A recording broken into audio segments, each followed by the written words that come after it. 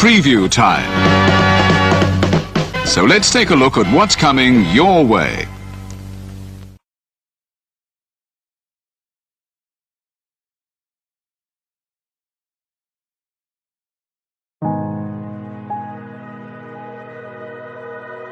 Gary Hebert, the man, the myth, the legend.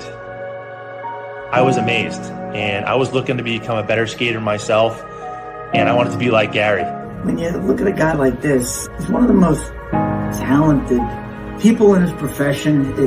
He's been given gifts by God. It can get frustrating at times when you're trying things that, that maybe don't come as quickly to you as other things. And, you never really felt that sense of frustration with Gary. It was always about improvement and positive reinforcement. Was it really the end? Was that head injury really the end? God has called Gary to continue to be a blessing to others and to be a passionate example. My name is Gary Hebert, and this is the World Academy of Hockey, otherwise known as the Inside Edge.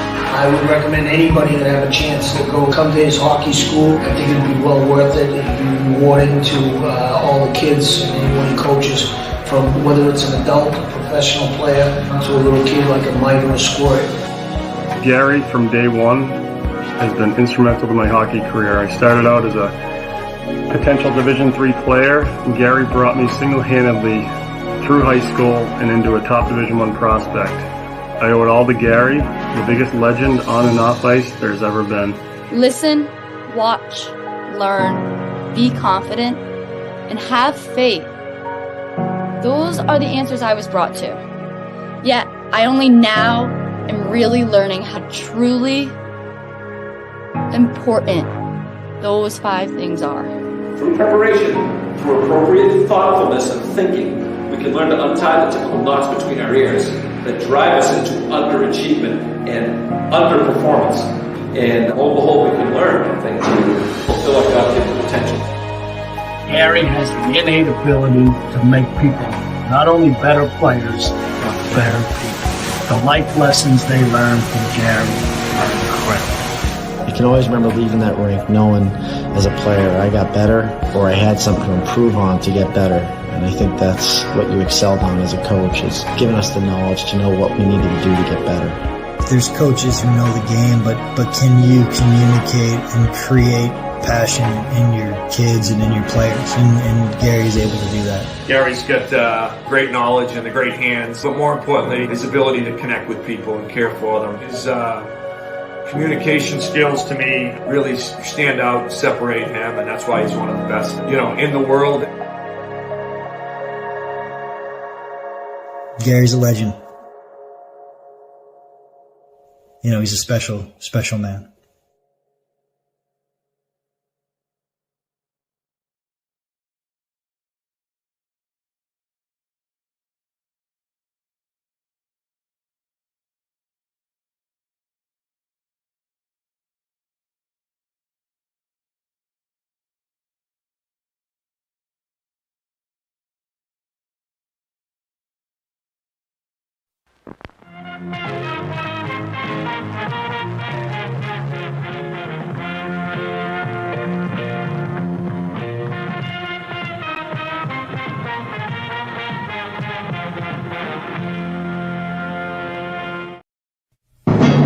The Jeff Meacham Network's Multiverse of Media.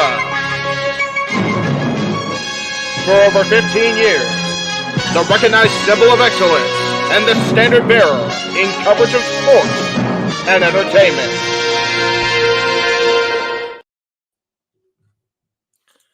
Hello, everybody. Welcome to this week's presentation, this watch-along for New Japan Pro Wrestling Windy City Riot. It is not Jeff Meacham today. It is myself on the buttons today, along with my commentary cohort. He is the voice of the Jeff Meacham Network Multiverse of Media, calling all things New Japan Pro Wrestling and beyond. The simple man himself, Noah Foster. Noah, how you doing, my friend? Hey, good to see you, James. Good to see everybody as we have finally removed from the last greatest week in the industry so far in our love and passion for professional wrestling. Damn it. As WrestleMania now is concluded, and we're going now to the biggest show in NJPW strong history on U.S. soil Windy City Riot. Looking very forward to this pay-per-view. Looking very forward to calling and reacting along with you. There's some familiar faces towards many that's been fans of either WWE, TNA, or NJPW, and some new faces, of course, on the horizon. Several championships on the line. We got a Riot tag team street fight where there's no disqualification, anything goes. You don't even know who the party's partners are either until we literally get to that part of the show. And overall, this should be a very fun way to start what I think is going to be a very unique year for the NJPW Strong brand here in America. Considering after this, we're heading to Resurgence. So I'm looking forward to doing this. It's good to see you. Good to see all you in the chat, too. Good to see you, man. And real quick, I'm just going to send this banner real quick. For the Jeff Beecham Network watch-along tonight, it is all about New Japan Pro Wrestling. And I say this once, and I'm only going to say it once. All right. If I find a little where's banner, that banner? Yeah, where's that banner? I'm just policies and ethics of the chat, and of course, remain hashtag spoiler free for all the content. Yes, not done AEW Rampage. Yes, anybody that spoils anything that's going on when it comes to SmackDown and Rampage will not be tolerated. Do not spoil. Do not be, as Noah would say, a Twitter twat, but in this case, a comment twat. In this case, please don't do that because obviously people are either choosing to tune into our watch-along or choosing to tune into New Japan World solely, or they're choosing to tune into SmackDown and Rampage tonight. So please just be respectful of that. That's the only thing I wanted to say. And with that being said, my friend, we have a lot to go through, and I want to try to rapid fire this little thing here. So why don't we? If I can find the tab, where's the tab? It's here, I swear. James is still learning to navigate StreamYard, folks. There we go. I got it. Let's go through the card here because we got some great matches on tap. I want to try to rapid fire these as quick as possible so that way we're not running overtime with them. But Matt, then I'm sorry. You could say the names. I know Zane J. Zane J is easy enough. The Zane J. The Zane J. I mean, just runs off the tongue. But for those that don't know, that's Matt Vedegraph, of course, who's very known for the NJPW Academy. He's also been involved in previous NJPW Strong showcases, including Fighting Spirit Unleashed, Trina Santino Brothers, Wrestling Academy out of California, with victories over Barrett Brown and Goldie. Zane J. He's the newest prospect at NJPW Academy, but he's earned the respect of his peers after hanging with Bad Dude Tito in the main event for those that watched the last NJPW Academy showcase. Zane J is still very new to the entire wrestling industry, but Matt actually has 7 years of wrestling experience, so it's going to be really more so Zane J prove to Matt what Matt's already proved to us in NJPW Strong. It's a proving ground match, to say the least. All right. Well, with that said, I assume you're going with Zane J, so I will also go with Zane J then. Well, I go with experience here, but I mean, I have seen this before, but I think Matt, and again, Matt's very underhand. I think Matt is probably going to get the win. Okay, then I'm going with Matt. I'm going with what Noah says because I don't know who either guy is, so I'm going with your honesty. I'm sure others don't either. And again, thank everybody that's tuning in. Please like, subscribe, comment, tell a friend if you want to dictate the conversation. Don't need to dictate. Super chat as simple as that. Sandy, King Mike, Safety, good to see you. Go ahead and go to the next one on the kickoff because this one right here, again, as I would not say I'm an advocate. I'm not a wise man. I am but a simple man. But I am a huge proponent, supporter, and follower for women's professional wrestling. Damn it! Okay, hang on, because I have to go all the way there. It's all right. But of course, people know Mina Shirakawa, of course, from Stardom. Of course, you've seen her on the Ring of Honor, and you've seen her in AEW alongside Mariah May, Rose Gold Forever, alongside the Hellbent Vixen Buda Van, another face somewhat familiar to the NJPW audience, as well as the independent scene. More of a freelancer. The other side, of course, you have Trisha Dora, who's been wrestling all over the place, whether it's GCW, Ring of Honor, also great prospect from NJPW Academy, previous challenger to Julia's NJPW Strong Women's Championship, which we'll talk about later. And the one you really need to look at here, ladies and gentlemen, say hello to Mrs. Bruv and the former longest reigning Rev Pro Undisputed British Women's Heavyweight Champion. Over 2 years long, she held that title. That is Alex Windsor. Straight out of the UK. Alex Windsor comes in here with the most experience. Of course, she lost that title most recently to Danny Luna in a dog color match, put that in perspective. Coming off a great 30-plus minute bout where loser leaves Eve against Charlie Morgan, where Alex won. Sorry, Charlie. Good stuff. You all can find that on YouTube. And for Alex Windsor, this is all brand new, familiar challengers here. She has not been in the ring with any of these women. Why? Mina Shirakawa and Viva Van, they have never really seen eye to eye, but this is the first time they're tag teaming. So it's a who's who of a women's showcase here. And honestly, you might get a future challenger for the NJPW Strong Women's Championship here based on who gets the win. There you go. I am going to go with, just because I feel like the combination of these two could prove to be very, very huge. I'm going to go with Mina Shirakawa and Viva Van. I think it's just kind of the easier pick just because you got somebody that's well versed in the strong style, and you also have one that, you have a Latina. They're crazy. Yeah.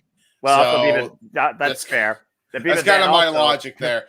I mean, it's simple logic if you don't know. Plus, for those that don't know, of course, Viva Vance impressed us greatly going up against Stephanie Valcour, the current champion, at the Bound the Valley kickoff show. So I think it's time to see how Viva Van and Mina, who's really taken the world by storm as of late, coexist for the first time ever. So I'm with you on this, but Alex Windsor is a force to be reckoned with. Don't take her lightly. No, for sure. Then we got this one.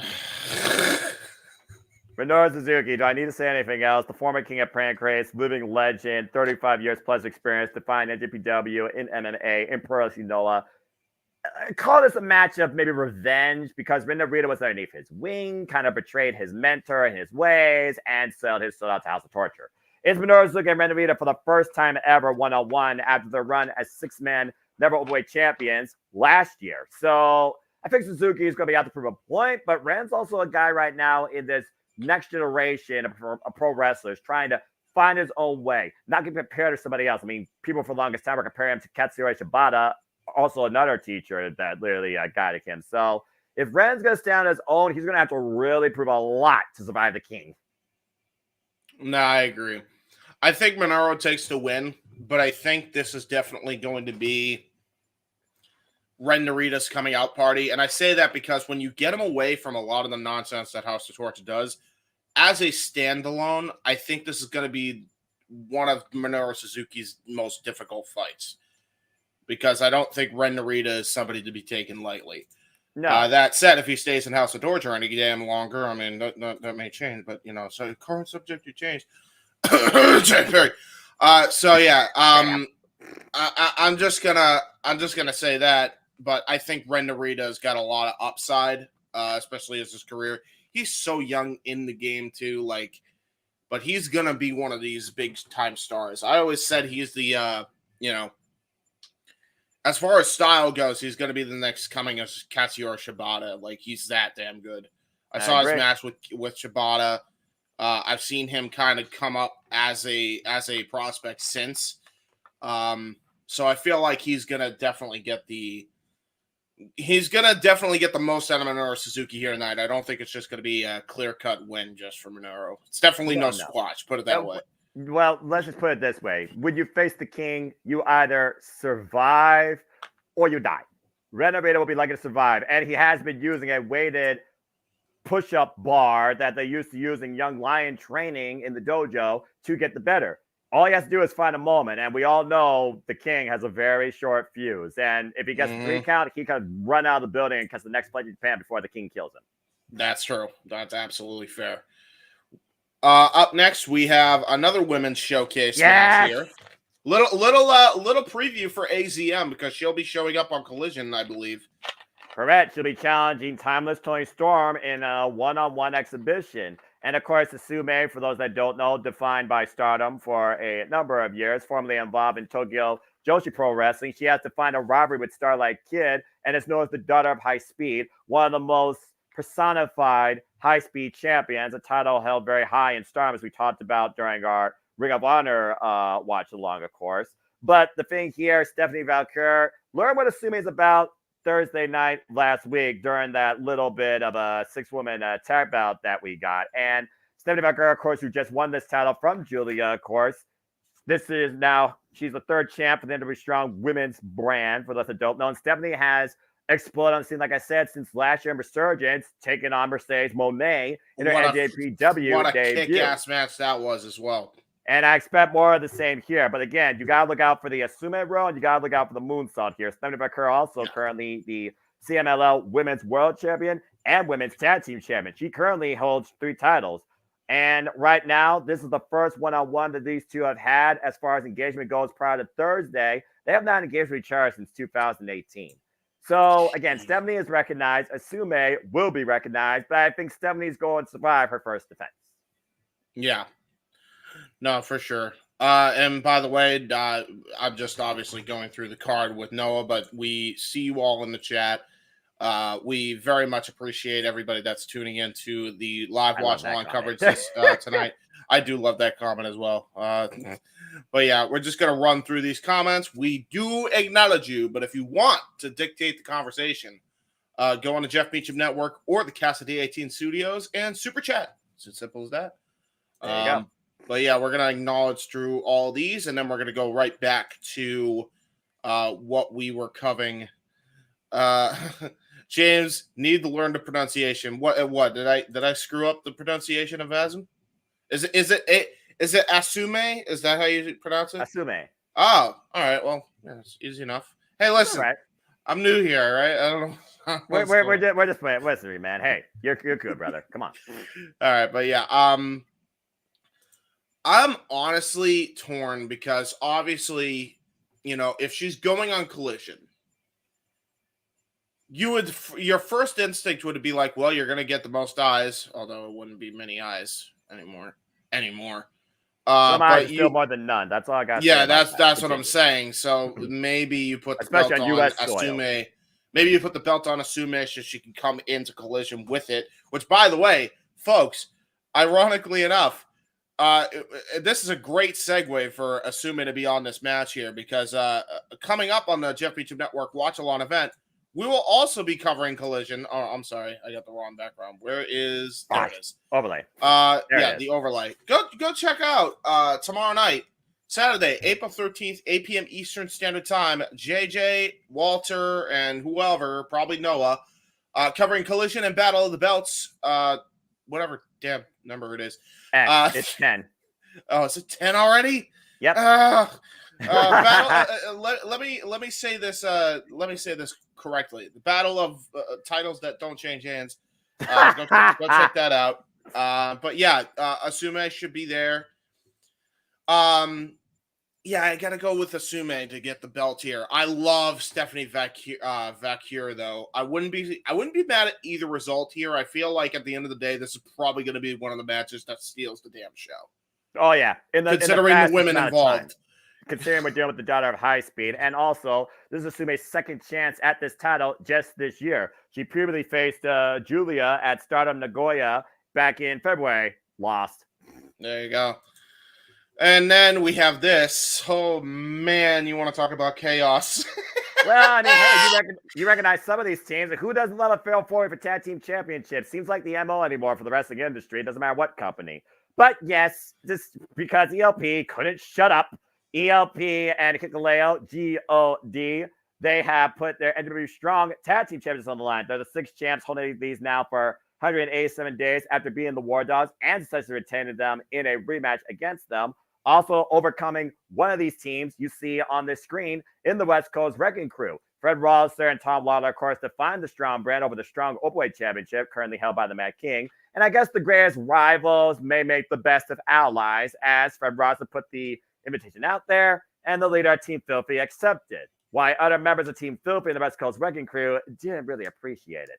And ever since TMDK came back to New Japan Pro Wrestling, they're still looking for their first tag team gold accolade. So it's a who's who of experience and possibilities here. So take your pick, James. What do you think? There's a lot of ways this could go, but oof. You know what? I'm gonna go with a wild card pick here, but I think it's TMDK's time. Wow. I genuinely think they're gonna win here because this is the way I see it, right? ELP and Hikuleo are going to get taken out by the rest of Team Filthy, and I'm including Fred Rosser in that. Fred Rosser and Tom Lawler are going to realize they have very good team synergy, and the West Coast Wrecking Crew aren't going to like that too much, and I think there's going to be some fireworks there. I think there's going to be a lot of capitalizing from TMDK with all of those combustible elements put together. I genuinely think it's time for TMDK, especially in a situation like this. This isn't the first time we've seen the New Japan Strong Tag Team Championships change hands. You'll recall, Noah, that last year, around this time, around the summertime, Motor City Machine Guns lost the titles to Aussie Open in a very similar match. It was a triple threat affair that time. Correct. This is Fatal 4-Way with a lot more combustible elements, so that's why I'm going with TMDK.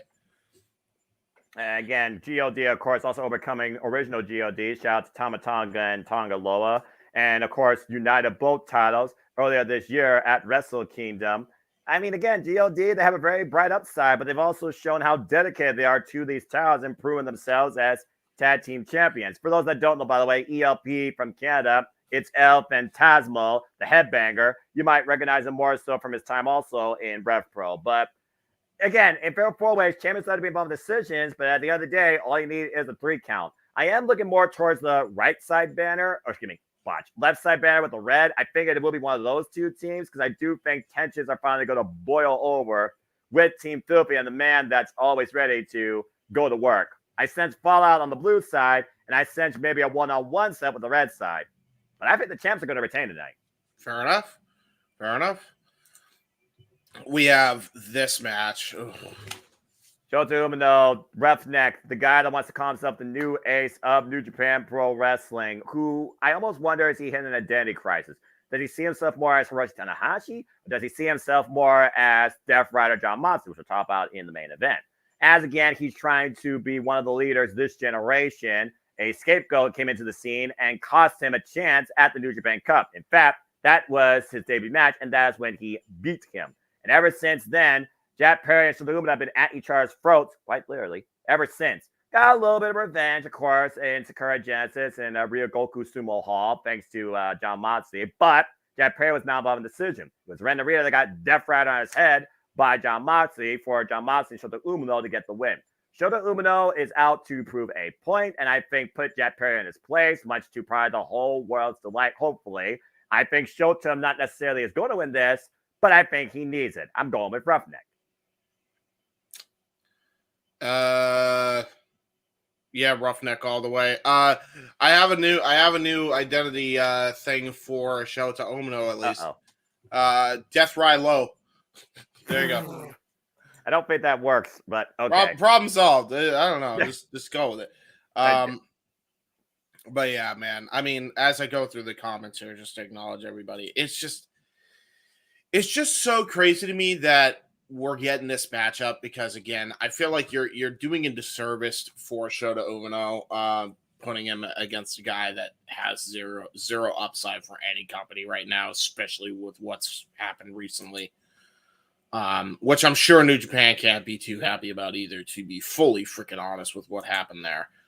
And yeah, I couldn't give a shit about this match. And it sucks because I like Shota, but he's in the ring with somebody that I couldn't give a single shit about. So yeah, I mean, I'm just going to kind of go with Shota by default because it makes the most sense to me. It really does. It makes the most sense considering he's going to be with New Japan for the long haul any damn way. So there you go. Yeah. Should be a good exhibition match, though. And again, Shota Umino has been looking for that limelight to shine as himself on his own, and of course make his sensei proud, who of course is in the main event. There you go. Oh boy! This. Oh boy! Indeed. Yeah. You know, I'm usually the one that always starts with background, but come on, James. Even you know the capabilities of this match that defines cruiserweight wrestling for generations. Just real quick before we even go into this, I assume Mustafa Ali is still TNA X Division champion as well. That is correct. And Wu has placed his eyes on that. But as a politician, he has currently sidetracked that question and also that suggestion. So for right now, it is a normal match. Here's all I'm going to tell y'all, folks, okay? Hiromu Takahashi, multi-time New Japan Strong Junior Heavyweight Champion. Mustafa Ali is a former Cruiserweight Champion in WWE and a former X Division or current X Division Champion in TNA. This shit fitted to be crazy. let's put it politely, first time ever one-on-one encounter. And to your point, Hiromu Takahashi, of course, is a 5-time IWGP Junior Heavyweight Champion, literally trying to evolve what Jushin Thunder Liger started in the Super Juniors and Super Junior Heavyweight Wrestling and Cruiserweight Wrestling, whatever adjective, whatever banner you want to put on it. But Mustafa Ali, he does come in here with far more experience, 21 years versus 13 years for the ticking time bomb. And he says that the actions, the behavior of Hiromu is unacceptable when it comes to being the face of a junior heavyweight division, let alone a movement. And this was the very first match, by the way, that was even teased for the card after Mustafa Ali called him out, of course, at Battle in the Valley via video package and shocked the world. As the global campaign for Ali We Trust continues, this is one of those matches where, again, you might proverbially set up an X Division Championship, NJPW crossover, maybe next Multiverse United, or you add to Mustafa Ali's momentum heading into next weekend, which of course we'll cover here, for TNA Rebellion when he defends that title against Jake Something. Of course, it also has the 30-minute time limit for all we know, as a politic might do. He might literally draw this thing out as far as possible to the time limit draw. I don't think that's going to happen, though, but this is one of those matches that you can flip a coin and find the winner in, because all it could take is a time bomb or a Phil 50 splash or a trap pin. But I think right now, knowing what's ahead for both men and Hiromu, of course, this is like the biggest stage Hiromu's ever performed on, I think Ali gets the win. You are correct, Sandy. My apologies. He should have won the damn Cruiserweight Championship. I didn't want to botch James during his chat, but Ted Alexander was the one that won it first, brother. Yeah, I keep forgetting that. Because you would think because he's been in that division so long, he would have won it at some point. But of course. But yeah, that's just something I always. It's just memory being my memory. Right. In Ali we trust. I gotta go with Ali. I gotta go with Ali too. I feel although I will say it wouldn't surprise me if Hiromu Takahashi gets the Duke here, so we do get a match between the two. So if we do, I mean, you're not gonna get a complaint out of me for sure. Yeah. But yeah, that takes care of that match. Then we got this. You want to talk about unpredictable? You want to talk about the unknown as we get ready for the buy-in here. These two that have been at each other's throats since the Battle in the Valley Fund, even before that, and Gabe Kidd was a previous life. Gabriel Kidd, who was young, hungry, and respected, not only by Eddie Kingston, but by others. We got 8-Man Riot in Chicago. It just seems like it fits the bill. Don't know what the partners are on either side until the match time, and it's no disqualification. First pinfall submission wins inside the ring, anything goes. But at the end of the day, I got to look at it like this. Eddie Kingston represents the strong brand. He is the strong overweight champion. Gabe Kidd, he said, fuck New Japan. And right now, he's going to literally take everything from it because he believes he can, because he used to love this shit. And if it's not going to give him the same love back, he's going to take it. It starts by humbling the Mad King, who's down, by the way, to his last championship. And if somehow Team Gabe Kidd gets the win here, you got to consider Gabe Kidd getting a rematch again, once again, for the NW Strongweight Championship. And maybe that's the last time you see the Mad King with a crown. But again, this is not about a title. This is about pride, respect. This is warfare, quite literally. And it's hard to bet against the King of Bombs when it comes to that setting. Oh, yeah, I agree. Eddie Kingston all the way, especially against anybody in Bullet Club and the disaster that's going on right now in that entire group. Yeah, I go with Kingston all the way. But this will be fun. Yeah, most definitely. This will be fun. I can't wait to see who shows up at each side. Calling it now. One of the people is Shingo Takagi. Oh, yeah, probably. Please. And speaking of fun, by the way, this is the match I'm really looking forward to. Bro. Well, considering that you have the original bro and the king of bros, Matt Riddle, the second ever NJPW World Television Champion, or excuse me, third. I forgot Tanahashi had it. He beat Tanahashi for it. That's how blurred that reign was. Taking on Zack Sabre Jr. in their 8th singles encounter. And it's currently 4-3 in favor of ZSJ. You're in for a 15-minute grappling clinic. Because again, this match is only 15 minutes long. It very well could go to the time of the draw. If it goes to the time of the draw, Matt Riddle retains. Of course, the few times they have faced each other over championship gold, Zack Sabre Jr., of course, was able to defeat Matt Riddle in Red Pro, defending the British Heavyweight Championship, while Matt Riddle, of course, was able to beat Zack Sabre Jr., but he was Evolve champion. Their last encounter was 2018. And Matt Riddle asked Zack Sabre Jr. to face him for this. At first, Zack Sabre Jr. said, "You're going to face somebody else, dickhead. Somebody of my choosing." And so far, Zack Sabre Jr., Matt Riddle has overcome the likes of Bad Dude Tito and Kosei Fuja, currently working out Major League Wrestling, for those that don't know, MLW. It's one of those things where Zack Sabre Jr. defined this title for 1 year to the day, 16 defenses. And right now, he is fully dedicated to New Japan Pro Wrestling as we go in and see Windy City Riot, the Wintrust Arena filling up here as we get ready for buy-in action. Again, biggest show in WWE Strong history in US soil. Congratulations. But how do you not see this either go to a draw or in favor of the bro? James, I leave that to you as we wait for our first match to get underway.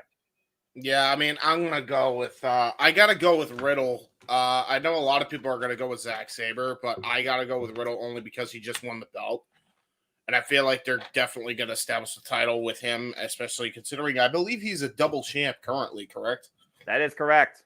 So, yeah, I very much doubt that they're not going to give him the W here. Real quick, we're just going to rapid fire this pick. I go with Nick Nemeth.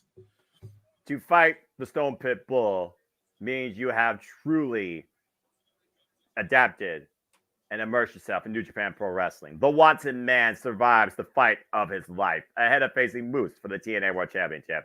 Simple as that. Oh, trust me, we're going to talk more about that, folks, when we get a reprieve. It's just that action's underway right now on the buy-in. So, I can't. And this is my match of the night, quite literally, for reasons. Stone Pit Bull Wrestling for life. Yeah, for sure.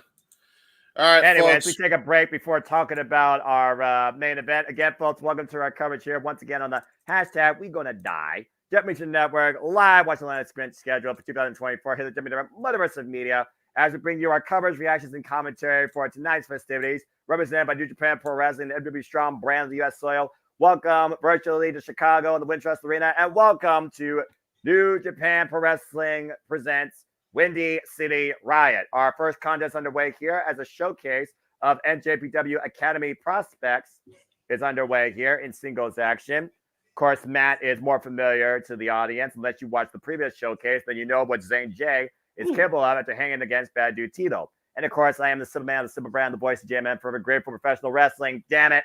And my name is Noah Foster. With me, as always, my co-host in all things professional wrestling. Maybe WWE at this point with our three-person booths as we do sometimes. James Hebert. James, there's a Geshe Bosch. Good to see you. How you feeling about New Japan tonight? I'm feeling pretty good. I'm looking forward to this match just because of that little front flip that Matt Vandegrift did. I believe the bell rings were underway. By the way, am I the only one that thinks that Matt Vandegrift looks like a homeless mod father? Got to tie up. And that's a unique take.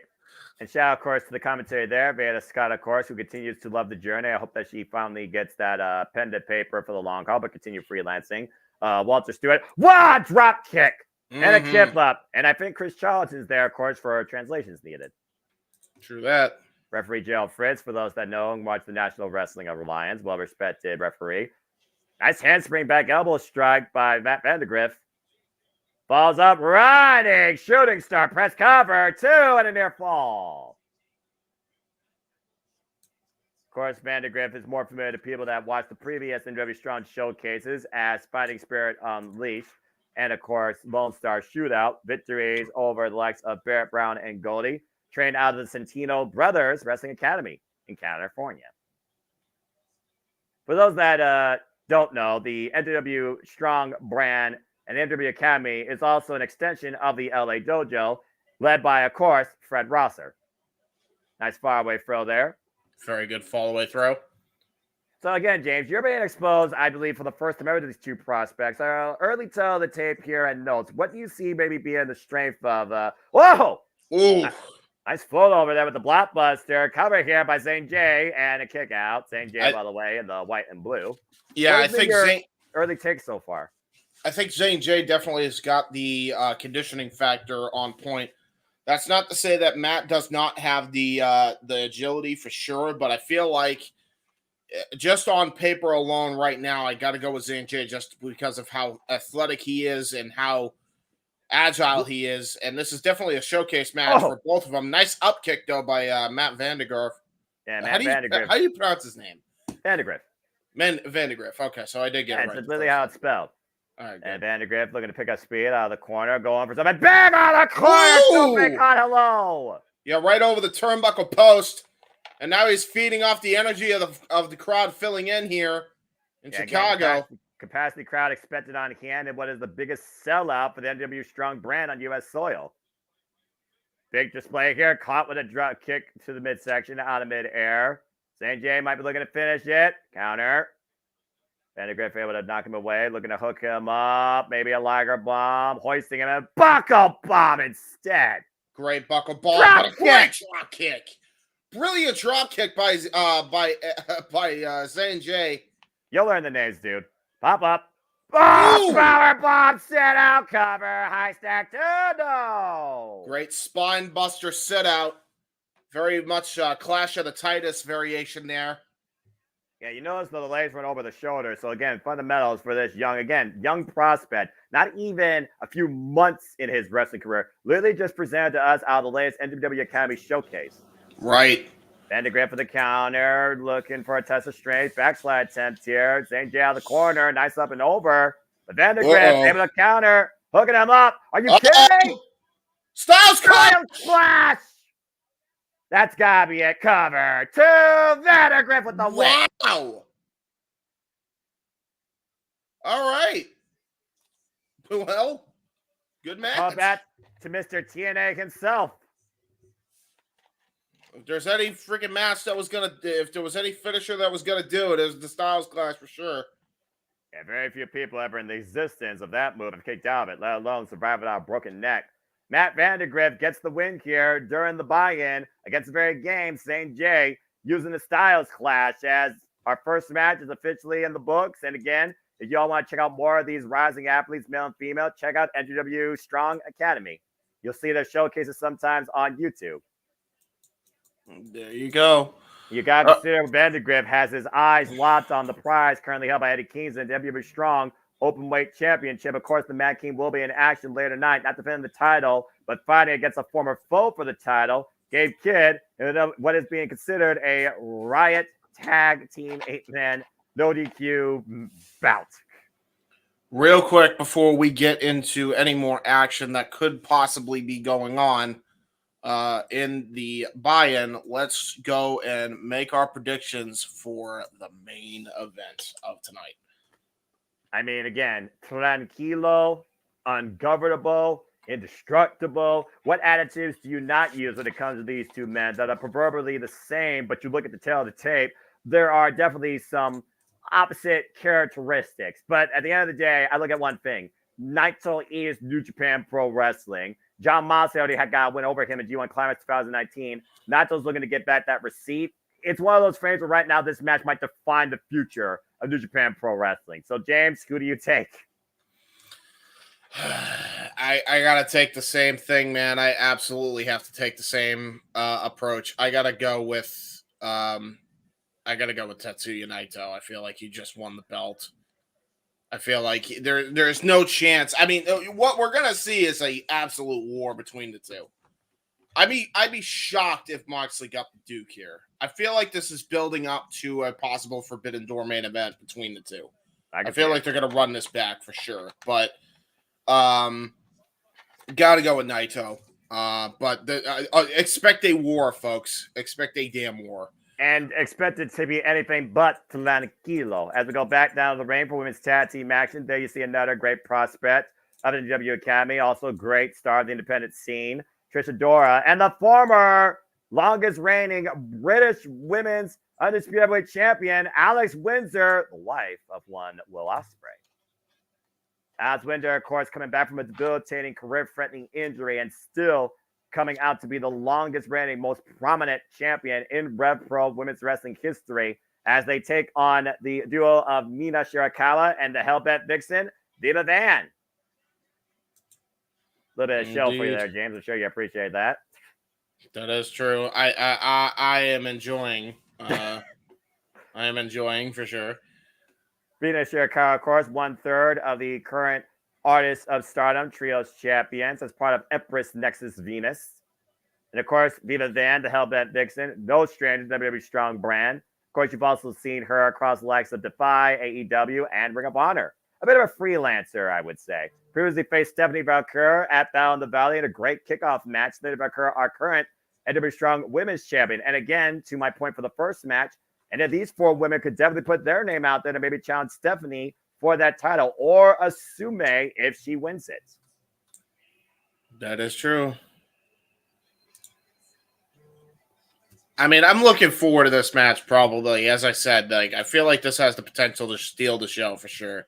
Especially when you have the likes of Asume, Stephanie Valkyrie, Trish Adora, and Miss Bruv in the ring right now. So I gotta feel like this is gonna be one of the show stealing matchups here. Well, it sounds like you're just excited for this division because Stephanie Valkyrie and Asume are later. Botch. Mina Shirakawa and Vita Van versus Alex Windsor and Trish Adora. James, it's all right. I got you, brother. No, again, I'm thank you to those that are tuning in. Hope you're enjoying our commentary. You actually can watch the buy-in right now, too, also right here on YouTube. Just go check out NJPW World's YouTube channel and check out these 4 women in action. Alex Windsor, I believe this is her first match in the U.S. They did the Rainmaker Zoom out cam for some reason. And that was interesting. Looks like we're going to kick things off with a bit of Clash of Styles here. Also, no stranger in WWE Academy or in the ring to each other. Vita Van and Trish Adora. Trish Adora, of course, previous challenger for the TBS Championship, Ring of Honor Women's World Championship, and the NWW Strong Women's Championship. Nice lock up here. Ooh. Yeah, again, I mean, go ahead, James. Some of the best talent right now in the women's division worldwide. Nice Hurricane Rana Tierras by Viva Van on to Trish Adora. Now tagging Mina Shirakawa. She just made her debut on AEW Dynamite not too long ago. And Ring of Honor, for that matter. Of course, you saw in that 6-woman Stardom showcase. And Trish Adora is not here for the flash. No. Wait for that nice pump kick.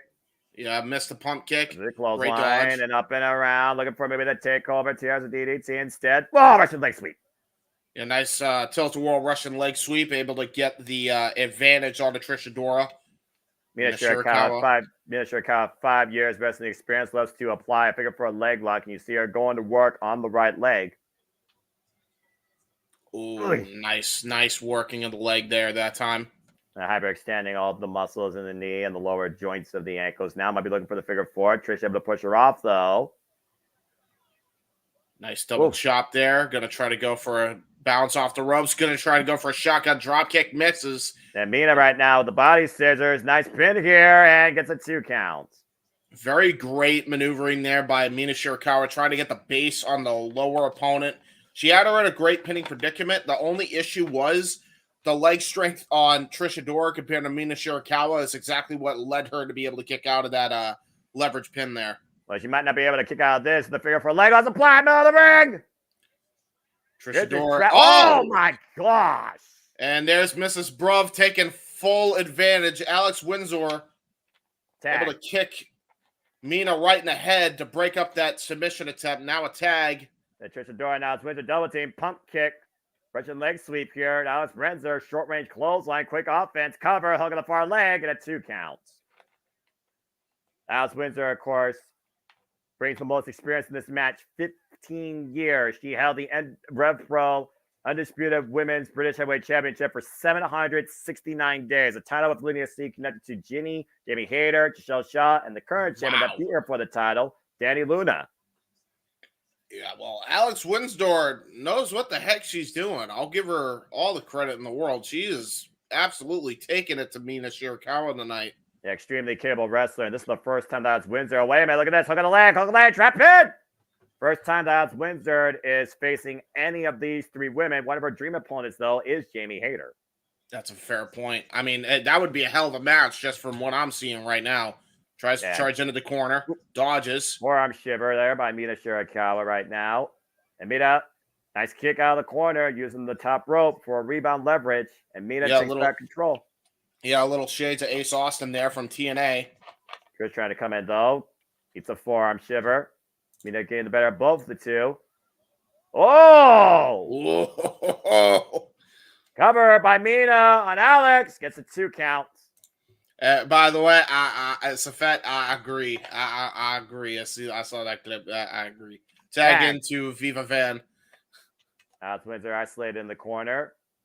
Near the midsection now by Viva Van. Yeah, now this is an interesting matchup because I think this is the first time that Viva Van and Alex Windsor have actually locked up in this match. With the leg Ooh. off the missed back heel kick. Viva Van looking to showcase what she's capable of and send a message to the Under Strowman's champion. Oh, that was disrespect. Cover 2. Man, every time I see Viva Van on my screen, man, not only does she look the part, if you get what I'm saying, but she's got the skills, man. Like every time I see her, I'm more impressed with her every time. Like she's so good in the ring. Viva Van up and over. Ooh, nice cartwheel. Oh, man! Oh! Little Owen Hart spinning heel kick action, and she is feeling herself. And The Rock can't be proud of that. But Alex Windsor with the kip up. Oh! Well, if Viva Van's playing the role of Hart, Alex Windsor just played the role of Shawn Michaels. How fitting you say that since she locks in a sharpshooter. Great sharpshooter applied, fully trying to sit down on it. It looks like there it is. Full sit now. Deep on that. A mean out of a kick in between the shoulder blades.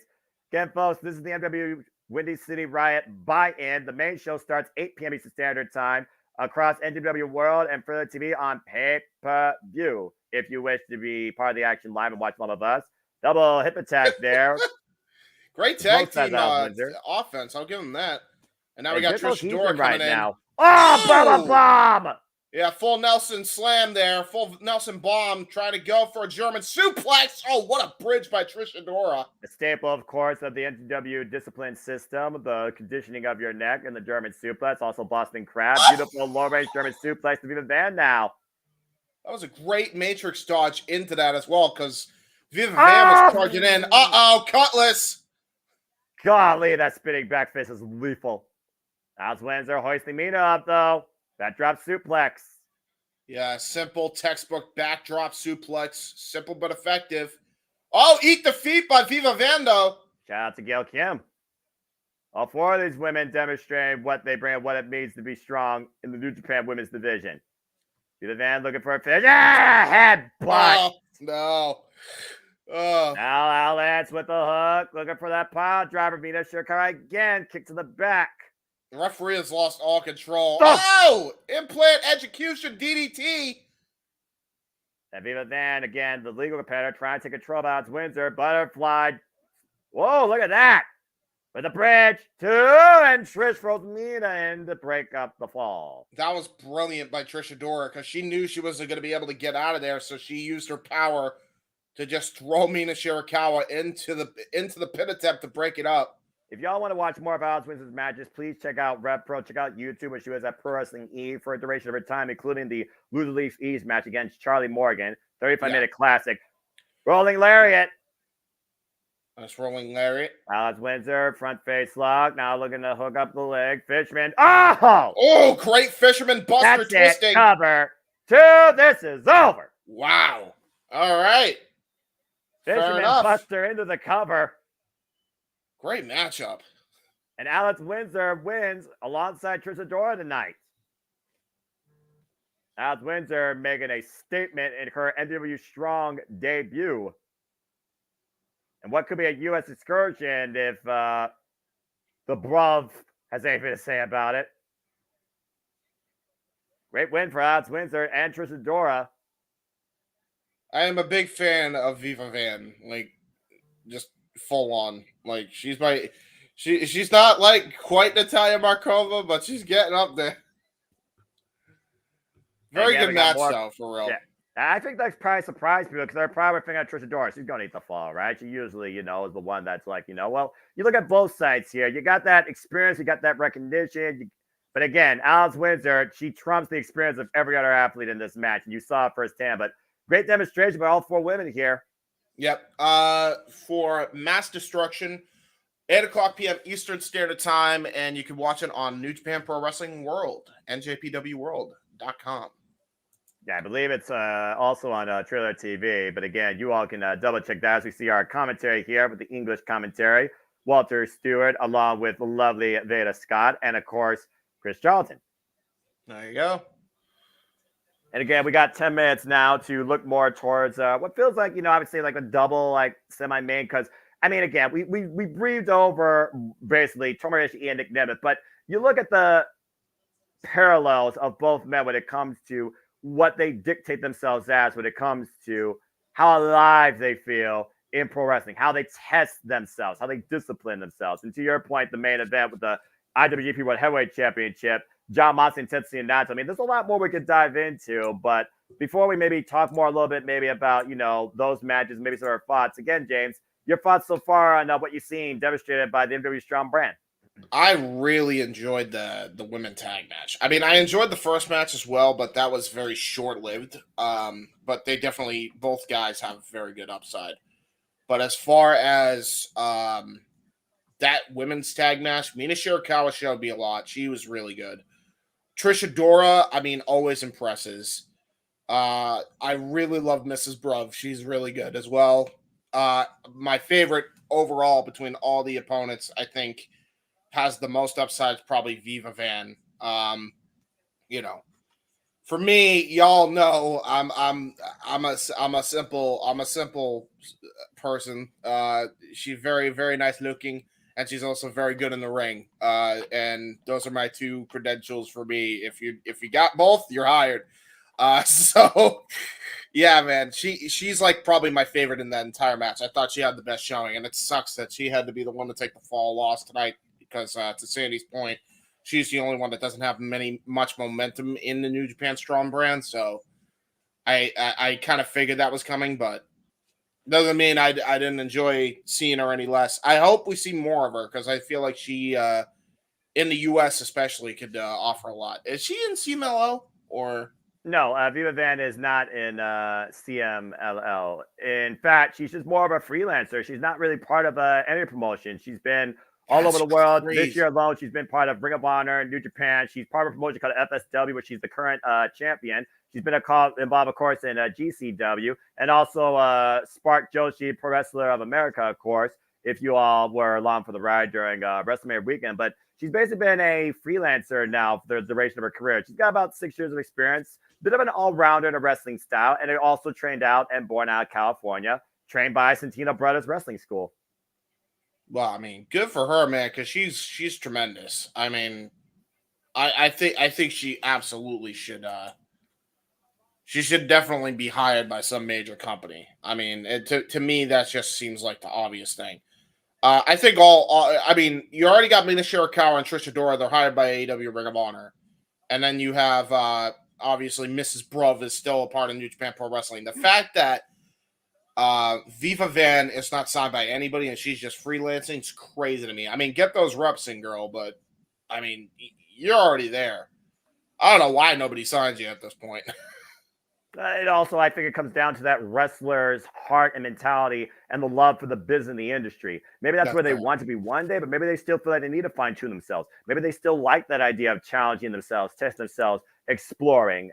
I think it's one of those things where we look at people in this business and it's like, what do you want to do now versus where you want to be? And do you think you are where you are now, where you think you finally could be where you want to be? I think Viva Van still has a lot to prove to herself and is still testing herself with that, discretion.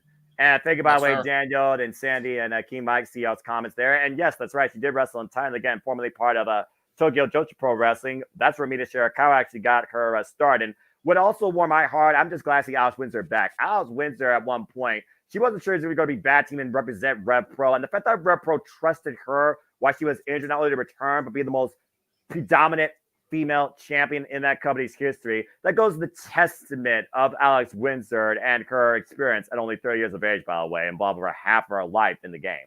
So, again, there's just a lot of promise right now, I see, especially out of the NJPW Strong women's brand. Strong's not just a word. The Strong literally demonstrates the fighting spirit, and you saw firsthand during the buy-in. And still so much more to come tonight. We are just 5 minutes away from showtime. Again, folks, we got freaking Tag Riot, 8-man tag. We do not know who is going to represent either side. I'm very curious to see who Gabe Kidd actually got that's an enemy of Kingston or actually can coexist with his rather lethal mentality, it seems. A guy that's war ready, so he says. As we get ready shortly here for New Japan Pro Wrestling. I don't blame you, by the way, Danielle. I mean, Daniel, it's tremendous. It's what an end to that. Yeah. What an end to that weekend, by the way. Like for probably Noah, when is the last time that a WrestleMania week delivered top to bottom like that? Not that I can recall in my 32 years of fandom in this business. I still say it was the greatest week of all time in my fandom, if not the industry. With just everything demonstrated, the showcasing, the storytelling, the interpromotional gatherings, of course, in and out of the GCW collective and the Stardom and the Ring of Honor. I mean, everything to me just felt like that's what we want. That's why we're here. That's why we still eat, sleep, live, and breathe a love and a passion for professional wrestling. And I can't wait to see where it all goes from here. And it continues tonight with NJPW. Yeah. And we got Battle of the Belts Collision as well. I mean, we got some great action for sure. By the way, unrelated now, because I'm not going to talk about what everybody else is going to talk about. What a great match between Penta and Adam, by the way. Holy shit, talk about turning back time. Yeah, right? And that's the first time ever contest. And who would have thought people would think that Adam Copeland actually has some Lucha Libre background and experience? I've seen his Lucha Libre experience. I saw that in the early days. I saw that shit before the TLC was popular. Exactly. I've been watching Reliving the War. By the way, check out Reliving the War. Good series. Cheap love. I think they approve. I think the man approves.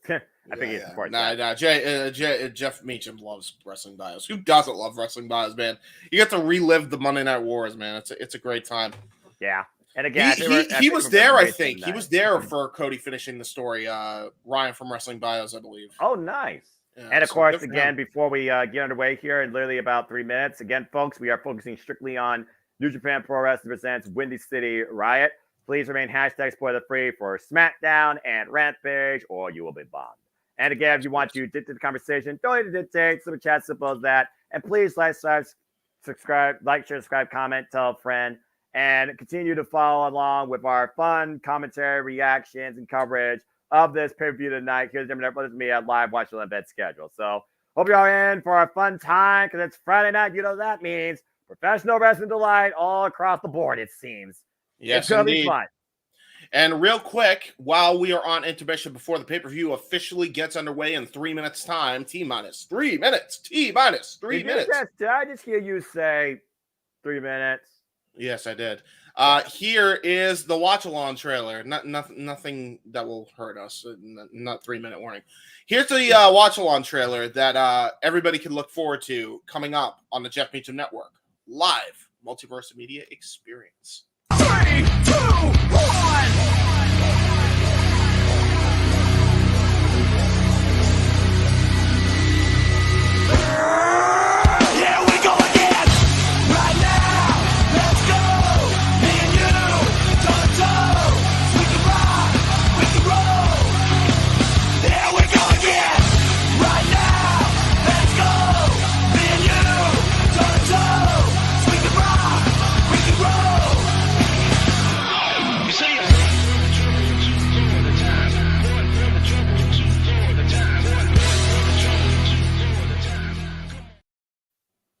All the wrestling, all the professional wrestling. Damn it.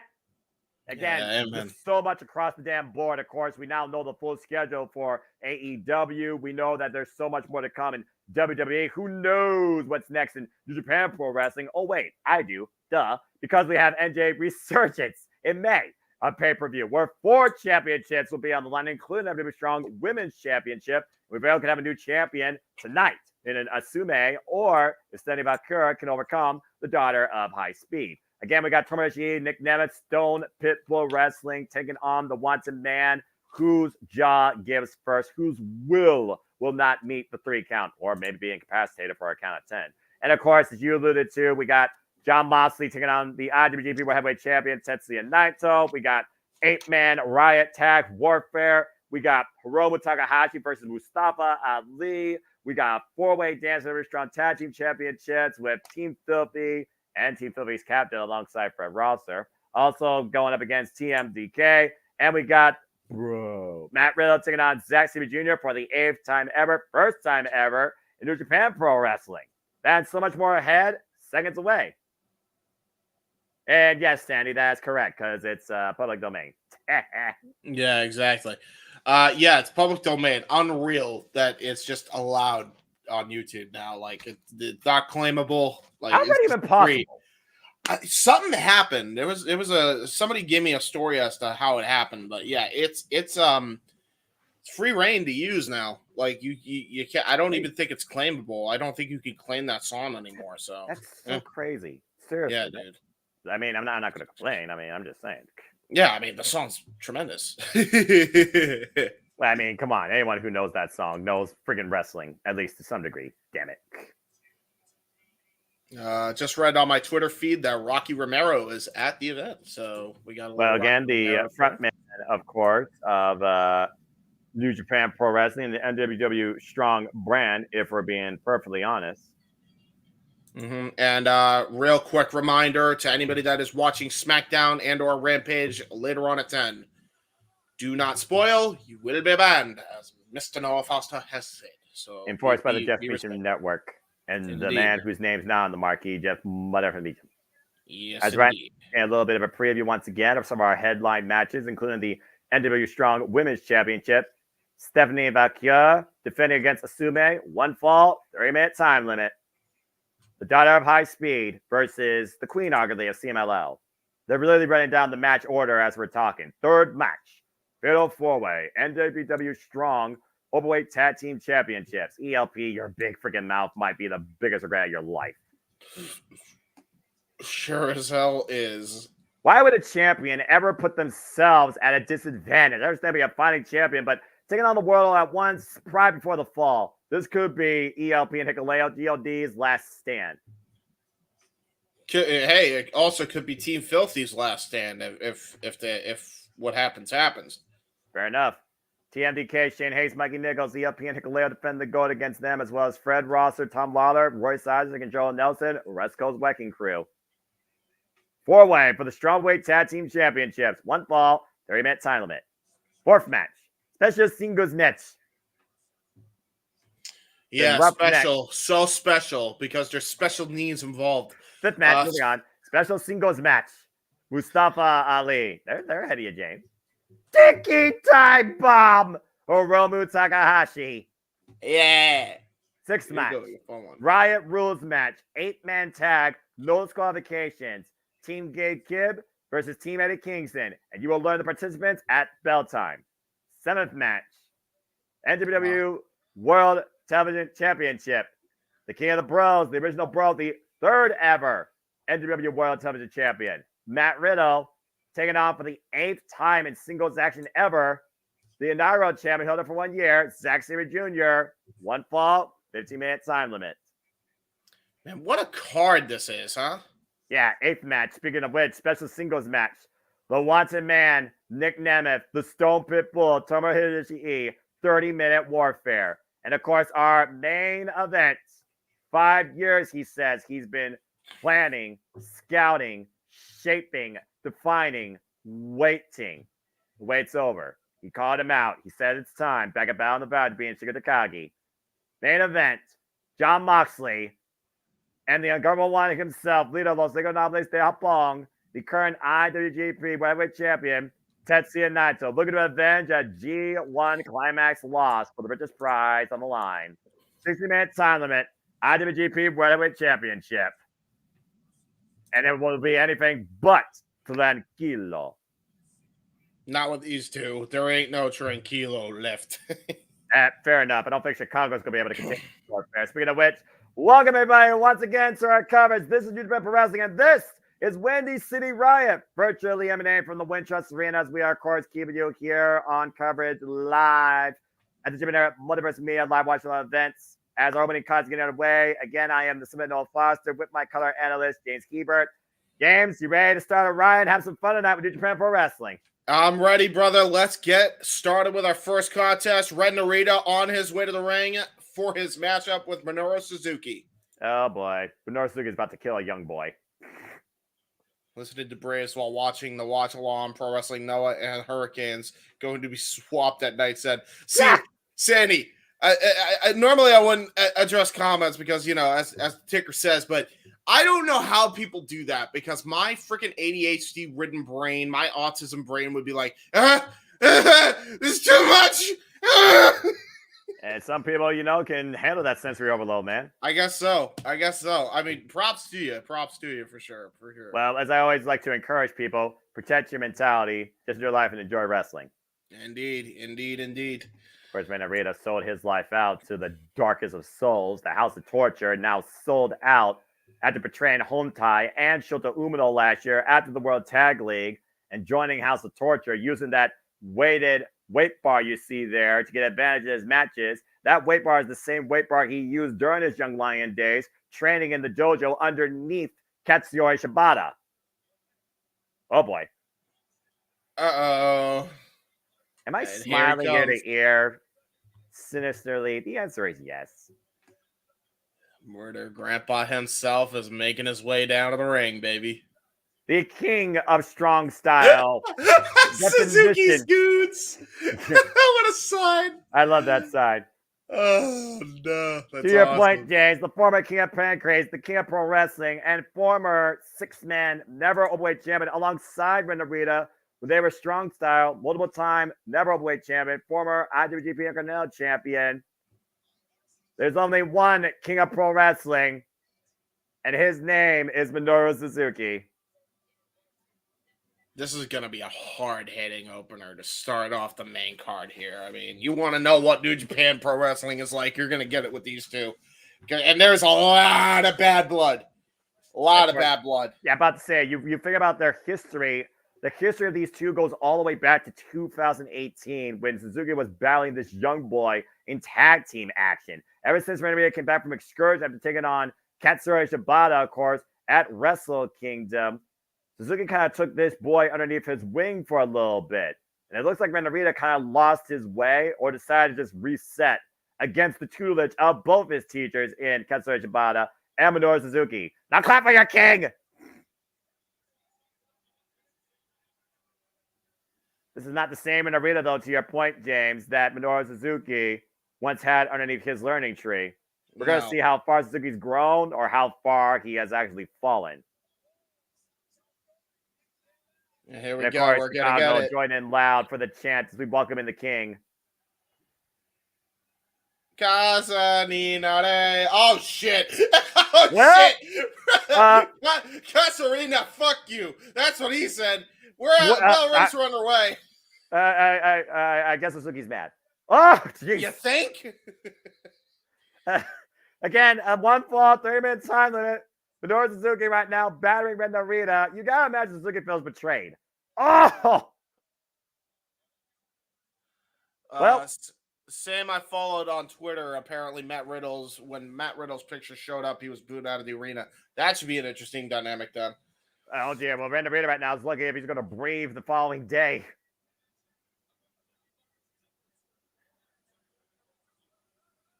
I will say the interview with Matt Riddle on Ariel Helwani's show was very interesting. So if anybody's actually curious morbidly, go check it out. It was actually a very impressive interview. I got to give him credit. Very articulate is Matt Riddle, King of Bros.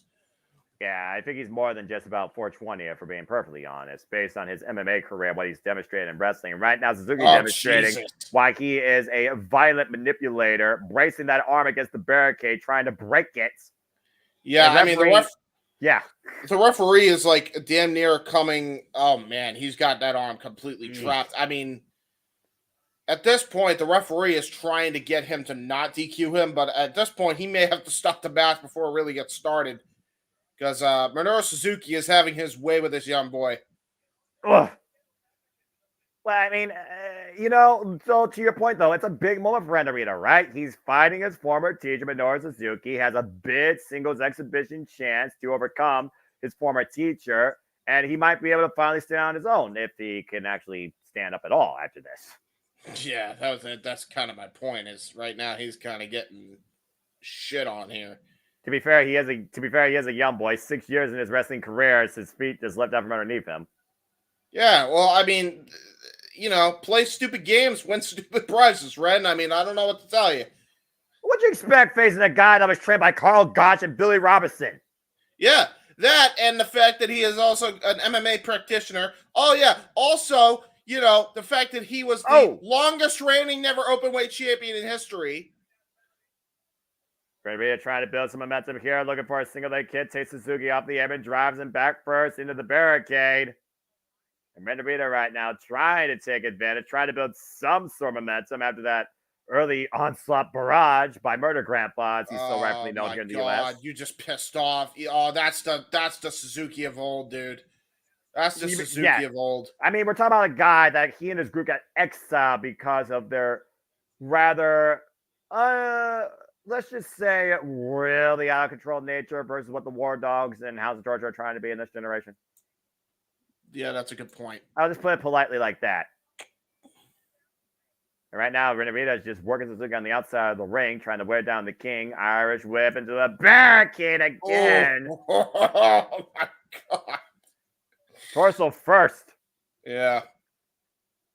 Well, we had to expect Renneria to be a little bit violent if he was going to fight the King. I mean, it's one of those things where it's like, if he could fight Suzuki's game, maybe he's got a chip. Oh, he had a whole full water bottle and he just smashed it off Rennerita's face. I think it exploded on him. I think you're correct. Oh my God, dude. That's a lot of blunt force right there to explode that. The referee has lost all control. He's trying to get the men back in the ring. Finally, he didn't have control to begin with. Yeah, finally, Rennerita rolls him in the ring, tries to go for a pin. Yeah, very like a days ago pin. You're not going to beat the King like that. A man that has literally had over 2,400 matches in his career. Yeah, oh no, and he's right back up. Why would you let him get back up? Keep him Renneria grounded. trying to fall in, single leg kick, but Suzuki refuses to use the ropes. Irish whip reversal again by Suzuki. Fronts Renneria the rope. Oh, man! Jesus, Haluva kick into the corner. And now Minoru Suzuki just using forearm shivers to teach this young boy a lesson. Well, you think about how sharp those elbow strikes are, by the way. Those damn things are lethal, can knock a person out, as we've seen. Right now, to your point, the softest part of Suzuki, the forearms, literally teeing off against Narita, who I don't think even knows he's in Chicago right now. No, and quite frankly, if anybody's going to be able to throw a vicious forearm, it's definitely Minoru Suzuki. He's throwing it with the best of them. Well, again, this is the same guy that was part of Jushin Thunder Liger's retirement tour. He brought back freaking Kushin Liger. Snap into the penalty kick. Cover 2. No. Like a days ago cover by the King at this point. Again, looking to teach this young boy a lesson. Surprised he hasn't caught him that this match. Sleeper hold attempt here by Suzuki. Of course, loves to set that up for Gustavo Padre. And Arena now the sleeper hold. Counted by Suzuki. Bit of a grapple game here.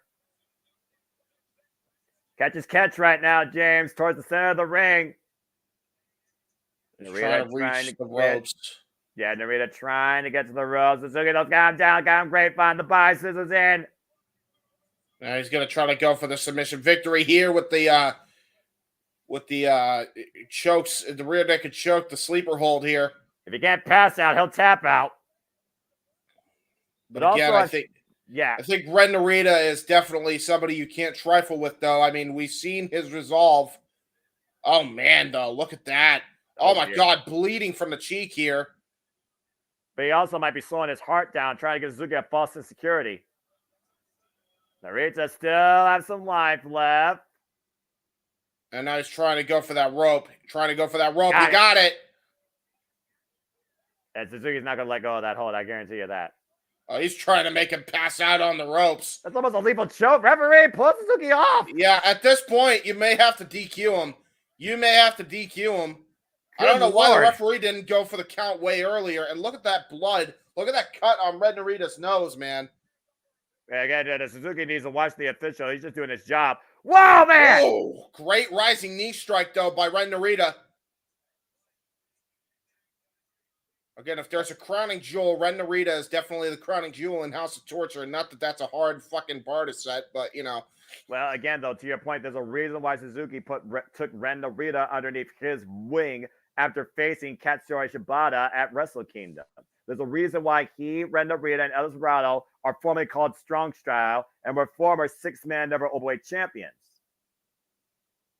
And Ren Narita set up a chair in the corner, so there's not no disqualification match. Suzuki, though, back to his feet. The Irish whip. Uh-oh. Oh, here we go. That standing switch into the sleeper hold. Narita, though, able to scout it, try to push Suzuki in the corner of that chair, set up Suzuki, stop blocks the shot. Single leg kick just drove Narita into the other time zone. Oh, no. Oh, boy. Oh, boy. Yeah, remember when we said Suzuki's a weapon? Now, how about giving Suzuki a weapon? The referee trying to take the chair away from Suzuki. Wait a minute! That freaking push-up bar! Oh, no! Into the X-Factor facebuster! And Narita with the cover. Narita outsmarts the king. Oh, my God. You know this is far from over between these two.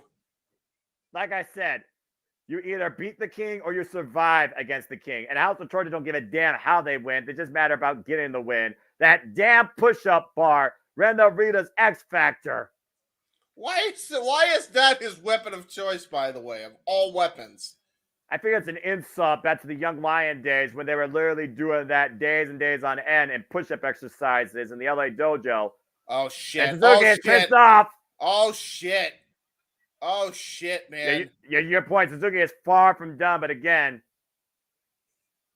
the king is not happy at all. No, Ren Narita got the Duke here, but at what cost? He may have just enraged. Minoru Suzuki, man. And everybody right now needs to get the hell out of Suzuki's way. Yeah, I that would be the smartest decision at this current juncture. Ren Narita survives the king and his former teacher for now, walks away with a victory at Windy City Riot for House of Torture and for himself. And what will probably be the only win for House of Torture's wallet here tonight. Again, House of Torture, worst thing to have in the wrestling industry since insert thing here. Okay, there's a lot of things, so that's a wide open shot. That's why I left it fill in the blank. I stand by what I said. Damn it. A good show. Good match, though. Very good, hard-hitting affair. And to your point, you were figuring that Ren Narita, he needed the win. He needed to prove something to himself, and he did that. As we get ready for our next match here, as we get ready for the NJPW Strong Women's Championship, it was Stephanie Valkyr that dethroned Julia and her beautiful Insanity, getting the win over Julia after Julia pulled everything possible except the Northern Lights bomb. Here you see the pinning maneuver here that Stephanie Valkyr was able to trap Julia and claim the Strong Championship. Yeah, talk about championship galore. I mean, you want to talk about some of the biggest... I mean, she's a Triple Crown champion from the looks of things. Look at this.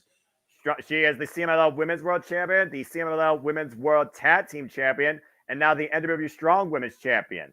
That's a crazy amount of championships to hold in your...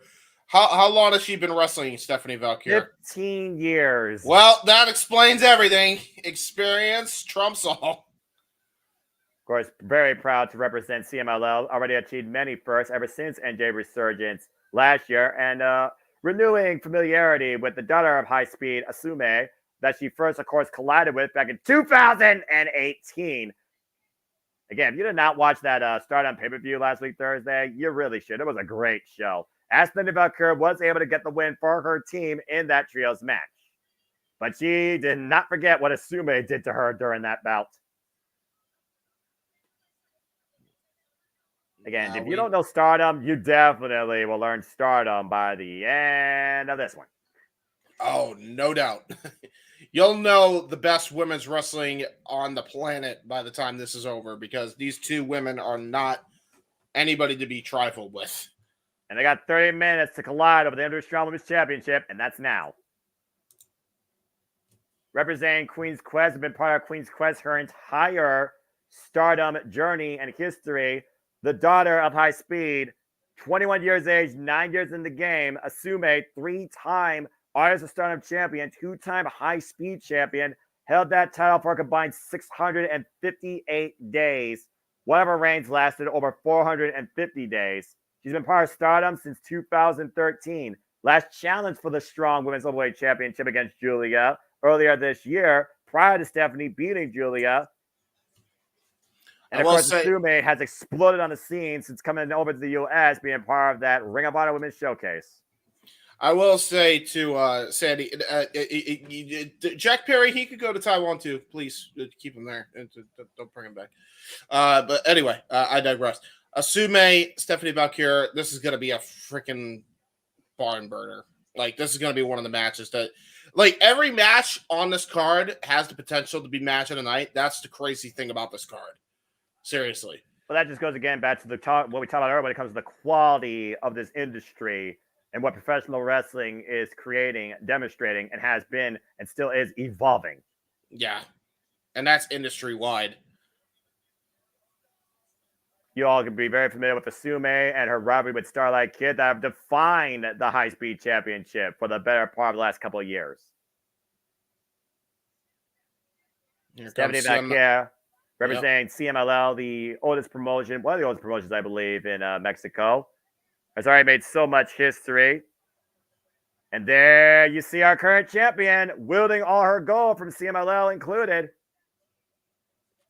Yeah, I mean, talk about making a statement, walking down to that ring with a purpose. And you gotta imagine, as Forbidden Door draws near, if this woman does not make a strong candidate for herself to be featured on that event, especially with all that gold wrapped around her. You want to talk about somebody that's been rising, I would say since Resurgence last year, it's been a resurgence for Stephanie. Yeah, man. Again, Stephanie was part of the inaugural tournament. She was part of the first match for the NWA Strong Women's brand. And literally the first match of the tournament. Remember, she hung with Mercedes Moné. Yeah, and there's definitely some history there for sure. And Forbidden Door only 2 months away. You know, it typically happens after Double or Nothing every year. And this woman has definitely made herself a candidate to be featured on that event in some regard, some shape or form. Asume known to use her own form of the Maestro Cradle, known as the Asume Road, to get sudden flash wins. Stephanie needs to watch out for that. Yeah, this is very much a battle of speed versus strength here between the two women. You can see the muscles there on Stephanie Valkyrie, and you know, when you're talking about high speed, there is nobody as quicker in the ring than Asume. Yeah. Bell rings are underway. Timer starts. Here we go. The first one-on-one these two have ever had. You know, the crowd is going nuts for these two already. These two, I would assume this is the first time that people in Chicago have gotten a chance to see both of these women live in action. Probably a fair case, unless you have possibly seen them maybe at some sort of like independence or maybe like a collective, but you may be right there. Again, this is a big for New Japan Pro Wrestling, CML, and Stardom. All three being represented here. Stephanie Valkyrie, nice standing switch, the waist slap, the sit out. Now looking for her own pinning maneuver. Oh, man, the clutch. That was a great clutch. That was awesome. Going to a full Nelson drop, going into a roll. Yeah, almost shades of Sesame Jr. there. Almost a European clutch, but she's Mexican. Get to mid-seconds, now it's reversal. Assuming up the ropes. Call it the Latina clutch. Yeah, that's fair enough. Off the ropes again. The standing switch. Hoisted up. Assume able to escape. Just need the close on. Assuming up the ropes again. A little bit of trip up. A leg. PK. This is where Asume's the most dangerous. A follow-up kick again. Yeah, single leg drop kick by Asume. Asume in full control. The crowd going absolutely nuts for the high-speed queen. There's a reason why she's called the daughter of high speed. Wait, so does that make her the high-speed princess or high-speed queen? Or Oh, jawbreaker. Back the kick. Get to the midsection. Asume once again picking things up. Sunset flip. Stephanie though. Oh, no. Oh, great. Oh. That was a lightning quick face wash. Blink and you'll miss it. And then followed up with a short-range leg drop. Into the sleeper hold. Again, it goes back to that familiarity I talked about with the fact that these two have known each other, at least in the ring, since 2018, but have been basically following their own paths. Again, Asume has been dedicated to Stardom since 2013. In fact, while she's 9 years in the game, she was on exhibition excursions in Stardom in the genesis of her career.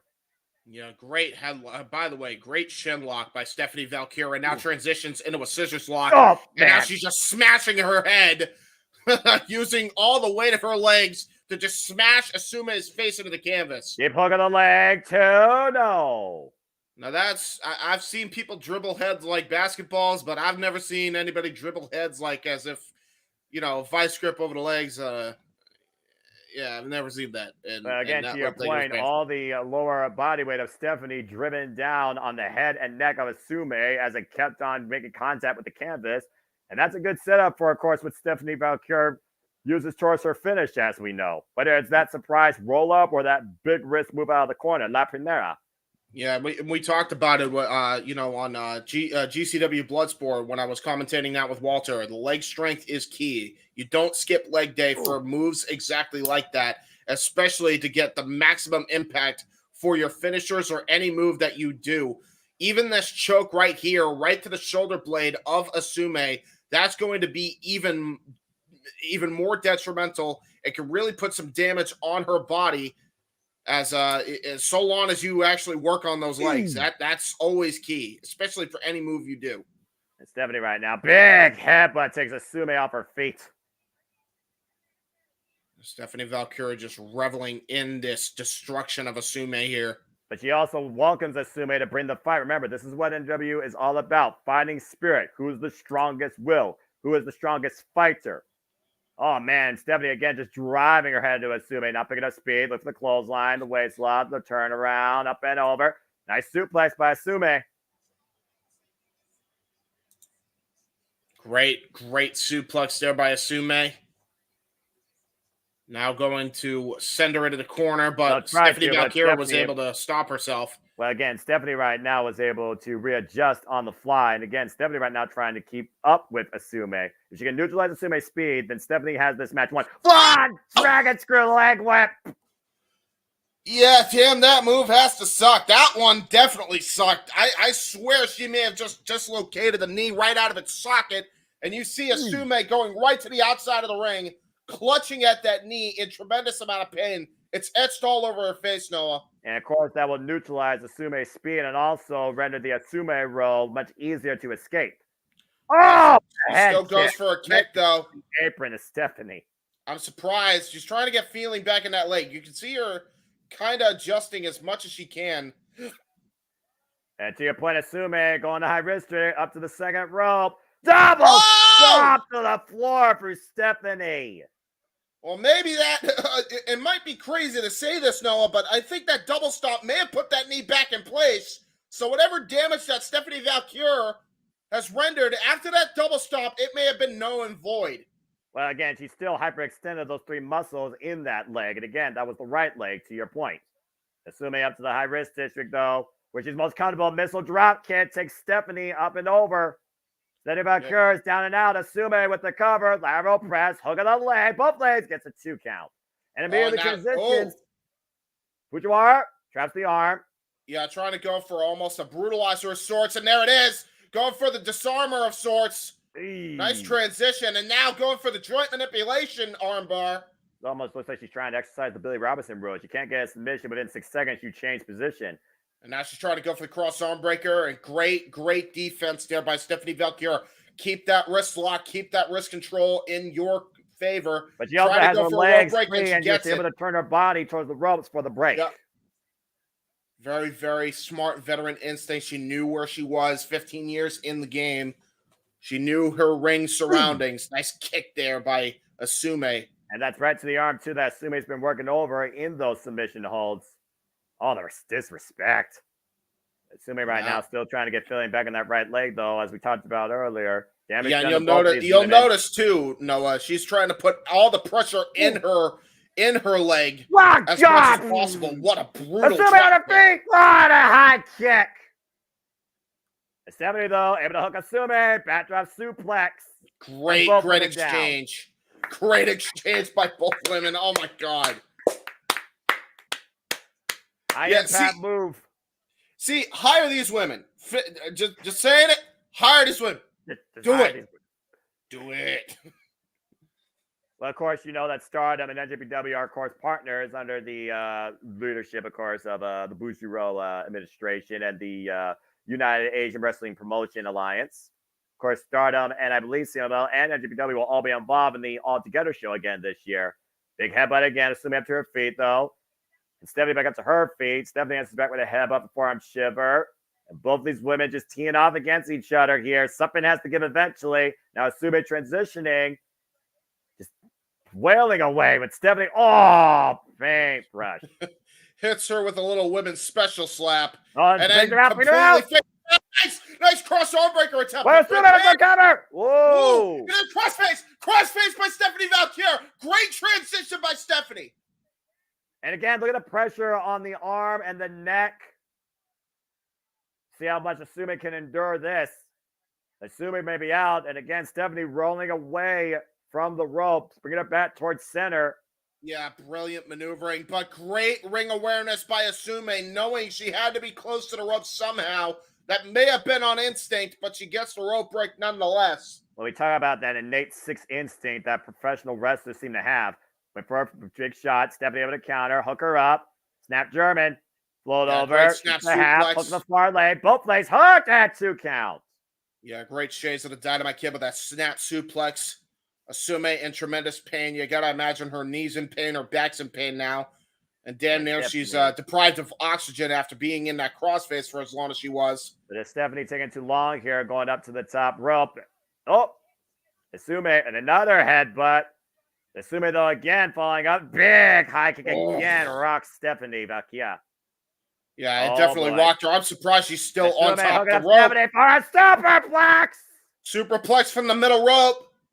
Going for a cover, it looks like, or maybe not. Going for the top rope here. You might be looking for that big double stomp again. I don't know how smart that is with the bad knee. Big double stomp off the top. Holy and a counter. Hook the far leg. No. What a kick out. Are you kidding me? Wintrust Arena felt that we were about to crown a brand new NJPW Strong Women's Champion. And keep in mind, folks, I mean, like, she landed all that double stomp. I'm shocked Stephanie kicked out of it, now trying to go for a finisher. Eat the feet! Saw that earlier. Great counter by Stephanie. Again, Asume once again trying to pick up speed, up and around, take over T. Harris, takes Stephanie down face first, and now Asume, the body straw, the Asume roll, the deep hook on both legs, and no! Wow, what a kick out. How?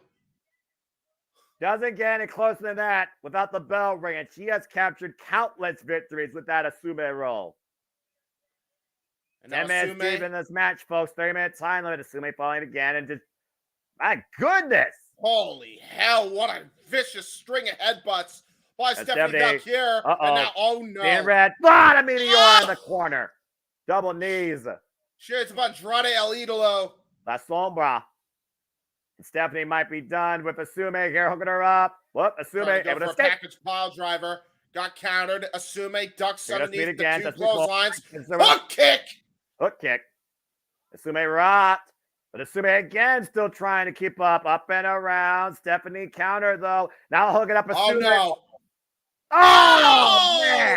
Ushi-Goroshi. Go for and cover. That might be a deep hook on both legs, and Stephanie retains. What a match. Stephanie Valkyrie with her first NJPW Strong Women's defense against a familiar foe. Slows down Asume enough for the 3 count with a ridiculous Ushi-Goroshi. So that's 2 matches that have been freaking phenomenal, huh? Because like the opener was not bad either. It was just a high stream fight from the get-go, but this was just your high-speed wrestling match for sure. And Stephanie kept up with her, and Stephanie gained the better of Asume here. A hell of a match, though. We'd love to see this run back with these 2. Yeah, for sure. Those 2 absolutely showed what Stardom's all about, what women's wrestling is all about. Damn it. That was probably one of the best women's matches again, like that I've seen in a long while. And again, it always goes back to New Japan. It always goes back to Stardom. Show of respect, though, by Stephanie Valkyrie, who reminds Asume she is still champion. But hey, let's do it again. I'm up for it. Round 2. Where and when. Congratulations, Stephanie Valkyrie. Still NJPW Strong Women's Champion. And of course, tomorrow night, as you pointed out, James, Asume with another huge opportunity to demonstrate what she's capable of as she takes on a former Stardom all-time great in the AEW Women's World Champion in an eliminator match, Timeless Toni Storm. Of course, that'll be tomorrow on AEW Collision that we will cover here at the JMN Multiverse of Media. But for now, congratulations to Stephanie Valkyrie CMLL Women's World, CMLL Women's World Tag, and still NJPW Strong Women's Champion. What a match, man. That was something else, man. Stephanie Valkyrie and Viva Vaughn, two women from CMLL, absolutely came to this arena, showed out tonight. Wait a minute. Oh, it's Mrs. Bruv. Alex Windsor. And of course, I said earlier, who got the win in the opening match, James? It was Alex Windsor. Yeah, it was. It was. And again, Alex Windsor is a former 2-year-long plus running Rev Pro Women's British Undisputed Heavyweight Champion. Yeah, she's definitely got her eyes set on new gold, though. She's about to speak. This is one hell of a piece of gold to have your eyes on if that's the case. See what you got to say.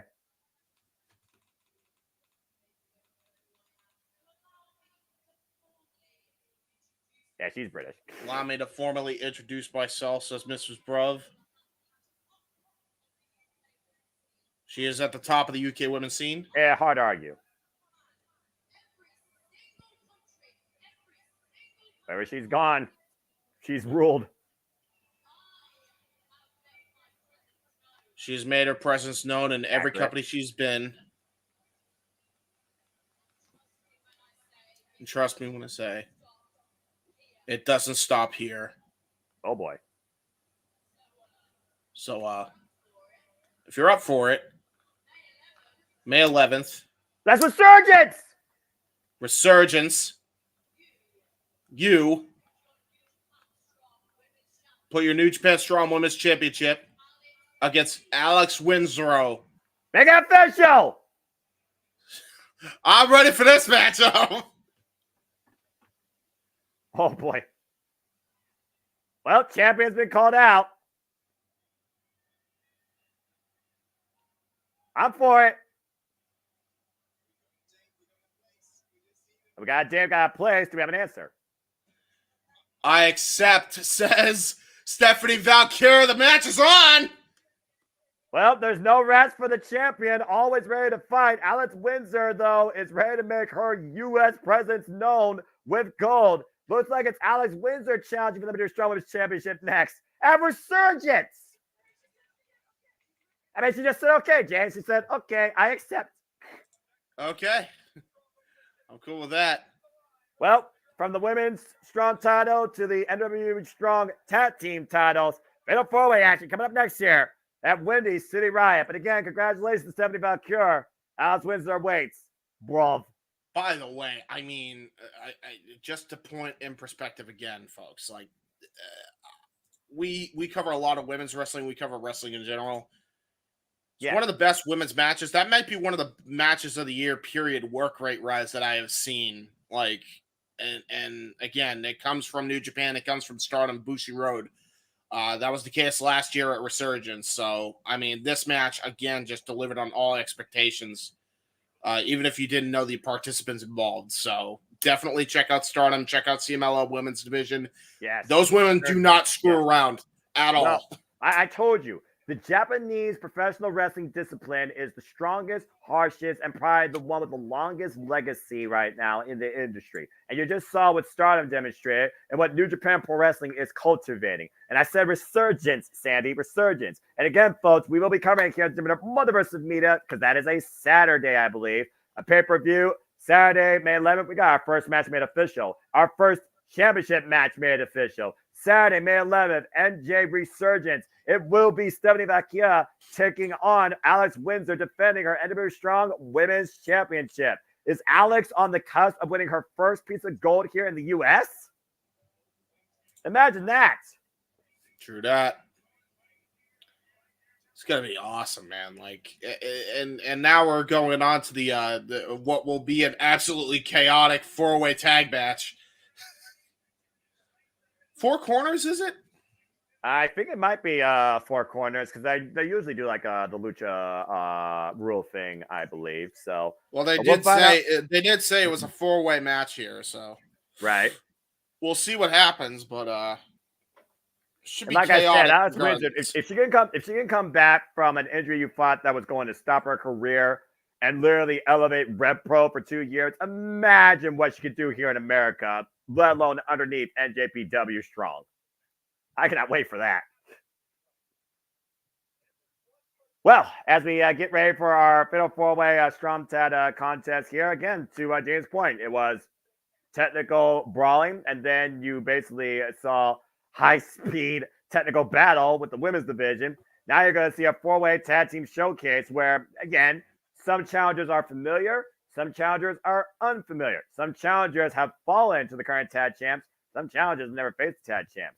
Fatal 4-Way action for the MW Strong Overweight Tag Team Champions, the West Coast Wrecking Crew, Fred Rosser and Filthy Tom Lawler, TMDK, Shane Hazel, Mikey Nichols, and the champs themselves, ELP and Nicolao. Fatal 4-Way action, Strong Overweight Tag Team Championship match is next. You got to imagine that Royce Isaacs coming in here not exactly at 100%, considering that not even a week ago on Thursday, he took a knockout loss in GCW Bloodsport to Minoru Suzuki. Yeah, but he earned the King's respect that night. Speaking of earning respect, these two defined the NW Strong Openweight Championship since the beginning, where Fred Rosser even lost his hair in it. But he beat Filthy Tom Lawler and became the second ever champion. And you see the respect that has grown out of these two. Fred Rosser also, of course, leads the current prospects and leads in training at classes at NJPW Academy. Filthy Tom Lawler, though, returned back to his roots, though, at Major League Wrestling, though MLW. And tonight, for one night only, you're seeing Fred Rosser and Tom Lawler tag together once again, this time to get business done to become the next Strong Tag Team Champions. And you got an amateur wrestling background when it comes to Fred Rosser. You got an MMA background when it comes to Filthy Tom Lawler. I mean, both men here definitely can complement each other very well. And of course, Tom Lawler, former UFC experience as well. Let's not forget that. MMA fighting background. Yep. Doing now the they're both strut. doing the Fargo strut. Oh, good God almighty. I will say, I am glad to see Filthy Tom Lawler again. I just wish he would get better friends. Sorry. And what if he's got those jeans underneath those boxer type shorts? That's fair. I like the boxer shorts though; they're pretty dope. Yeah, again, going back to his roots. But again, this is going to be a fight. This is not going to be a boxing bout. This is not Jake Paul versus freaking Mike Tyson. This is going to be a fight. Yeah, we got the West Coast Wrecking Crew coming down. Royce Isaacs, Jarrell Nelson absolutely have been tearing up the world by storm. First time they came together on U.S. soil, all the way back on AEW Dark during the pandemic. And of course, before that, they've defined tag team wrestling together with one another since late 2010, excuse me. In fact, last time they were tag champions was 2019. They're former Defied tag team champions. Yes, they are. They're also former challengers to ELP and Hikuleo for the Strongweight titles and lost. That is true. I should have clarified. Their first major appearance on any wrestling company was AEW Dark. Royce Isaacs, of course, and Jarrell Nelson, the West Coast Wrecking Crew, when Royce Isaacs once rode alongside Tom Latimer, of course, is involved in the NWA. Yes, he did. This is so weird, though, seeing three members of Team Filthy and Fred Rosser in the ring right now, not battering Fred Rosser, considering these three men are the reason why Fred Rosser is bald. Wait, I did not know that. Okay. Dude, you're looking at three members of Team Filthy. That's fair. I keep in mind, I don't watch. That's fair. But you do know about TMDK, and those that don't know, you remember TM61? That's them. Is it them? Like full on? That's them, dude. That's Shane and Nichols. I thought it was, but yeah. TM61 reunited. Before NXT, they've always been TMDK, returning back to those roots since coming back to New Japan Pro Wrestling. Former GHC Tag Team Champions back in Pro Wrestling Noah. Yeah, TMDK started the new faction that's been sweeping the globe in New Japan Pro Wrestling. They got their frontman, Zack Sabre Jr., a part of their group, And ever since then, they've been taking the world by storm, and TMDK have definitely become a premier faction in New Japan. Mad Mikey Nichols, Shane Hayes, former G1 Climax participant. Shane Hayes with a victory over Tetsuya Naito. For those who don't know, the TMDK means the mighty don't kneel. Young punks. Well, we got 3 of our challengers. That just leaves one thing. The champions.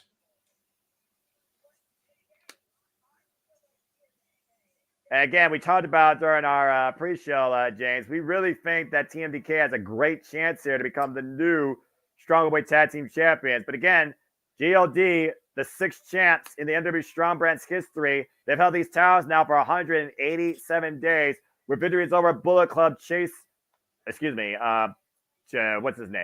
Chase Owens. There it is, Chase Owens. Couldn't figure the name. War Dogs, of course, Alex Coughlin, who now is retired. I wish the man the best and whatever the future holds for him. Take care of your health and your mentality. And, of course, Gabe Kidd. And also beat Monster Sauce, Lance Archer, and Alex Sane. And like I said earlier, West Coast Wrecking Crew. Look at that. That woman was excited to see ELP, by the way. Damn. Hey, some people like the headbanger. Hikuleo, former... Ow! Yeah, I heard that. Just hurt that guy's hand. I heard that. That made my hand hurt. I heard that. By the way, they call themselves the Gorillas of Destiny, but when I look at ELP, I don't see Gorilla. Well, he's got that DNA, and for those that don't know, they're literally underneath the learning tree of Jado. And of course, God took on God during the New Beginning. ELP and Hikuleo beat Tama Tonga and Tonga Loa for the right to call themselves that. Can I ask then, how does he have that DNA? I'm confused. Does he have relations with the Samoan family then? Well, ever since he, joined Hontai after being excommunicated by Bullet Club War Dogs and, becoming the favorite among the people and, change of will and spirit. It's a long story. You got to go back really to last year to see how this really unfolded. That is fair. Disregard. It's all right. Of course, it's the first title accolade that ELP's held since losing the Repro British Cruiserweight Heavyweight Championship. Wait, ELP is always a British showman. Cruiserweight Heavyweight Championship? Yeah, that's what he had originally had when he first came to New Japan Pro Wrestling. Why is it called Cruiserweight Heavyweight? That's weird. Cruiserweight Championship, excuse me. Oh, okay. Cruiserweights could be heavyweights, though. The TNA X Division showing us anything where there truly is no limits. Although Mustafa Ali might want to, pass a law that says the X Division needs to have limits. Yeah, please don't. At least against something. But that's not here nor there. That's a talk for Silver Dating at a later time. And really, I mean, there is definitely a favor when it comes to the David Goliath type team here between God. And it looks like ELP and I believe that's Shane Hayes is going to start off the action here in this four corners match. Bell rings. We're underway. You would be correct. 1 fall, 30-minute time limit. 2 men legal at the same time. Task be made out to anybody. Continental tie up nearly going. Of course, again, the champions, they said they want to do this. Again, they put themselves at the disadvantage. They don't have to be involved in the decision. They're not dealing with one team. They're dealing with 3 other teams. And that's a dangerous position to put yourself in, especially if you're the champions. Nice duck down by ELP. Nice leapfrog. Again, former best Super Junior participant with a drop kick and the show buddy. Nice kip up there after that amazing drop kick. Great elevation by ELP. Gets a kick right to the leg. Whip, thrown into Mikey Nichols. Drop kick! And there's a little drop kick action of by Shane Hayes, now tagging to Mikey Nicholas. Again, TMDK, they've had constant chances at winning 6-man gold and tag team championships, but this is their first chance to challenge now for the NW Strong Openweight Championships. Nice combination offense there. Hook of the leg, but Mikey gets a 1 count. Yeah, that was a spin cycle. Shades of the Hardy Boys there. Blind tag, though, by blind tag there. Yep. Great blind tag. Standing switch. Oh, got decked. And again, I think people are really surprised how far Hikuleo has come since being the guy that literally executed Jay White for New Japan Pro Wrestling. Up and around. Oh, Jesus. Into a Sidewalk side slam. Nice Brett Rope elbow. And the highs of high fives for the moment. Why not? And it's good. Uh-oh. This may not Nicolao be going to good. try to go for a choke Tag. slam. But brilliant tag there by Fred Rosser. Saw the hand was open, went for the tag. It is legal. It's But now that's the Fred danger. Rosser and That's Mikey Nicholas here. The danger of a 4-quarter match, man. Fred Rosser ready to go to work. Rolling elbow strike just took Mikey Nichols' feet away from him. Tap made to Tom Lawler. Uh-oh. Double team cohesion, Russian leg sweep. Yeah, right out of the shoulder block. Great tag team maneuvering there by... Oh, wow. What a Rough Rider leg drop there. And using Lawler as a weapon with the scoop slam. Yeah, scoop slam into a senton driver there by Filthy Tom Lawler and Fred Rosser. And now look at this. Here's the West Coast Wrecking Crew. We just talked about it, Noah. This is a very awkward position for Tom Lawler to be in. Hey, they said during the video package, never mind. Tab made by ELP. I was going to say, they said during the video package, they got to go for their filthy leader. They will. Whoa! Well, ELP apparently doesn't want to be part of that. Waistlock, though, by, oh my God, by Royce Isaacson. Released German suplex by Royce Isaacson. And now Royce is going to take full control here, I think, of ELP. And now Royce Isaacson, Jarrell Nelson, a long dart into the corner. Yeah, I would say that TMDK has the overall highest tag team experience, despite the fact they weren't a tag team for a number of years based on excursion choices. But the West Coast Wrecking Crew have probably been working the strongest on all cylinders. Yeah. Knife edge chop by Jarrell Nelson now, who's legal with El Fantasma. Again, fatal 4-way action here, folks, for the Strongweight Tag Team Championships. First pinfall submission side of the ring wins the titles. Jarrell right now looking for something big here. ELP back up to his feet. ELP, fake up from the eye. Yeah, just thumb to the eye, and now he's going to put him back into the ring or near his corner. And a tag there. You know what's funny? That's similar tactics to what ELP used to do when he was part of Bullet Club. Up and over, right side Isaacs. Double atomic drop. Take him out the leg. And Royce Isaacson right now, the legal man with El Fantasmo. Now the front face lock, hoisting them up. Vertical, stalling, walking around with the man. Well, that was almost a tag. I guess it's not quite a tag. And right now, dropped in, Tom Lawler. Again, we saw this really boil over at Battle in the Valley. And again, Tom Lawler taking, you almost think that, you know, when it comes to West Coast Wrecking Crew, that Tom Lawler stole the thunder almost of, you know, West Coast Wrecking Crew. And he just took the opportunity to try and get the strong openweight tag titles because of the respect he developed with Fred Rosser. But, you know, it's two different mindsets between Tom Lawler and the West Coast Wrecking Crew. Yeah, but again, they both still have the same objective. And now look at this double team here. Oh, a stroke body splat. No. A stroke body. I did not think I'd ever call that move in my entire life, but evidently here we are. Pro Wrestling 2024, where James gets to make calls for the first time ever that he thought he never would do. The stroke. Good grief. Blind tap, though, by Royce Isaacs to Fred Rosser.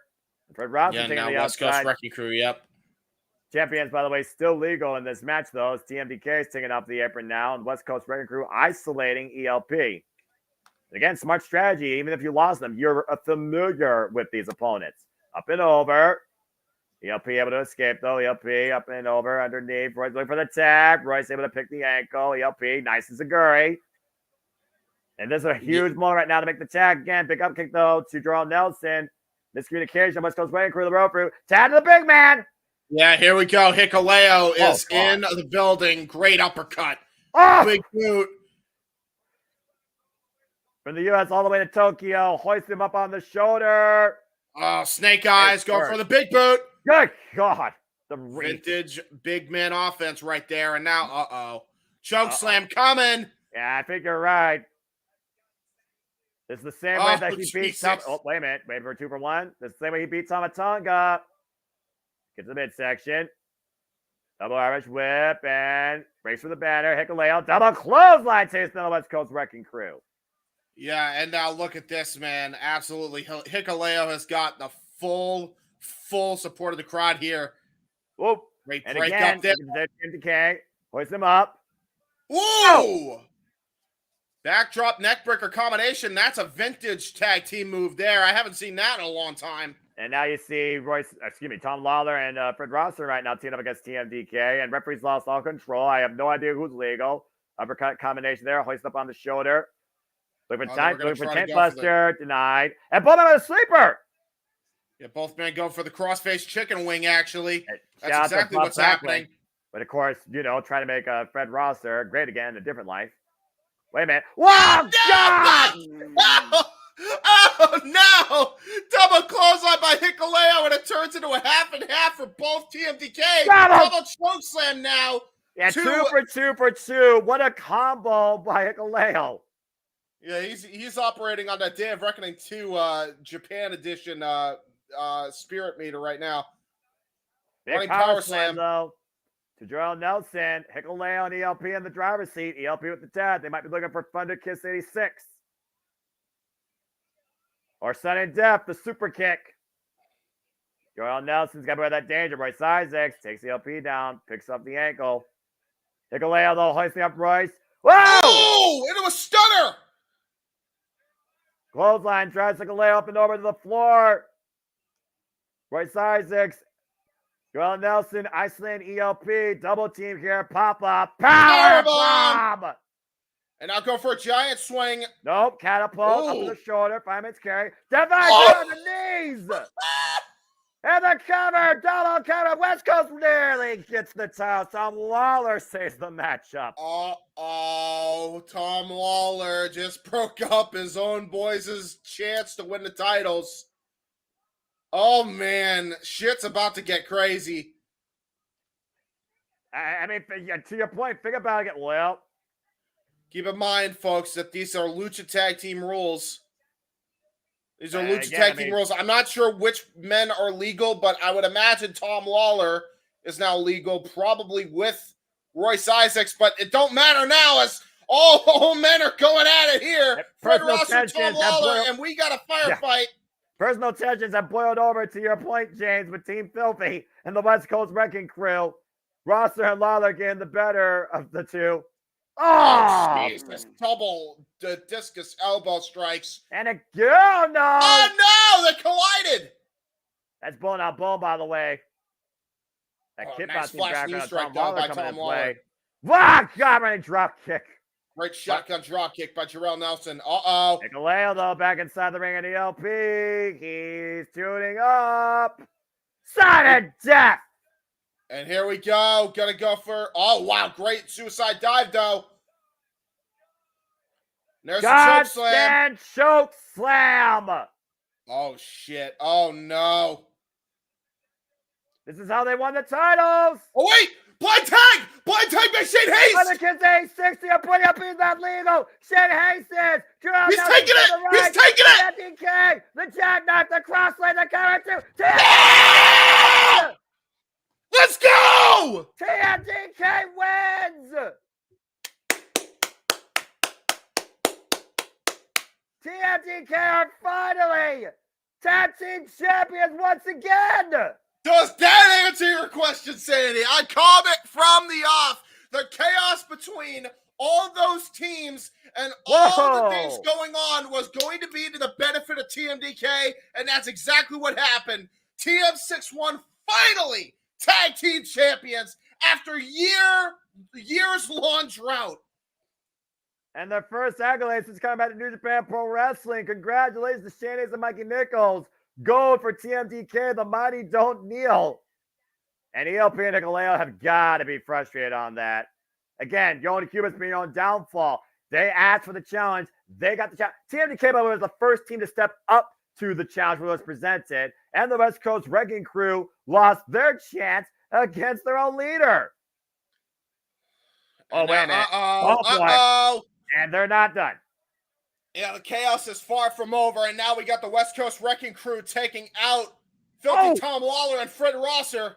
Well, who are they more mad at, Fred Rosser or Tom Lawler? Tom Lawler was the one that broke the pinfall. I think the answer is yes. Oh, my God. Oh my God. I think Fred Rosser just landed on his neck off the belly to belly. I think it's safe to say that Team Filthy has officially been disbanded by the West Coast Wrecking Crew. I think so.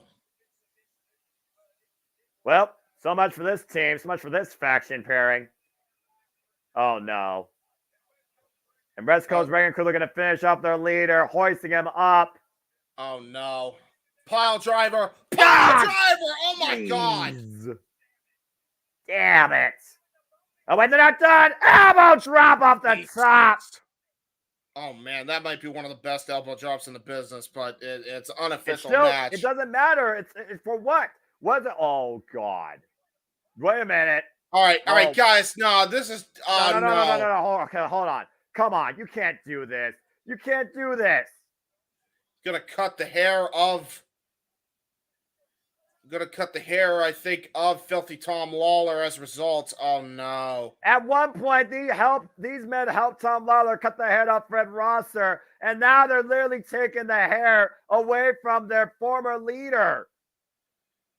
Yikes. And they're not even done.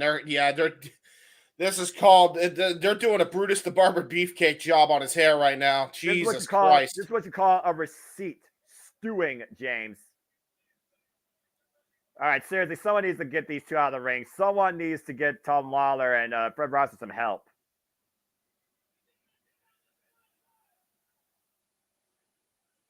Tensions have boiled over after the best opportunity West Coast Wrecking Crew had to become tag team champions was ruined by their own, now former, leader. Yeah!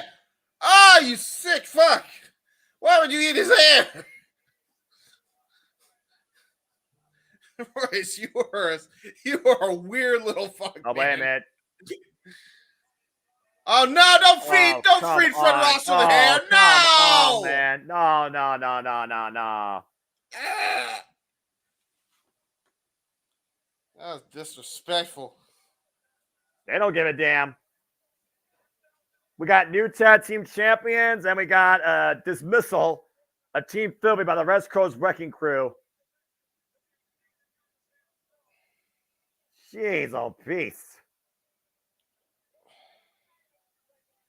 Very nice matchup, but not a very, very nice ending. Very, very Sades. And Filthy Tom, I think, just realized what happened, too. Someone tells me that Rosser and Lawler are not done teaming together, and they're definitely not done with the West Coast Wrecking Crew. Oh, no, we got problems. We got problems afoot, I'm telling you.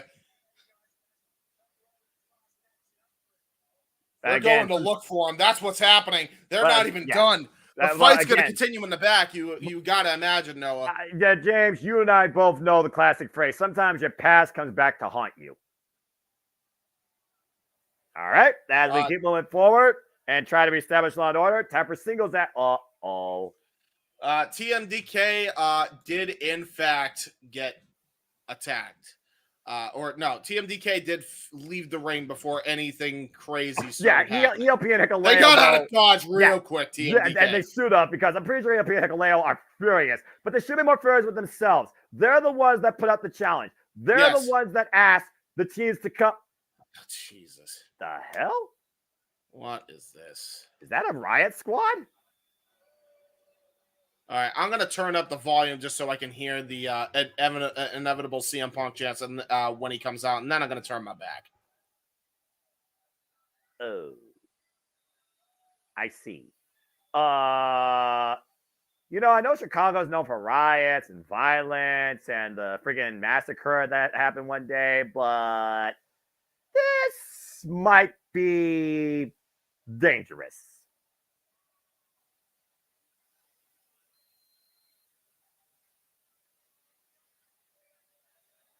Ladies and gentlemen, the scapegoat Jack Perry has arrived at Chicago. With a Chicago flag.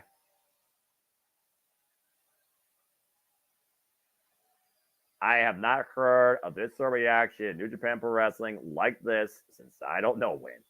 Maybe since Kenta screwed Naito at Wrestle Kingdom 14. Is that applicable?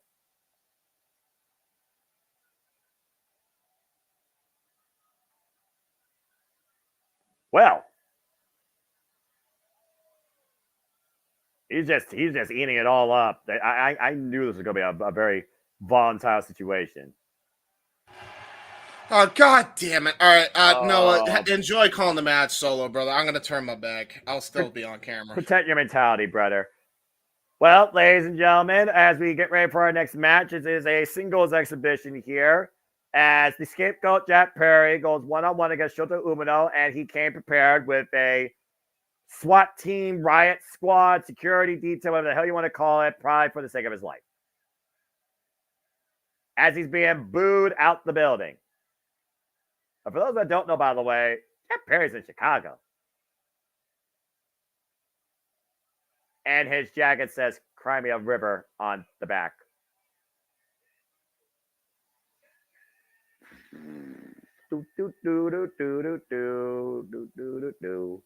Jack Perry, of course, has made things uber personal with the New Japan faithful and the wrestling audience, honestly. Crimea River, Chicago, Illinois, scapegoat, don't give a damn. How's the torture member?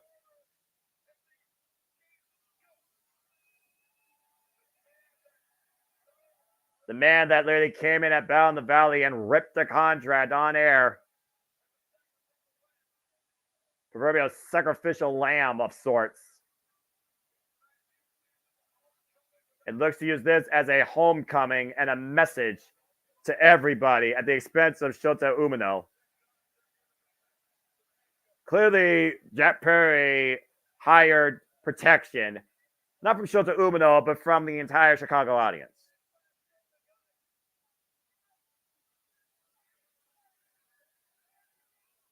Oh boy. And we got Roughneck Shota Umino now making his way through the scene. I knew this was going to be a unique situation. I knew this was going to be a unique situation going in.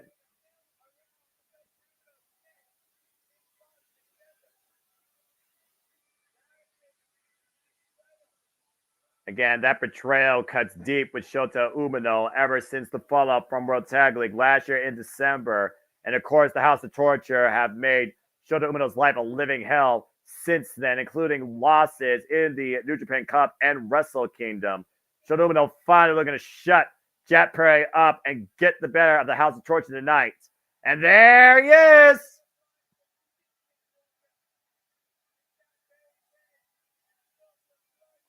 Shota Umino looking to take a page of his teacher John Moxley's playbook and spill the blood of the scapegoat tonight in the Wintrust Arena.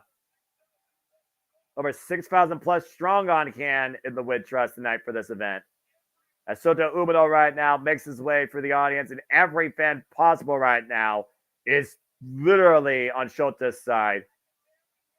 Probably demanding that he wins. It's one of those things, though, that Shota Umino, again, calls himself the next ace of New Japan. Is Shota Umino John Moxley? Is Shota Umino Tanahashi? Is Shota Umino truly his own man? Is he the shooter? Is he the roughneck? Does Shota Umino know truly what he needs to be versus what he's been? And it feels like to me that Jack Perry has given Shota Umino and Ren Narita's betrayal have given Shota, like, I feel like just, something to think about to really find himself. While he still stands true towards what he believes in, I do wonder if Shota Umino is finally going to do something that we're not expecting, that makes him stand out, that allows him to win. And you see right now, again, the Riot Squad detail at ringside for the scapegoat as Shota Umino right now, giving all the young fans in attendance here and all the proud and faithful supporters of New Japan Pro Wrestling some love here tonight, bringing a positive energy to light out of this dark shadow that looms. Of course, Shota Umino has been waiting for this one-on-one encounter against the scapegoat Jack Perry since that loss to Jack Perry in the New Japan Cup.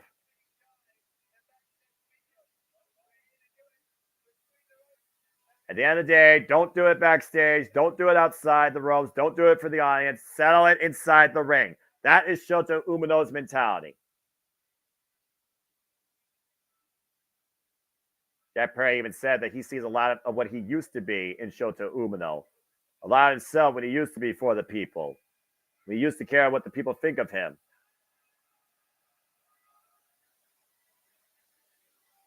Joe Dumino stayed true to his will.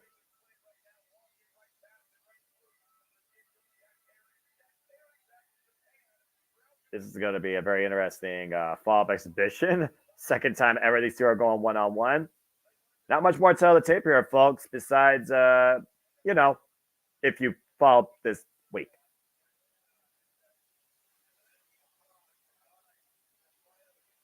And I wonder if this is going to stay a true one-on-one contest, and is Jack Perry actually going to wrestle versus just waste time?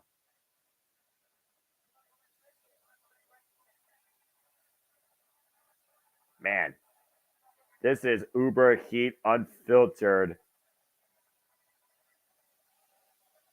I mean, I know we're in Chicago, and Chicago has had fires, but they might as well be raising pitchforks and torches to the scapegoat with this visceral reaction.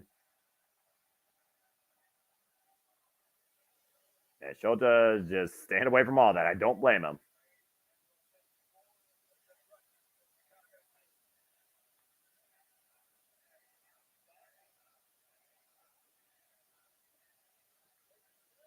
There's a certain energy in the air tonight with these two in the ring. Bell rings, we're underway. Shota Umino, Jack Perry, 1 fall, 30-minute time limit.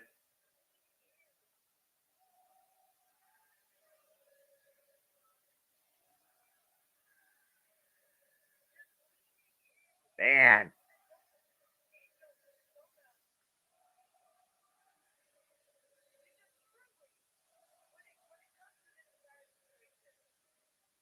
This entire situation, he has literally carved an identity from it. Carving up a tie right now.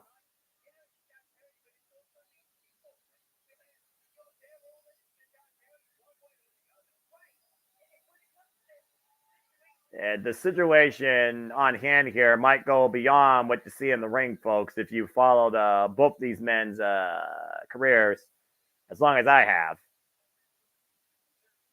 It's one of those things like the truth will set you free. Will the truth actually make you better? Will the truth actually bring something brighter? You be the judge.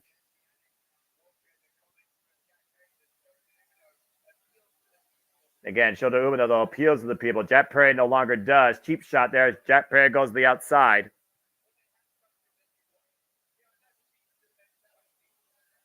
Referee's 20 count starting the outside. Of course, a 20 count here. Oh, boy. Whoa! The scapegoat right now.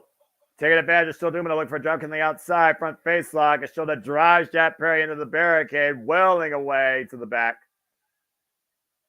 I've never seen a Riot Squad detail come out to the ring, though. I've seen security, I've seen staff, I've seen police, but a Riot Squad detail? Seriously, it's not even a Riot tag match.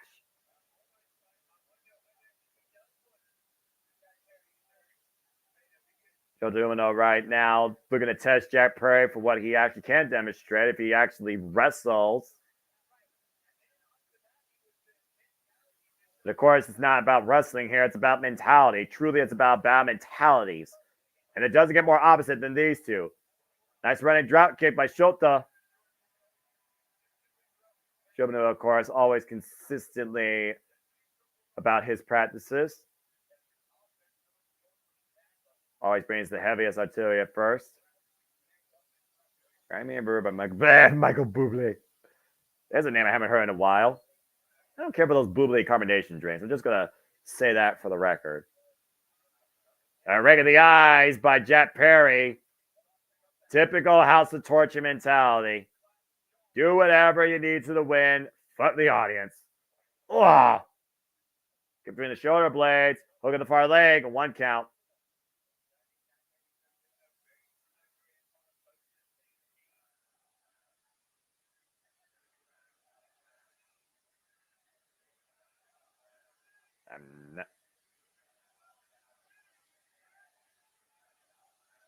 You got choked out. Yeah, I wonder what they're referring to. Local crowd, letting their voices be known. And again, thank you folks for watching our coverage of NJ Riot. Please subscribe, comment, tell a friend. And front face lock, a guillotine maybe of sorts here being applied by Jet Perry, looking to choke out Shota. Transitioning into the suplex, shoot the half float over, lateral press, and a 2 count.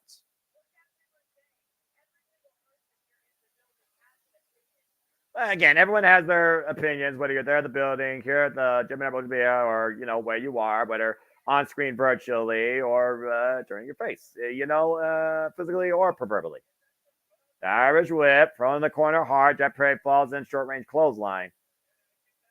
Again, this is not a wrestling match. This is a mentality clinic. And I'm not talking about therapists, although the referee might as well be a therapist.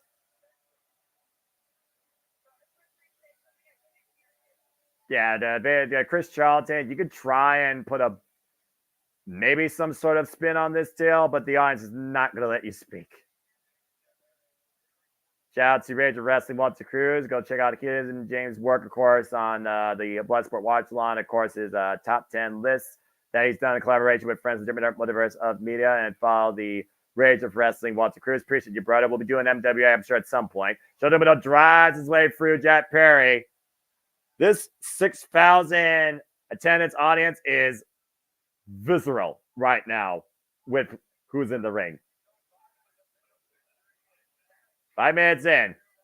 That's, of course, New Japan Pro Wrestling. For those that don't know, give you time cues. The Irish whip by Jet Perry. Excuse me, make sure a little notes from Jet Perry in the corner. Falls in, running uppercut. Front face lock, fisherman, suplex, bridge, 2, no. Oh. A callback to the golden days of Tarzan Boy.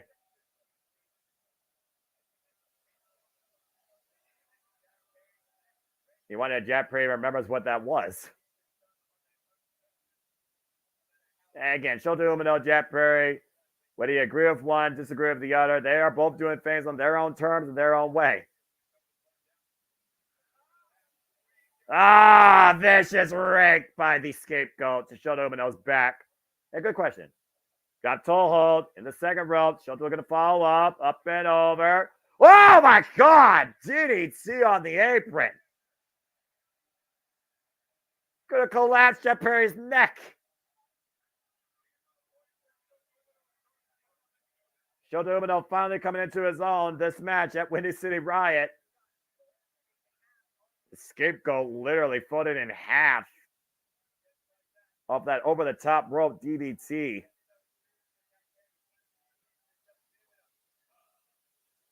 Every count up to 5 here. Up to 6. Sent back inside. Again, folks, we are covering New Japan Pro Wrestling Windy City Riot. It's Jet Perry versus Shota Umino. Please remain hashtag spoiler free for SmackDown and Rampage. And continue to just enjoy wrestling. Nice missile drop kick out the corner to the side of the head of Jet Perry. And Shota looking to follow up. High angle suplex. Beautiful release. Hook of the far leg and a near fall.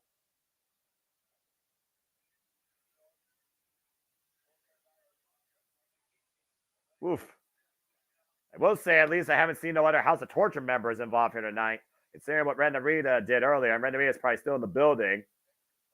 Renderita, the first dark known, and Shota Umino's return back to New Japan Pro Wrestling. Hoisting Jet Perry up. Jet Perry able to escape. The weight slot transition. The referee. Oh, and a mule kick.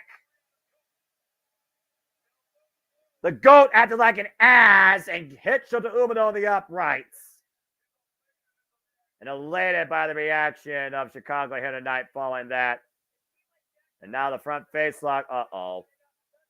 And Jet Perry dripping DDT on the floor.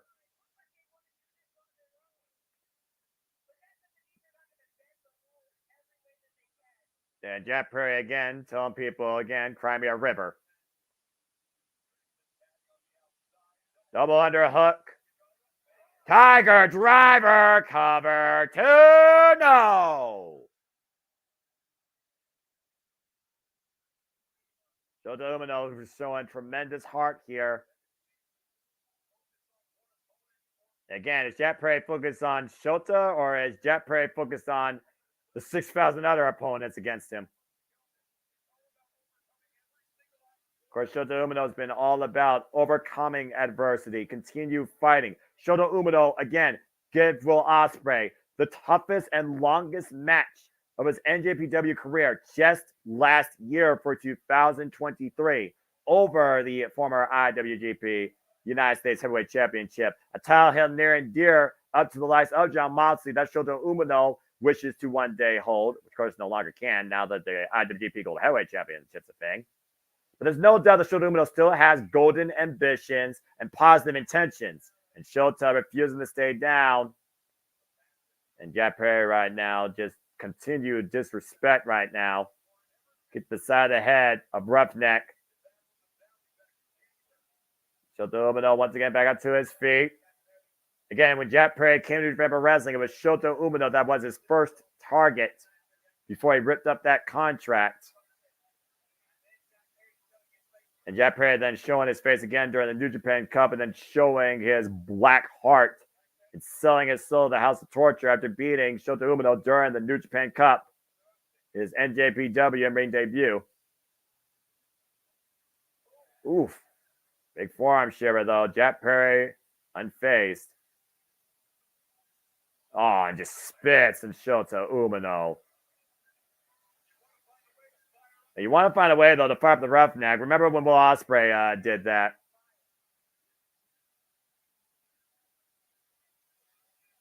And Shota Umino right now will not be disrespected. Teeing off against Jack Perry, center of the ring, forearm shivers. Both men exchanging. Shota, Jack Perry, elbow to elbow, strike for strike, blow for blow on the Iron Line logo. And Shota getting the better, big uppercut. 10 minutes in. Oh, man! Open palm strike to the face. What a slap by Jack Perry. Dropping his elbow. Drop kick!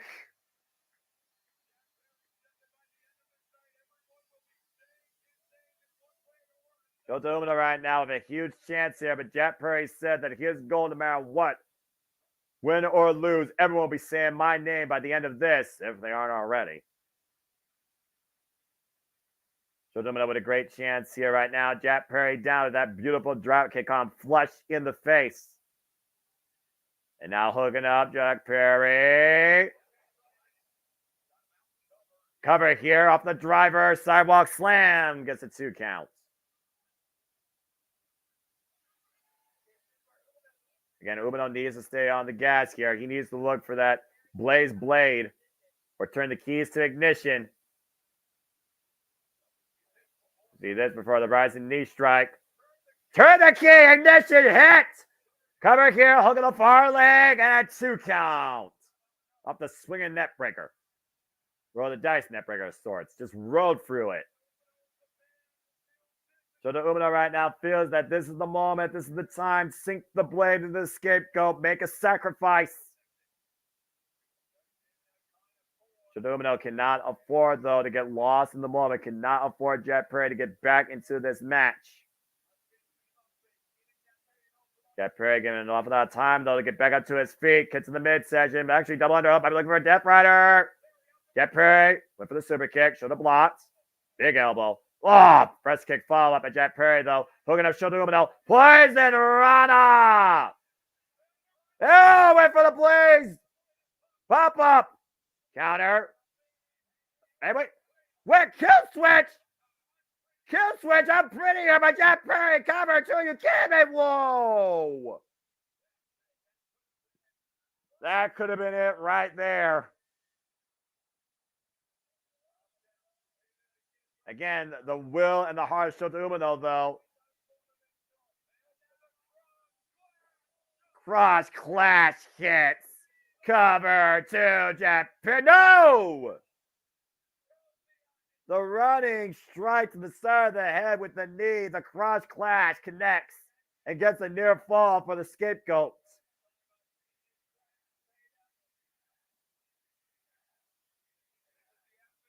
And the atmosphere right now, chanting 3 letters, very personified here in Chicago. Jack Perry right now, literally losing himself. Surprisingly, he's not put down Shota Umino yet. Umino tried to sink the blade in the back of the head of the scapegoat and missed.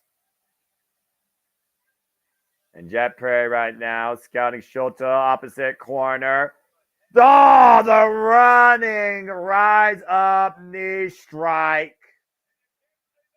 And you can't say that don't look familiar, folks, especially in Chicago. This hate is definitely not unwarranted for the scapegoat. As Jet Perry looks to send Ubino to sleep. And letting Chicago think about it. Kenta right now has to be furious amongst another individual that will leave to the audience to figure out who I'm talking about. Jet Perry paying homage, you want to call it that. Hoisting up in the fireman's carry, Shota Umino. Jet Perry with the signal. Go to DDT! From Shota Umino! Shota's up! Shota's got a chance! Come on, let's see it! Sink the blade at him! Target acquired, gonna sleep jack! Blaze blade! Blaze blade! And now double underhook! Death Rider! Cover! 2! Shota with the win!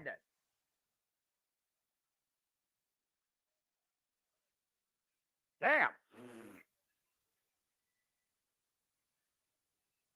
Statement win by Shota Umino tonight.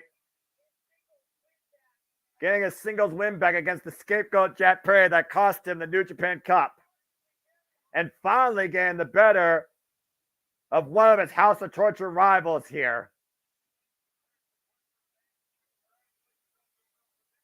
Great win tonight for Shota Umino. Even though it was the world against Jet Perry, I think it was a victory for the world, at least for one moment. Not sure if he got everything he wanted from the night, but at least he got that.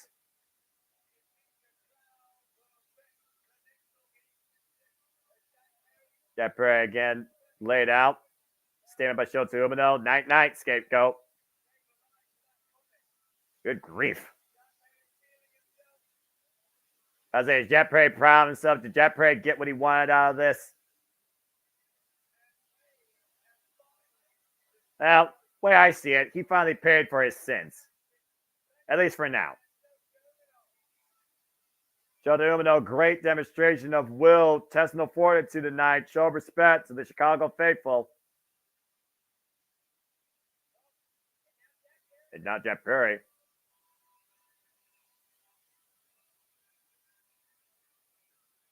Uh-oh.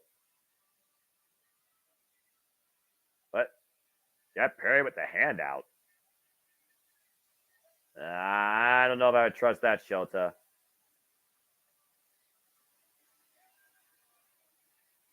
Huh. Jet Perry still letting Chicago know how he feels, but showing Shota Umino some respect. Again, Jet Perry sees a lot of Shota Umino in him in a previous life. As the scapegoat leaves Chicago tonight unharmed, it seems, but also with the defeats. And again, is that maybe a reminder of what Shota Umino needs to do, needs to be? He needs to stand on his own. He needs to be able to handle an audience that may be literally only talking about somebody more than you, no matter the circumstance. Either way, great win for Roughneck, and anytime I see the House of Torture lose, it's a good day for me. And this is truly what it's been about at the end of the day. It's been Shota Umino against the House of Torture. It's been Shota Umino trying to be a light in the darkness for the next generation of New Japan Pro Wrestling. To be a leader where leaders needed, where you don't have Will Ospreay and Kazuchika Okada anymore part of the company. Well, as we move on from there and continue our festivities here at Windy City Riot, let's get ready for a real riot as we see what's ahead in New Japan Pro Wrestling Strong brand. In the birthplace of Strong, as I talked about before, after tonight, Windy City Riot concludes, we once again bring you a resurgence where 4 championships will be on the line. Saturday, May 11th, from the Toyota Arena, JMN Multiverse of Media will bring you coverage of New Japan Pro Wrestling's resurgence. Saturday, May 11th, Ontario, California. Very good logo. Yeah, I really like the way they do that logo. I think they slightly modified it from last year, although I kind of like the Synthwave neon stuff. Uh-oh. Well. Okay, so let me see here. I'll just... Yeah, you want to get that graphic ready because yeah, I trust candidate C. Let me just get through the comments as I was had my back turned for obvious reasons. Fair enough. Okay, where did I last leave off? From OMG? I don't even remember. Oh, no, from Run Arena. Okay. There we go. Oh, boy. Back on the job now, because there's a match that I actually give a shit about. But considering, again, Mustafa Ali is our current TNA X Division champion, as candidate C, we trust in, is taking on Hiromu Takahashi for the first time ever.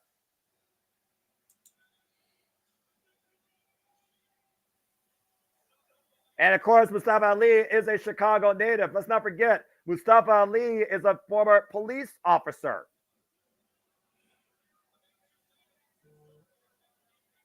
Oh, this is going to be good. Mustafa Ali, of course, who once again found his political campaign and has been on a worldwide campaign on showing the world what cruiserweight wrestling can be. Why in Ali we should trust. And of course, his excursion brought him to TNA wrestling, where he beat Chris Sabin for the X Division Championship in the main event. The second man ever, I believe, to grace the cover of Pro Wrestling Illustrated, X Division champion since I believe 2005 when we had that circumstance. This is going to be special. Mustafa Ali, 21 years of wrestling experience, folks. And he believes that Hiromu Takahashi acts unacceptable in what we should believe and see in junior heavyweight wrestling. Remember, it was Mustafa Ali that called out the ticking time bomb at Battle in the Valley. That's true. So since I didn't see the match because of the participant that was in before, was the match at least good? Yeah, it was pretty game contest, I would say. Oh, we got a double champion here. What's the other title that he has? Oh, look at that. Yeah, he's won another title. Let me go ahead and look that up. Again, of course, being free from, former, identity crisis. He, of course, has been on a worldwide excursion. He is also the Dreamwave Alternative Champion. Ah, okay. Fair enough. So he's got two belts. Beating El Hijo de Vikingo, Gringo Logo, and Penta Cielo. Oh, that's a crazy amount of people. Okay. No, he earned that one then. Damn. Yeah, well, you want to talk about crazy. I don't think they get crazier than Hiromu Takahashi. Oh, and he's got Daryl. You got the mask. What the hell? Daryl is ripped. When did Daryl get muscles? Hey, man, sometimes you just got to work out. You're trying to get, especially if you're a cat and you're trying to get that feline pie, the puntai pie in that way. You know what I mean? What workout regimen do you get to look like that after such a period of time? I can't remember last time we saw Daryl, by the way, accompany Hiromu. Probably uses Ren Narita's push-up bar in the back. I hope not. Well, I mean, hey, it's still a workout weapon. It's still a workout. It doesn't have to be a weapon. The former 3-time Best Super Junior winner and the 5-time IWGP Junior Heavyweight Champion, confused by the security detail at ringside. They're not going to react. Hiromu, they're not going to react.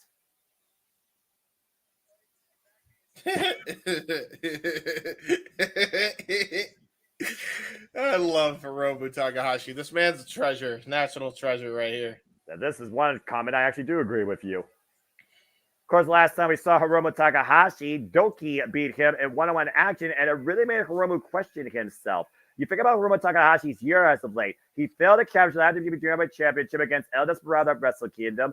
Doki, who got the biggest win arguably his career, beat Hiromu after both those men were in excursion in Mexico, starting off their roots. And Hiromu's kind of been looking for himself again ever since, trying to get back to prove why he should still be the face of the junior heavyweight division, if not the junior heavyweight scene. Well, I will say this. I mean, Hiromu Takahashi, I feel like always questions himself on a daily basis, but that's probably fair. But right here, we got a man who's definitely a master of politicking his way into a shot like this. And we got another man who I don't even think he knows what the term politics means. So there you go. I don't think he needs to. And this is not the first time that Roma's faced somebody from TNA. Let's not forget, he had that triple threat involved with Speedball Mike Bailey. Yes, he did. And that was a phenomenal match. Yep. He overcame the numbers and retained his IWGP Junior Heavyweight Champion. To this day, Speedball still wants a one-on-one with Hiromu for that title. Of course, that title currently held by, unfortunately, House of Torture's Show. The referee's checking the cat for any weapons he may have. Imagine sneaking a foreign object underneath that six-pack. And now the cat's taking its catnip. Good grief. Okay, let's go ahead and not focus on Daryl here and focus on the two men in the ring. Bell raiser underway, 30-minute time limit on this first time ever singles match. This is going to be one of the best matches of the night. I mean, I've been saying that all night, and then it keeps getting talked by each match. So if any other match has gone the way it's gone, I feel like this is not going to be any different here. And again, each match has its own identity. We're now seeing junior heavyweight wrestling. We're seeing the X Division champion with arguably the face of this generation's IWGP Junior Heavyweight Division. Both of these men rising through the ranks to where they are today. Hiromu Takahashi, part of Jushin Thunder Liger's very last match.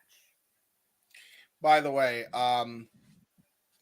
Jeff, if you watch this on demand, if you saw the last match and how I reacted, fair dues to keep me on camera for the visual gag of me having my back turned, because I think that got over very well with the audience.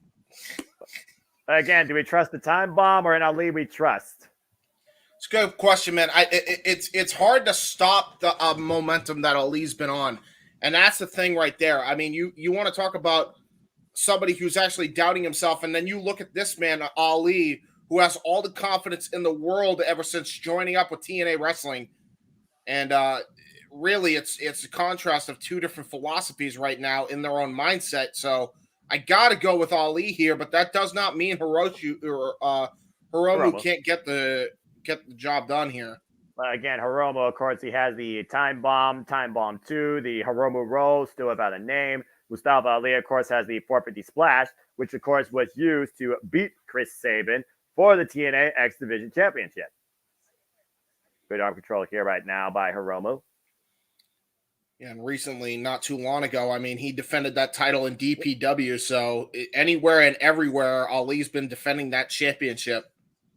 If not presenting it. Fan separation right now. Nice shoulder block by Ali. Hiromu with the drop down. Ali picked up speed again. Good agility here by the ticking time bomb. And Ali catching it in the cover. That was a great pin. That was lightning quick by Ali. Whoa. Covered all by Hiromu. Matrix escape by Ali. And schoolboy by Hiromu. And a 2 count again. To your point, James, if one of these two men give the other a moment, that might be all they need. And this is where we're at, man. This is the match that a lot of people were looking forward to. It was the first match announced for this card. A lot of the crowd is going nuts for Ali, man. But again, Ali we trust, also Chicago native.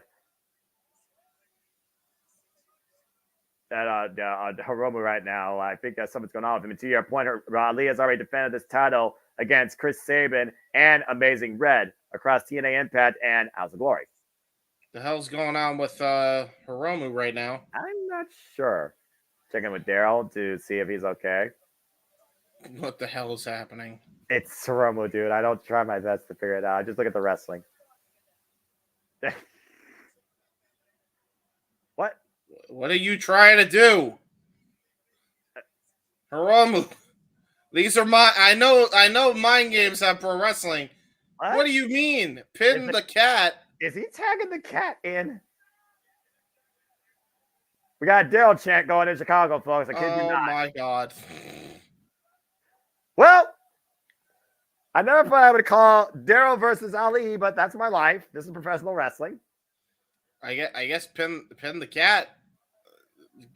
retain the title by pinning the cat? He's on the logo, so I suppose. Oh shit, he can't pin the cat because his shoulder will always be up because he's a stuffed animal.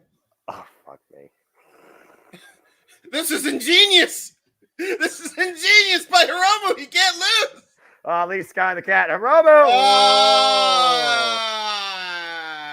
Gotcha, bitch. Ali saw it coming. Hey, he must have tapped himself back in. Doesn't clothesline. Daryl. Oh, he lost his mask. Ali no! Down. Whoop, good agility. Daryl. That's not good for Lucha Libre. Hold his face. Daryl literally looking at Ali face to face. Quick as a cat. Ali right now with the shoulder. A drop kick. Kick the side of the head. Double team by Daryl and Hiromu against the Bear of Ali in this exchange. I can't believe I just said that.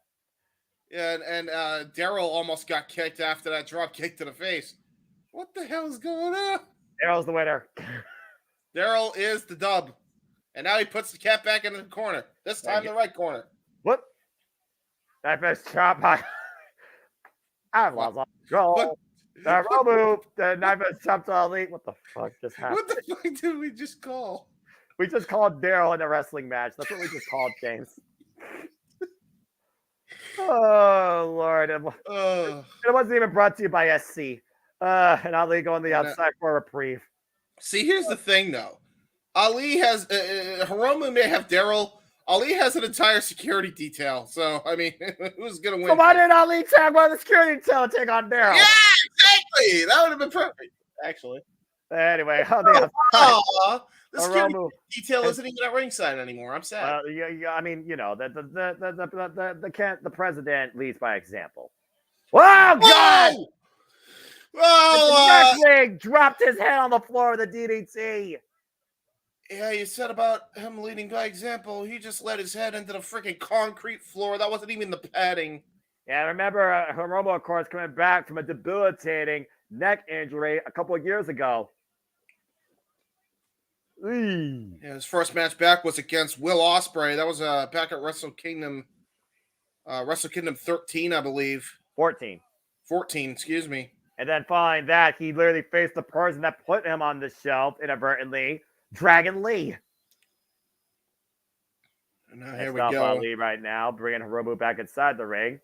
Now working the neck and back with the chin lock and driving the knee into the spine. Let's not forget Mustafa Ali, of course. His campaign is nowhere near done. It's still going, as of course, next weekend. He'll be defending that title against Jake something.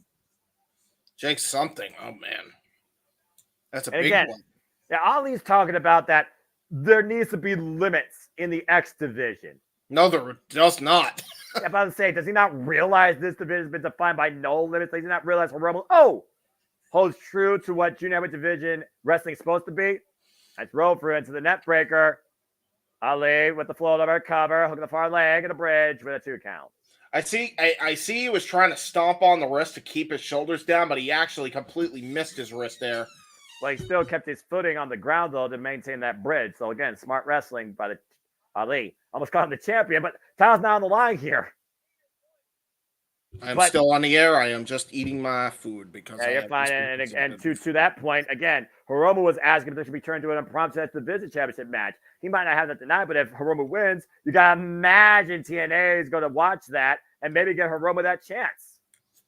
Irish whip. Torso first. Ali following up. Again, another big net breaker. Focus attack on the head and neck. Cover 2. No. Ever since that DDT, Mustafa Ali's approach has literally been on the head and neck of Hiromu.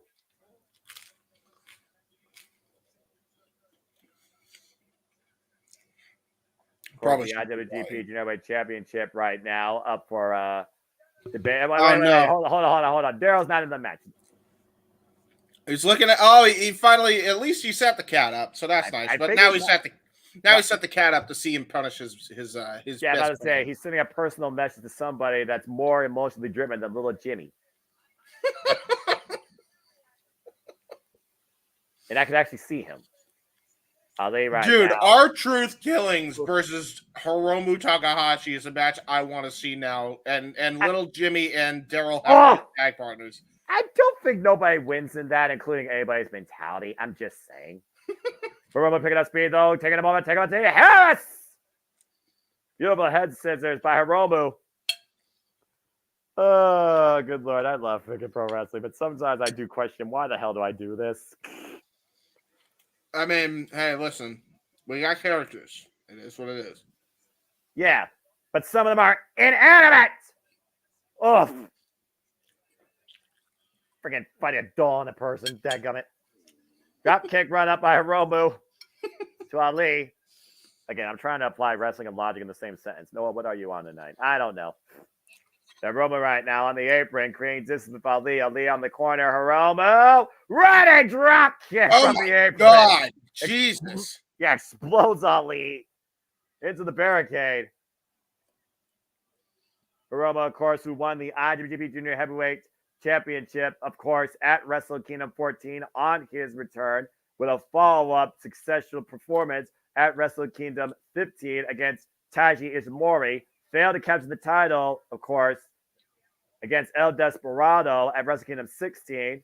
Wrestle Kingdom 17 won a fatal four-way. Wrestle Kingdom 18 lost against El Desperado. And the only thing that Hiromu has on his mind right now is to main event Tokyo Dome with that title. Throws in the ring, hook on the far leg. Hiromu gets a 2 count. 10 minutes in this 30-minute contest, folks. 10-minute call here. See the smile on Hiromu. I don't know if he's just smiling out of sheer circumstance or just the fact that he's lost his brain. Uh-oh. Woo! Went for that right to fight drive in the corner. Ali, good scouting. Runs with a single leg kick. Hiromu once again picking up speed. Ali able to duck underneath. We're going to hook him up. Got him up and... Whoa! Falcon Arrow! You have a Falcon Arrow. Hasn't done the deal. Hook of the leg. 2. No. Whoosh. I thought he was going to go for the Dynamite Plunger or something. No, just basic Falcon Arrow. Yeah, again, great wrestling. I finished my food in record time, by the way. And first off, don't make yourself sick. Secondly, this match is not over. Oh, no, I know. Yeah, Hiromu right now in control with the X Division champion. Hoisting up in the fireman's carry, looking for that running DVD again. Ali able to scout it. Pushes Hiromu off. Falls with a single leg kick. Yeah, great single leg kick by Ali. Gonna go to the corner again. Once again, follows up. Shades of Bryan Danielson with these running single leg kicks in the corner. Hiromu, the wow! This almighty clothesline takes Ali upside down, inside out. Airplane spin, no doubt about it. And Ali catches Hiromu again. Yeah, spinning tornado DDT. Cover 2. No. Man. And you know what's weird? Hiromu has not come out with Daryl for the longest time I can remember in Japan. Maybe he thinks with Daryl here, he has a fighting chance to actually get a big win. Maybe that's what's been missing by the ticking time bomb. Yeah, missing Daryl. That might be it. And of course, we talk about the journey of both of these men, how many places they've been competing, how many men they've been facing in their illustrious careers. Mustafa Ali, 21 years of experience. Hiromu, 13 years of experience. A year and a half on the shelf. Oh, great cut off there by Hiromu Takahashi. Elbow to the top of the head. Elbow to the top of the head. And look at this, man. Daryl's got the best seat of the house. I'm jealous, damn it. Oh, at least it doesn't have a built-in camera. Now, Hiromu, right? As far as you know. That's fair. Ali on the top rope, though. Wow! Whoa! What? Wow. He backflipped out of that, and I think Hiromu doesn't realize. Oh, he does now. Ali going for the top Excelacita. Jesus. Oh, my God. He put everything into that tope. I think he almost hit his head off the barricade, too. Yeah, Chris Charlton nearly got hit with the barricade. That's how far back it went. Yes. Good grief. Oh, Coach Charlton must be in collateral damage.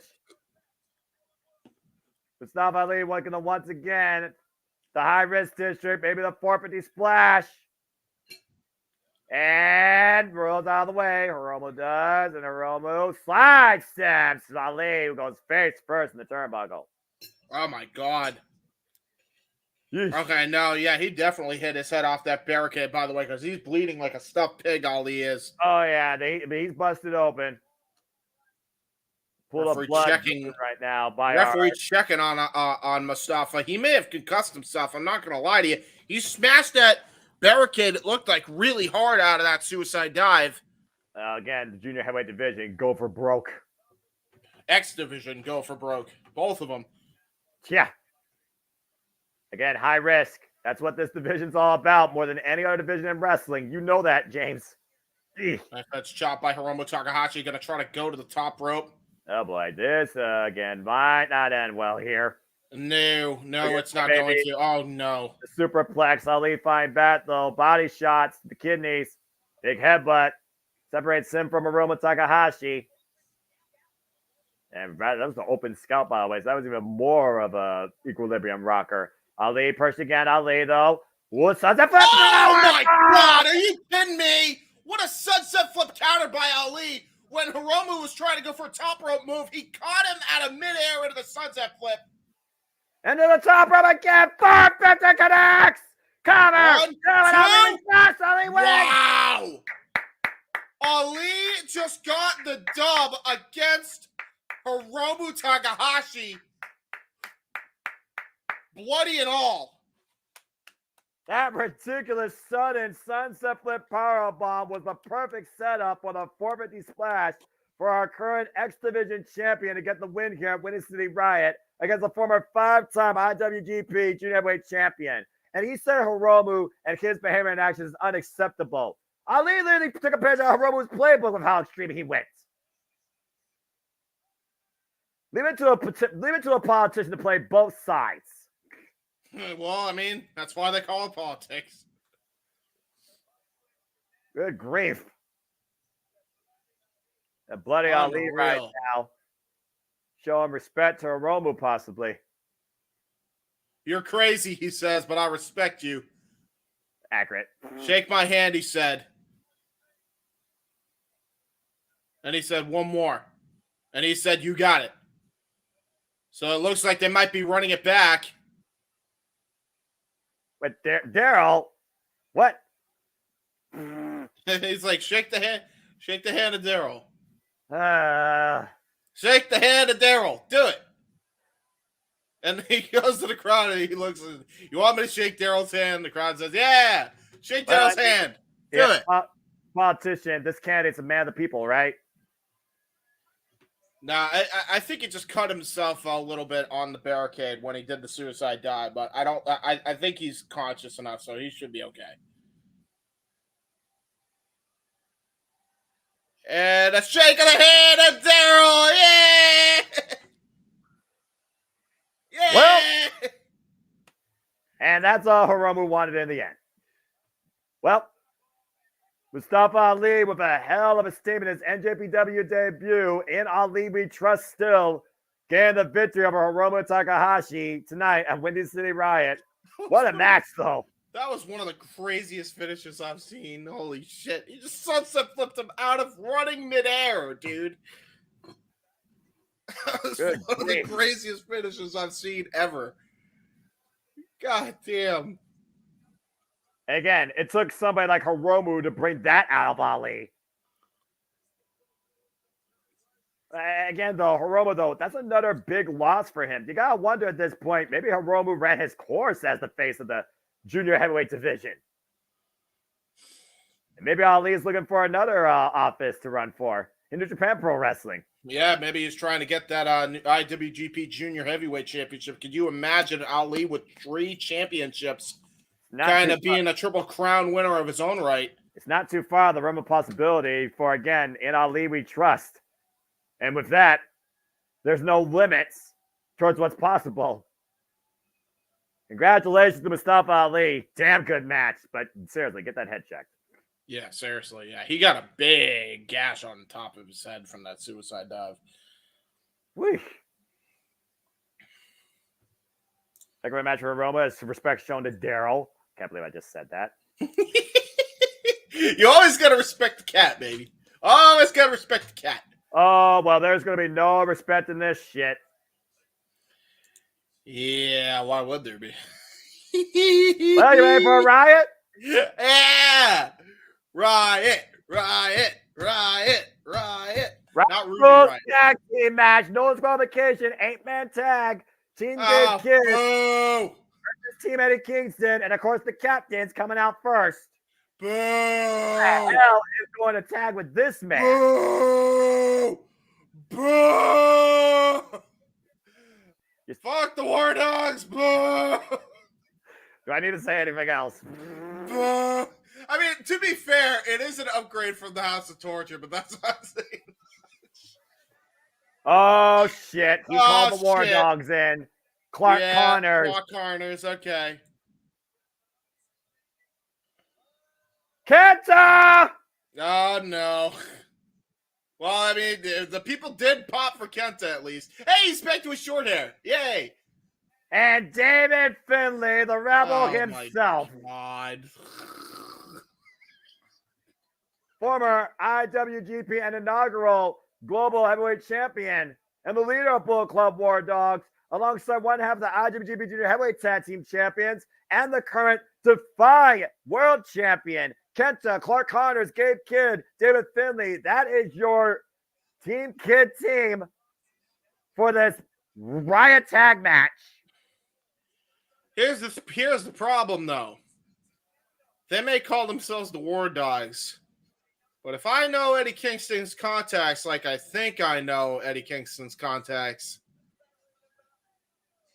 we may get a certain homicidal maniac and world warrior in his corner, possibly. That's my guess. Well, again, though, James, despite the fact you may hate their rebellious, untamed nature, you can't argue of how dangerous and effective this faction has been. Let's not forget, they destroyed the United Empire in a 63-minute long dog pound steel cage match.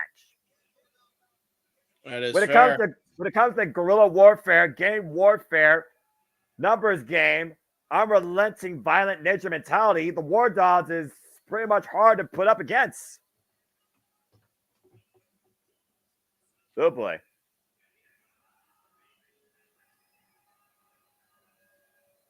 Beta Scott just said, Swole Darryl Jr. That's fair. Damn it, Beta.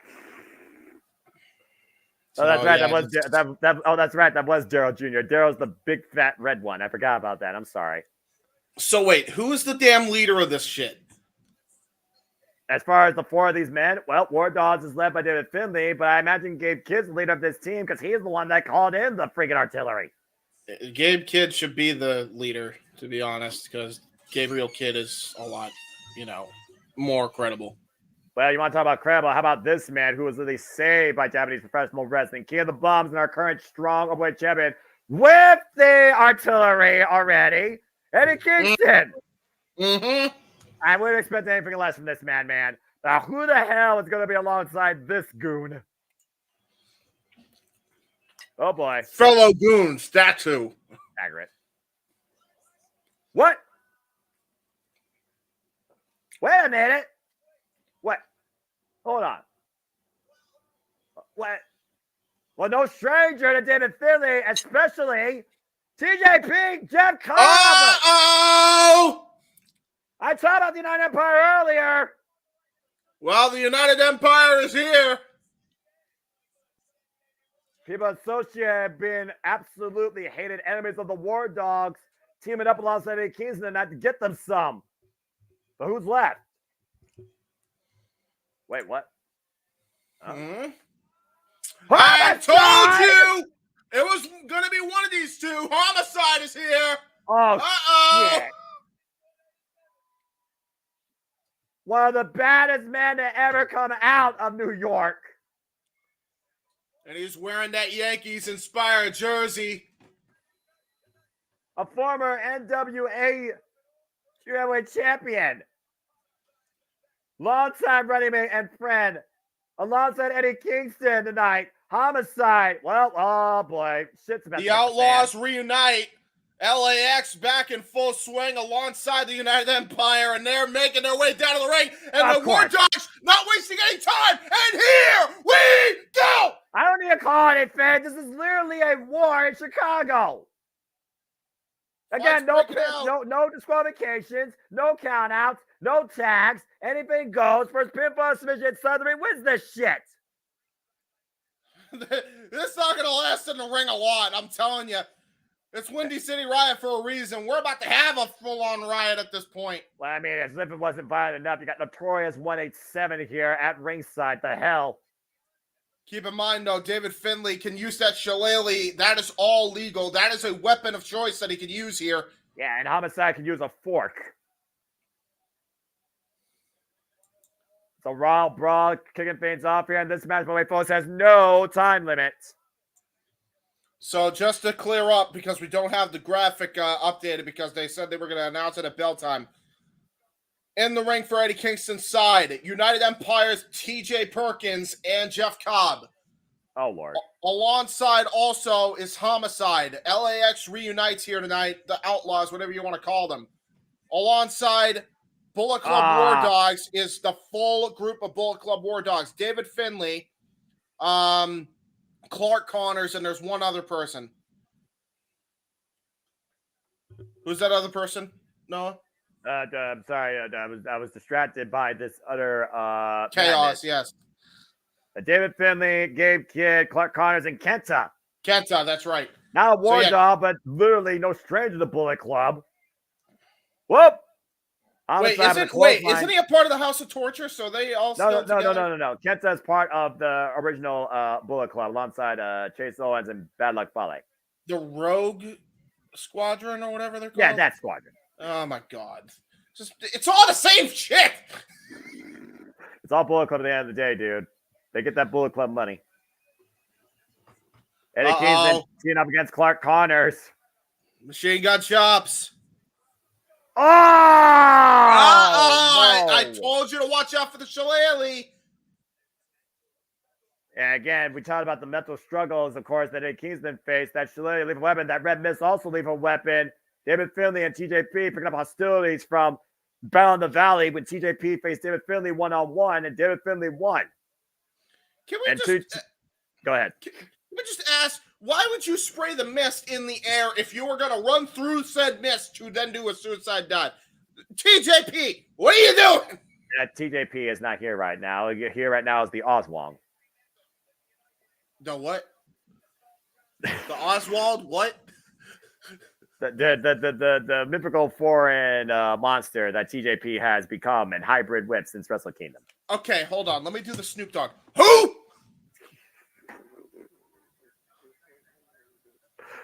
Jeff Cobb right now in the ring with David Finlay and TJP, who's been wanting to take leadership by example, call himself the captain. He's a really good win here. Jeff Cobb hoisting David Finlay up for the table. Whoop. Clark Connors and Gabe Kidd stay with their leader. And Drew Maloney's not here tonight. Drew Maloney probably still recovering from that ridiculous Sakura Genesis 3-way over the Junior Heavyweight Tag Team Championships that he and Clark Connors were able to assess and defend against Intergalactic Jet Setters. See Homicide able to take him to the outside. And again, Homicide is no stranger to these wars. Him and Hernandez have been in some battles. And just another day in life for Homicide, seriously. As Gabe Kidd sent up and over, war ready himself. He's got a trash can lid, it looks like. He's going to go to the crowd here. Oh, God. Hi, Gabe Kidd. Bye, Gabe Kidd. Catch 2 and 2. TJP and Francisco Akira, former IWGP Junior Tag Team Champions, lost out in that 3-way also at Sakura Genesis. Trash can right now in the hands of Eddie Kingston. Eddie Kingston is a madman right now. The Mad King Unleashed. Okay, don't question it. Two men on the babyface side being stupid. Why would you hit yourself over the head with a trash can? Eddie Kingston, stop it. You realize how mentally unstable Eddie Kingston is. I'm just saying. Yes, I do, but hear me out. Oh, God. Nice shot with the turnbuckle pad over the face of Kenta. Stop it. Get some help. Kendo stick. Ow. Singapore Kane to, I believe that's David Finlay. What's the difference between a kendo stick and a Singapore cane? I don't know. Quality of wood? Like Japanese table versus American table? You know what? Fair enough. I buy it. Kenta right now, dressed for combat tonight, tagging alongside the War Dogs. Kenta also no stranger to Eddie Kingston. Of course, let's not forget, James, it was Kenta who was the former NW Strong Openweight champion that lost it to Eddie Kingston last year at Independence Day. Yeah, that's a very good point. He hasn't freaking let go of that since, clearly. No. We got Eddie Kingston now smashing the trash can over the head of Clark Connors. That trash can, I'm not sure how much more you could use that. I mean, you know what this reminds me of, really, in Chicago as well, of all places, in Illinois of all places, very much reminiscent of Heatwave 98, the three-way tag team match, or the six-man tag team match between Sandman, LSD, and Tommy Dreamer versus the Dudley Boys. Well, how about going hardcore? How about going extreme? Yeah, and we're going to the crowd. Oh no. The fans won't let him escape either. Oh, until the barricade goes 6,000 plus people, standing room only. Yeah, that's true. Got Kenta right now teeing off against Jeff Cobb. These two no strangers after their continued bouts, of course, throughout G1 climaxes. Jeff Cobb, a former never openweight champion. Jeff Cobb, though, the Imperial unit, swinging for the fences across Kenta's shoulder blades. And here I thought this match was truly just about Gabe Kidd and Eddie Kingston. And the fact that these two have had a brewing rivalry going all the way back to their first one-on-one. Literally, when on their previous live, Gabriel Kidd faced Eddie Kingston back in 2021, before he became a war dog and lost his damn mind. Eddie Kingston takes an atomic drop onto the barricade. Now, one question for Eddie Kingston. How's your balls, taint, and ass? How's his leg also after that shillelagh shot? He hasn't been able to have a strong vertical base since. And Homicide teeing off against Gabe Kidd in the audience. Oh, my God. Taking a bite out of him. Oh, no. Cannibalism, no. Again, it's Homicide. I mean, is anyone really surprised here? No, but cannibalism's wrong. Well, in Chicago, what is wrong versus what is right? That is fair. It is a Windy City Riot. It is a Chicago street fight in all other words here. And right now, TJP grabbing Kenta. Oh, geez. Stop sign. Yeah, it's time to stop, says Eddie Kingston on Clark Connors. And TJP surfing the back of Kenta here. Why? Break the thing over his back, you dope. Break the thing over his back. With a family teeing up against Eddie Kingston. Oh, he did the earthquake over the back. Okay.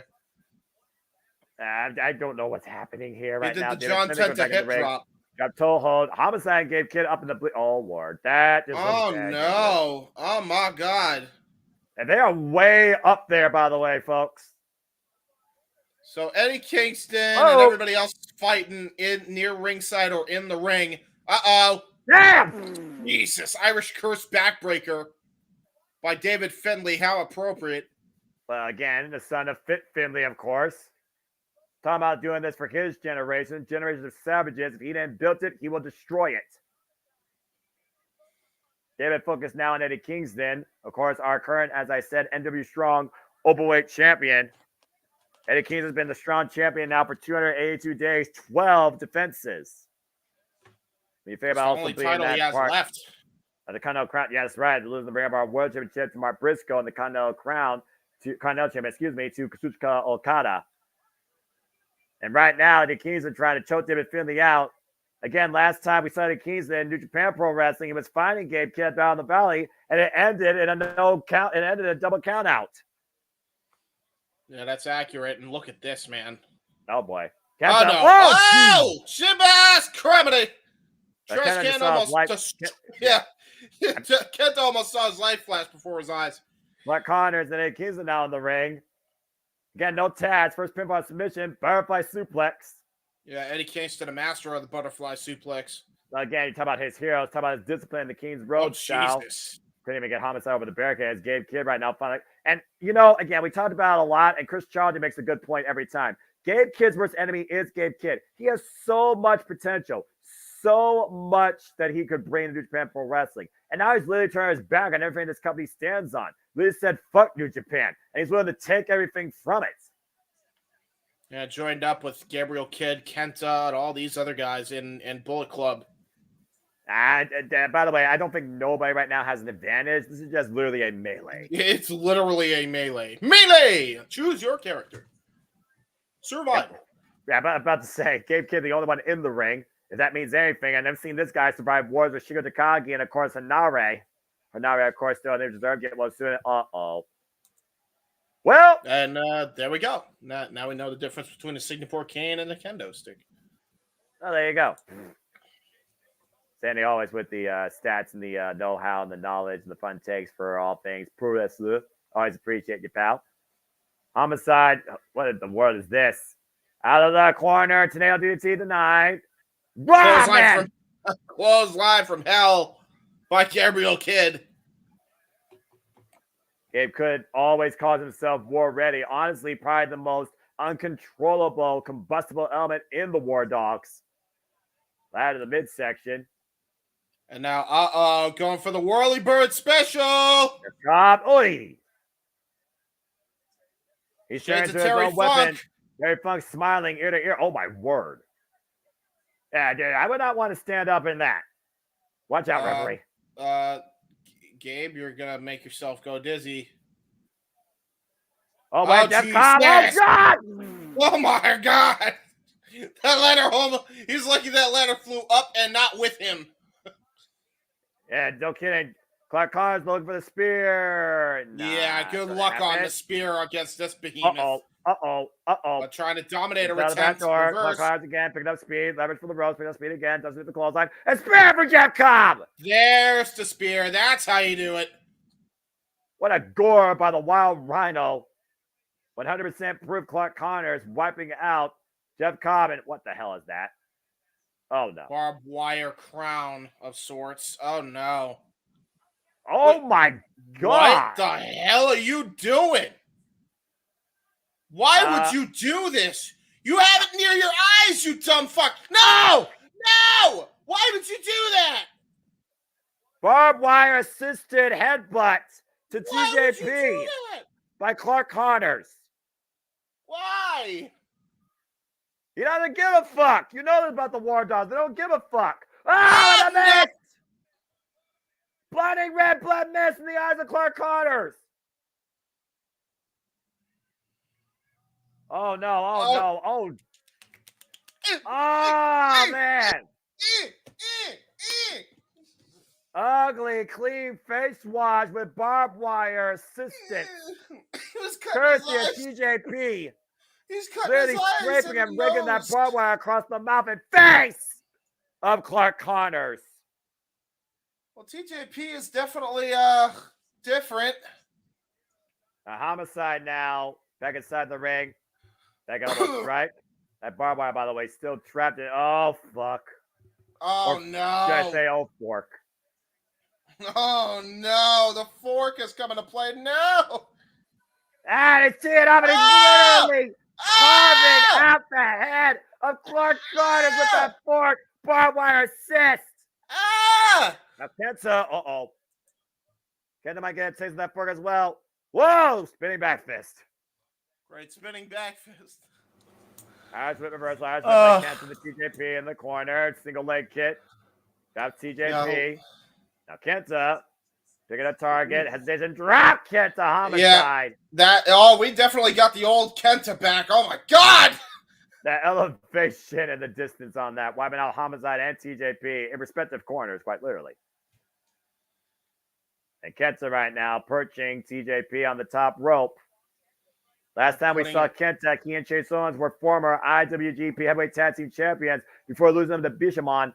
Jeff Cobb, though, coming in. Finally, Chase Owens won a fucking title. And lost it. And they lost it at the Sakura Genesis. Of course they did, because God. Chase Owens sucks. What? Oh, clothesline. Big clothesline by Jeff Cobb, and TJP might be looking to fly. We could see it. The Mamba Spool. Can't take us out of the way. And Kenta hosing up TJP in Chicago. You got to be kidding me. You got to be kidding me. Shit. In Chicago, nonetheless. Gotta sleep. GTS been hit in Chicago. Whoa. Follow Humanity crossbody by Jeff Cobb. Good Lord.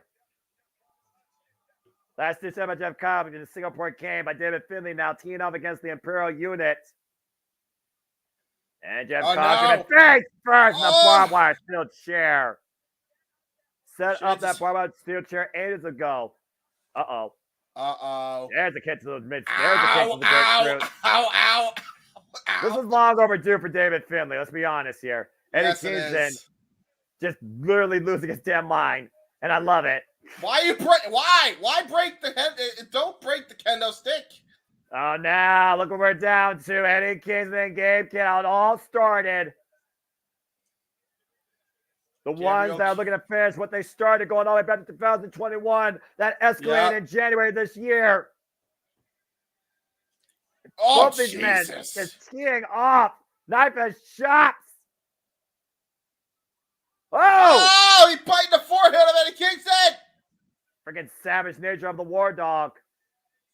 Keep in mind, no turnbuckle padding on that side where Eddie Kingston is at. Exposed and a table on the steel. opposite. And a table on the opposite side, James. Uh-oh. Reversed it. Oh, got hook. Exploder! Through the table he goes. Shades of Jun Akiyama, another all-time hero of Eddie Kingston. Eddie Kingston chance ring out here, and he's got a barbed wire crown of his own. I don't think it's a crown, dude. Oh no, he's turning that into a weapon for the spinning back fist finisher of his. Oh boy. Eddie Kingston's scouting. Oh, there's the War Dogs. War Dogs coming in. Chop block and trio assault. The War Dogs and Kenta right now wiping out Eddie Kingston. And getting a chain here. Oh no. Oh no. What the hell is David Finlay doing? Chain has been thrown into the ring. Eddie Kingston right now in a world of trouble. Now bracing that chain across the jaw of Eddie Kingston. David Finlay. Oh, wait a minute. Now, wait a minute. Homicide. Homicide. Uh-oh. Oh! Homicide is here. Going for the Ace Crusher counter. Locks the clothesline. Got it. Big cutter. Ace Crusher. Got with the cutter. Clark Connors right now still keeping Eddie Kingston at bay.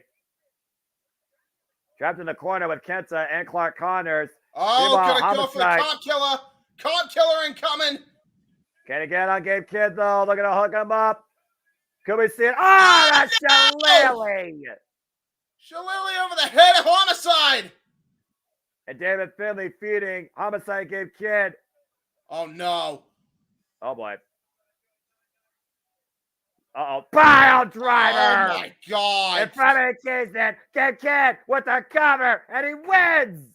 I think he was going to go for the Rampage DDT, but he settled for a regular pile driver. And he did it in front of Eddie Kingston. Yeah, he was tied up. He couldn't get out. Yeah. Good point. Kingston was left chained in the corner and restrained, unable to help his friend as the War Dogs get the win, and Gabe Kidd sends a message. Not only does Gabriel Kidd sends a message, Bullet Club sends a message, and Eddie Kingston, he's still not done fighting. Neither is the United Empire. But the numbers, though, man, the numbers. It's still 3-on-2, 2-on-4, being honest here. There's no restraining these men. It's a complete doghouse here. It's a complete madhouse here in the Windy City. The street fight hasn't stopped, and the referees are trying like hell to stop this shit from escalating any further. Kenta trying to get a piece of the NW Strong Openweight Champion. Gabe Kidd right now, and Eddie Kingston still fighting at ringside. Get the damn Chicago SWAT team out here. Yeah, that might be what they need to do here, because these guys are not even close to done as far as fighting goes. To your point, TJP just literally attacking one of the War Dogs. I think that's Kenta, actually. The bell has been rung multiple times over. The War Dogs have officially won this Riot Rules tag bout. There's nothing you can do right now to restrain these men and the continued war going on in New Japan. Well, eventually, Gabe Kidd and Eddie Kingston have to get this done one-on-one, right? You would think. Good Lord. Well, gotta take a moment to clean up this nonsense.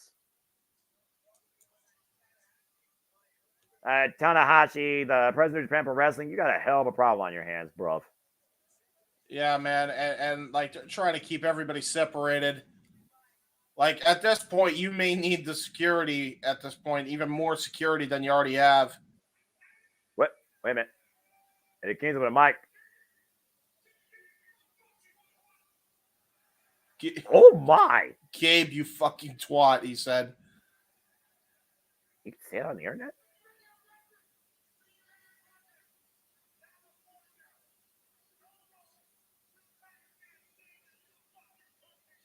Whoa! Did he just challenge him for Ring of Honor?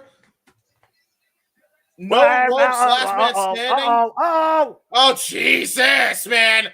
Okay. War Dogs the challenge May 11th. No ropes, last man standing at Resurgence. Well, War Dogs definitely ain't against having a fight. I mean, I'll give him that. Yeah, but what Eddie Kingston are we dealing with here? Is this the Eddie Kingston of old? Because that might be even more dangerous than whatever gay kid could become. He just called Gabe a pussy, bro. Them his fighting words at that point. Oh, no. Eddie Kingston still not done. He's bringing the ladder to the rail. No. Stop it. I don't think he's sure going to wait till California. At the end of the day, James, this is not going to end until one of these men is buried 6 feet under, I fear. Oh, my God. That's crazy. Let's just go over all the matches and the results of every match here. Matt Van de Griff beat Zane J in the pre-show. We had Mina Shirakawa and Via Van taking a loss to Alex Winslow, Miss Bruv, and Trish Adora. We had Minoru Suzuki being dethroned by Red Narita in that match. Oh, no. Eddie Kingston's still not done on the mic. I think he's finally done. I think he's storming towards the back, and if I was everybody, I would get out of the Mad King's way. Yeah, he's looking for Gabe, dude. He's looking for Gabe. I'm gonna get Gabe Kidd on the next flight to Japan before we have a murder in Chicago. We had Stephanie Valkyrie defend her New Japan Strong Women's Championship successfully against Asume. We had TMDK becoming the new New Japan Strong Openweight Tag Team Champions against ELP and Hikuleo, the Girls of Destiny, Fred Rosser and Tom Lawler, and the West Coast Wrecking Crew. After the match, West Coast Wrecking Crew turned on Tom Lawler and beat down Tom Lawler and Fred Rosser. You had Shota Umino, thank God, defeating Jackoff Perry. So there was that. We also had Mustafa Ali beating Hiromu Takahashi in what was a great bout. And, well, Bullet Club War Dogs beat United Empire and LAX in the Chicago Windy City Riot match. And that leaves us with 3 matches left on the card, gentlemen and ladies. In the chat. Yeah, to your point, we have, again, the best technical wrestler in the world, Zack Sabre Jr., going one-on-one against Matt Riddle for the 8th time ever. We have, of course, a test of wills and spirit with both these men define their own journey and their own renaissance in wrestling, quite literally from death. Tomoyoshi Ii versus Nick Nemeth. And then we have the 2 most ungovernable, indestructible, arguably unstoppable forces in wrestling colliding for the IWGP Heavyweight Championship still in our main event with Tetsuya Naito and Jon Moxley. Yeah, that's very, very fair. I mean, it's going to be a crazy night of action. We're far from done, folks. And of course, the next time we cover New Japan Pro Wrestling content here, James, it will be May 11th as we learn the Resurgence, and we know one match has been made official. It will be Stephanie Valkyrie defending the NW Strong Women's Championship against Alex Windsor. Yeah, that's going to be a hell of a match as well for Resurgence. That's going to be a great matchup. And then Eddie Kingston with that challenge thrown out. No ropes, last man standing. It's going to be a crazy, crazy matchup. I'll tell you that right now. I mean, it's still a crazy night here. And like you said, there's so much more. And again, you watch the press conference. I don't know if you watched the press conference. Nick Nemeth says that he is ready. He's never met or dealt or faced the Stone Pitbull. He's never faced like this cusp of New Japan Pro Wrestling, but he's ready. He recognizes that he and Ishii have been on completely different paths. But this is my renaissance. This is my first chapter. I'm glad I was a part of it, and I'm willing to endure what I need to get through it. NJPW World Television Championship match up next. Oy vey.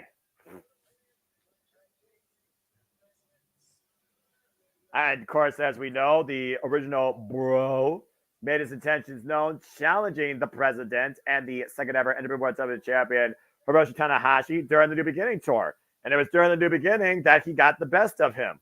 After Tanahashi beat Zack Sabre Jr. with a victory roll counter at Wrestle Kingdom, as you see on the replay here, and capturing the title, stopping Zack Sabre Jr.'s incredible defense 1 year long on D17, Matt Riddle has challenged Zack Sabre Jr. to defend this title against. Zack Sabre Jr., of course, put him up against Bad Dude Tito and Kosei Fujita. Matt Riddle, of course, overcame both those men, which has gotten us to this match tonight. And again, this is not the first time these two have collided. This will be their 8th singles match, and it'll be the 3rd match over a championship gold. If you've been following MLW, see Matt Riddle overcome Bad Dude Tito and Kosei Fujita already. Bro. I love this cocky, arrogant Riddle, though. Like, he's got some heat. He knows he's hated. He's got the Bro OF shirt. Oh, my God. He's sponsored by OnlyFans. Only Bros. Oh, my God, bro. I love it, man. Oh, brother. Bro. Whatever that means. Bro. Oh, man.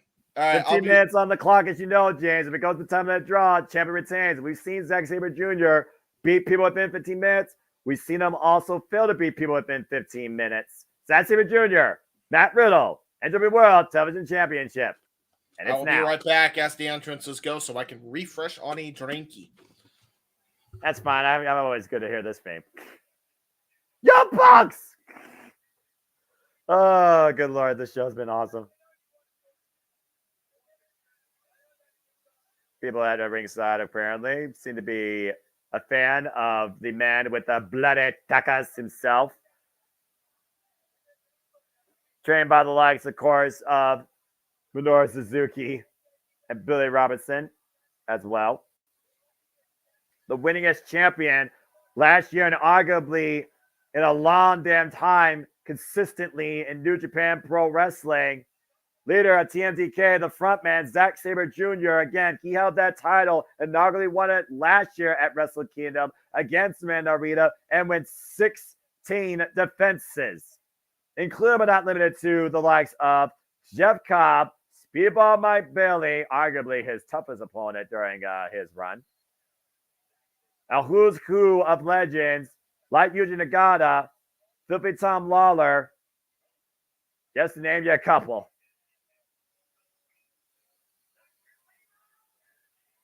Of course, Zack Sabre Jr. and Matt Riddle have no lost history with each other. Their first time ever encounter was back in 2016. Their last ever encounter was 2018. These two have juggled against each other over gold in both Rev Pro and Evolve, trading wins for championships when it mattered. And Zack Sabre Jr., I always just loved the style of this guy and the look. And here comes the King of Bros.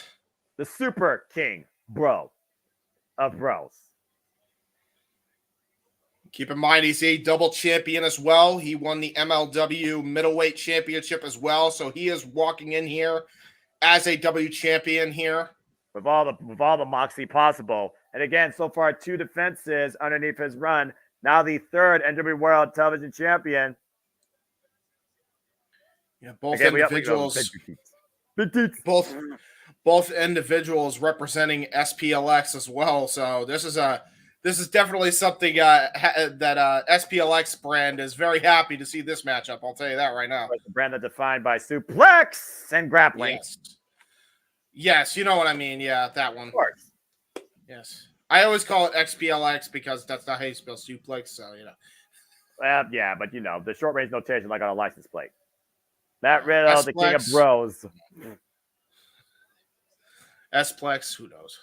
I don't know. There's so many different ways to do a suplex, but there's like to do an arm bar. Again, folks, these matches are specially contended under a 15-minute time limit only because if you can't beat somebody within 15 minutes on TV time, then you don't deserve to be a champion for this title. Exactly. And what's funny about this title originally incepted, it was supposed to be for a younger, hungry generation, giving them a chance and opportunity. And the champions that have held this title, freaking Zack Sabre Jr. versus Tanahashi, and now Matt Riddle. Yeah, so younger. Yeah, sure. Well, I mean, they are hungry. They are still young. I mean, you look at them and they don't look like they're old. What the hell? What the hell's up with Matt Riddle's toes? Bell rings are underway. Oh, they're just yellow painted. Okay, never mind. I was like, what the hell? All right, so bell rings underway. Both men are going to try to go for a lockup here. I mean, both men have amateur wrestling experience. Both men have great technical ability, not just in MMA, but also in pro wrestling. So this is going to be a very interesting matchup. As you saw early on with that collar and elbow tie-up, it immediately, Noah, went into a grapple game on the ground, and neither man could get an advantage. Well, we all know that the strongest Zack Sabre Jr. is when his opponent is on the mat. I mean, some people have called him, like, again, the freaking Hydra Noodle. I mean, again, this is the guy that beat Bryan Danielson. This is the guy that literally, you might as well rename the Bryan Danielson Award to the Zack Sabre Jr. Award. Yeah, but here's the difference, though. He never fought anybody like Matt Riddle, who has MMA training, MMA experience, and parlayed that into a successful wrestling career. Yeah, but again, to your point, both men have also evolved. Again, this is the 8th time these two now are facing each other one-on-one. First time ever in New Japan Pro Wrestling. And now trying to go for a knee bar. Right now, he's and again reversing. The power coming to play. Yeah, and again, both men just know how to counter each other out of that. Again, it was a stalemate that entire time. Zack Sabre Jr. has never fought somebody that has the experience like Matt Riddle does.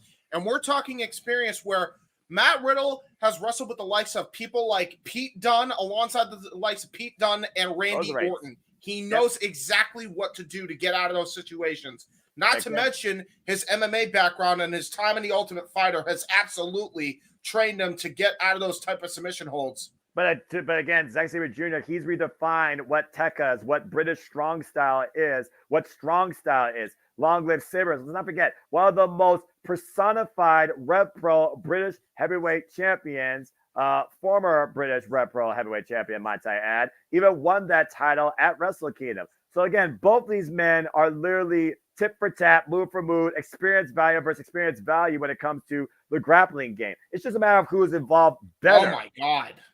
Both men are trying to get a leg lock on each other, by the way, on the ground here. And that was great defense by Matt Riddle, I want to point out.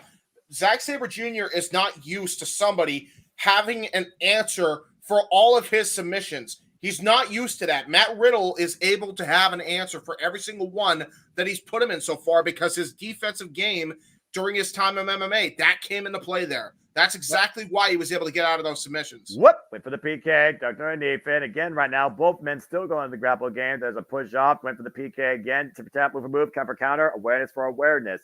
And again, right now, neither man's going for a pin. They're literally trying to trap a body part. And that goes back to the technical stylings that Billy Robinson. And again, Bryan Danielson even said about Zack Sabre Jr. He's more reactive. He's innovative on the spot. He's adaptive. It's something that Bryan Danielson couldn't keep up with for a period of time during their two matches, one at Wrestle Dream and one at New Beginning. Where at the end of the day, Zack Sabre Jr. pinned Bryan Danielson. He never submitted him. That gut wrench, though. Yeah, that gut wrench suplex, and he dropped him right on his gut, too. That was just raw power from Matt Riddle. Always the aggressive strength of the original bro. Yeah, and that might be the X factor here. Fine up with the bro. Oh, trying to go for armbar. See, that time, Matt Riddle almost got caught. That time he almost got caught. And look at Riddle and look at Zack Sabre Jr., man. Because again, the defense of Matt Riddle being able to counter out of that and knew exactly what he needed to do to reverse the pressure of that armbar. He locked in that disarmer for the entirety of the 5 count. Yeah, again, that's like I said, Zack Sabre Jr. is so damn adaptive and reactive, but not at an open palm strike that dropped him. No, if he was reactive, his reactivity got slowed the hell down after that open palm strike to the side of the head. Yeah, that dropped the Zack Sabre Jr. where he stood. Now Matt Riddle teeing off with these kicks. Yeah, a little shades of Brian Danielson here with the yes kicks. Yeah, but again, Zack Sabre Jr. has tested his will through these exchanges against opponents like Brian Danielson. And Zack Sabre Jr., of course, who has stayed committed to Japan Pro Wrestling, has been, of course, trying to become IWGP World Heavyweight Champion. Oh! And that was toe manipulation, folks. Oh my God! Oh my God! Golly! Oh my God! No, stop it! Oh no! And this is why Matt Riddle should always. Oh man! We talk about joint manipulation. Bending the digits on the hands. The toes are even more sensitive. Well, golly! Give Zack Sabre Jr. an inch, and he'll take a mile, and also may take your entire foot and Achilles heel. Again, Zack Sabre Jr. can manipulate anything if given the opportunity. That's why no one else in this industry wrestles like Zack Sabre Jr. Great shades of the Dynamite Kid with that snap suplex, and now here is the submission game, and now there he is in entire control here. God. He is working on both legs now. He just immobilized Matt Riddle here. And again, look at the way that he's turned him over. Modified bow and arrow now locked in. Again, Billy Robinson style. Notice when Zack Sabre Jr. changes on the fly within 6 seconds. He was taught if you can't tap a person out in 6 seconds in a move, you change. Another open palm strike, though, takes the front man, bends him over. Big uppercut, though, by Zack Sabre Jr. Up and over. Armbar. Yeah, tarantula, almost an arm triangle variation of the tarantula. Oof. And Matt Riddle right now trying to get back into this bout. Again, 15-minute time. The time's going to play a factor eventually here. When the pressure is on you with the clock, that's when you really got to react and pick your spot. You were not hitting a Thesz press. Single leg crab. You were not going to hit a Thesz press on Zack Sabre Jr. Got it in a Calgary crab, now turning it into an STF. Riddle got to the ropes immediately. And think about what you just said. Zack Sabre Jr. went from one submission to applying a second to applying a third, possibly, all in a matter of less than 6 seconds. Yep. Zack Sabre Jr. right now, the challenger, Matt Riddle, though, waist lock, German suplex, and a bridge, the first fall of the match, 2-0. Great position on that bridge, by the way, despite the damage done to the legs. Now going for a Roton there. Senton drop by Matt Riddle. This time he was able to connect with it. And now Matt Riddle's the one in control here in this television title matchup. And Matt Riddle might be looking for the floating bro. You're going to go for that twisting senton. Whisper in the wind, senton. Up the top rope. Whoa. He's clutching his leg. And again, there's with a triangle. Driving his elbow into the top of the head of Matt Riddle. Might incapacitate him. And he's got him locked towards center. Yeah, he's got that head and arm triangle trying to get that arm. But, oh, my God, the straight to Riddle. God. Jesus. Bang. And there's that flash knee strike. He might have it here. Cover 2-0. Zack Sabre Jr. actually kicked out. I think he was knocked out for a loop because I don't think he realized the bottom rope was like inches away from him to grab.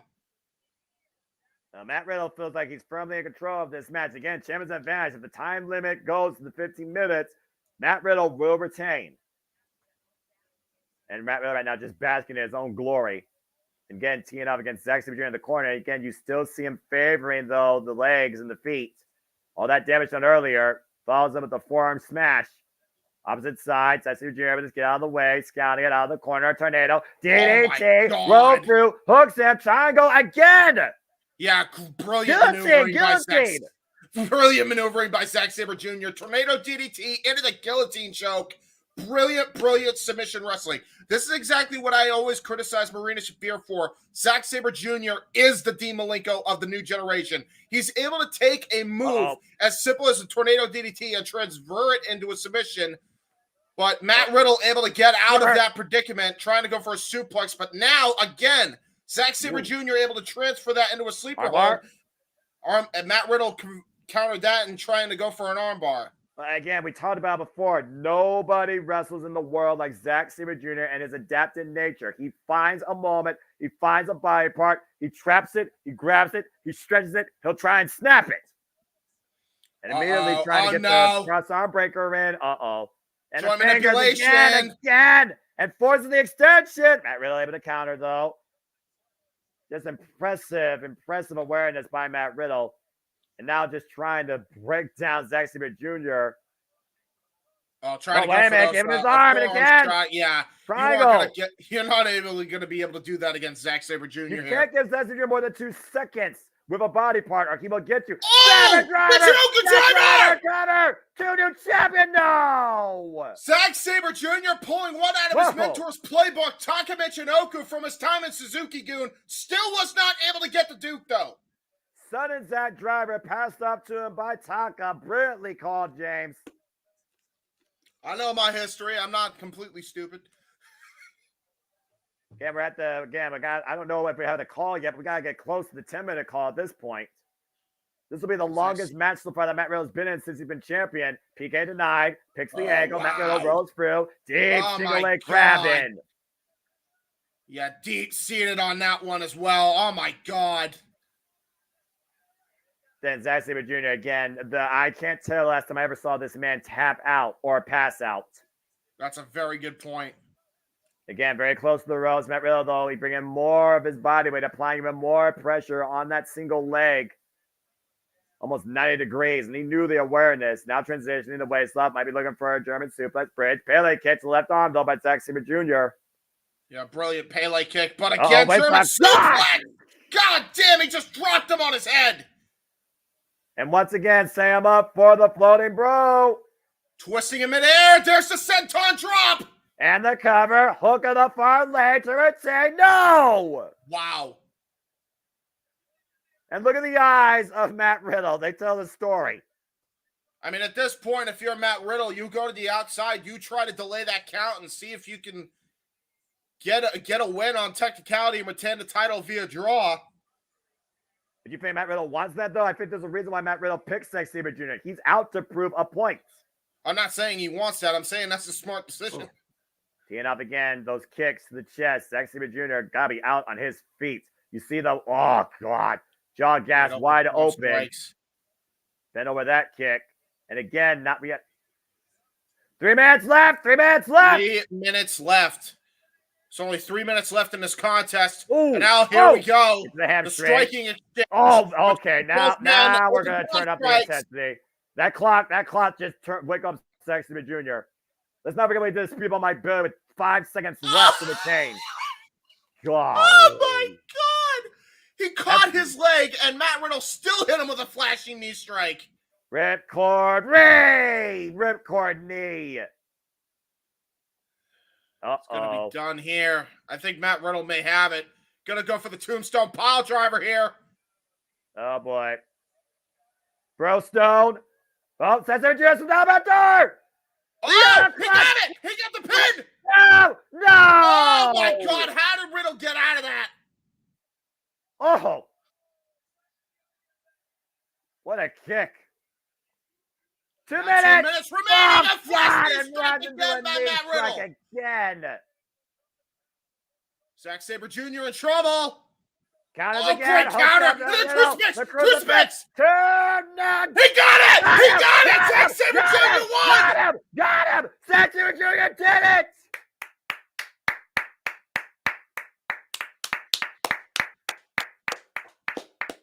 Just like that. Less than 2 minutes. Zack Sabre Jr. once again.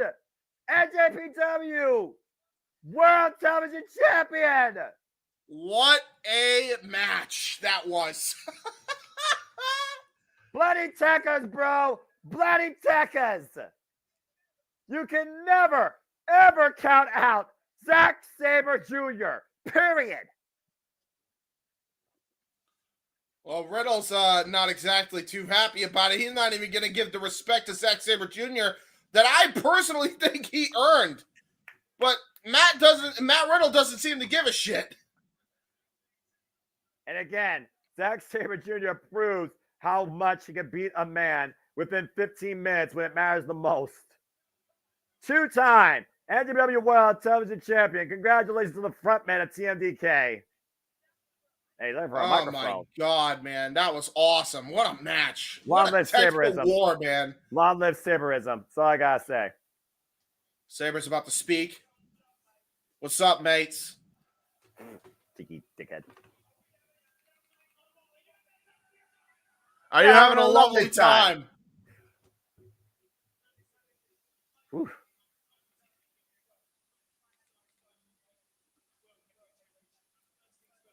Right. He said he wants the IWGP World title, but he had to get his baby back. The World Television title, by the way. Yeah.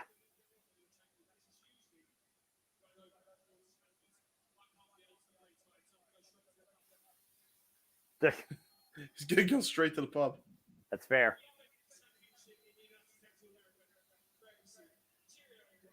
He says he's going to be defending this championship in the United States very soon. And there's a couple places that I could think he might be doing that. Look at Series already defended it. Bring up on. Hold on. Oh, Jeff Cobb. Remember, in the first reign, James, Jeff Cobb was actually his first 15-minute draw. That is fair. There's history between Jeff Cobb and Zack Sabre Jr. There's history between the United Empire and TMDK. And TMDK also just won, of course, the Strongboy Tag Team Championships. So TMDK is absolutely draped in gold. And Zack Sabre Jr. laying the title down as almost a cross-the-line type scenario, saying, bring it on. Not today, I'm tired. Not today, I'm tired. We'll do it another time. He says to a fan, says Zack Sabre Jr. And he extends his hand to Jeff Cobb, and Jeff Cobb. There you see. Put the hand behind the back. Sportsmanship. And he shakes it. It's official, folks. Zack Sabre Jr. is first of oh boy. Oh my God, yeah. Nice try. Nice try, Zach. Nice try on that one. You were not going to get the one up on Jeff Cobb. Almost caught him in a tour of the islands there.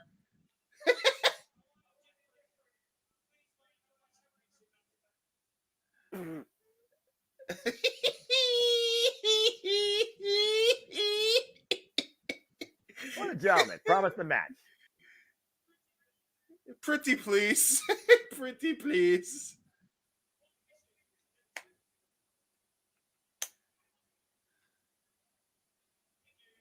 Thank you. I love Zack Sabre Jr. Yeah. Yeah, cheeky heel. Cheeky heel Zack Sabre is the best. Would you ever expect anything less from this guy? Oh my God. Jeff Cobb said on commentary during Sakura Genesis, no title is safe from me. I think he's already set his sights on his first prize he wants to get. Well, history continues to be made here at Windy City Riot. He wants his towel. Don't deny the man his towel. Well, if you absolutely love that professional wrestling grappling clip, you're going to love this Test of Wales coming up next. Oh, man. That was fucking phenomenal. That was my favorite match of the night. Oh, that was great. Hey, I had a great time. Washington? Ooh. Oh. I know what this is. Washington can only mean one thing. Capital Collision. I see. Friday, August 30th. I see. Well. I bet you Ali is going to show up for this event just so that way he could do the Mr. President entrance again. He has to. It's perfect. It's too perfect. Well, Jeff, JJ, I know you hear me. Get ready to another show schedule, but first, it's time to see the show off. The once a man endures Stone Pitbull Wrestling. It's Tomoshi versus Nick Nemeth. I forgot to take the graphic down, but yeah. Yes, Zach has reclaimed the throw. Yeah, TMDK, man, getting all the gold. I'm hyped for them, man. That was awesome. I'm glad to see TMDK finally get ahead because they more so effing deserve it. Oh boy! Now, for those that don't know, Tomoshi is a guy where his entrance really allows you to set the mood and tell the story and talk about this man that is called the Refrigerator for a reason, with no neck, that literally was dead for 10 minutes and came back to life and fights like every match is his last. Well, it's Tomohiro Ishii, and he's the Stone Pitbull for a reason. And that's all I got to say about that. Well, James, you and I both know when it comes to Stone Pitbull, he can't have a bad fucking match. Only you can have a bad day against him if your jaw isn't strong enough. Exactly.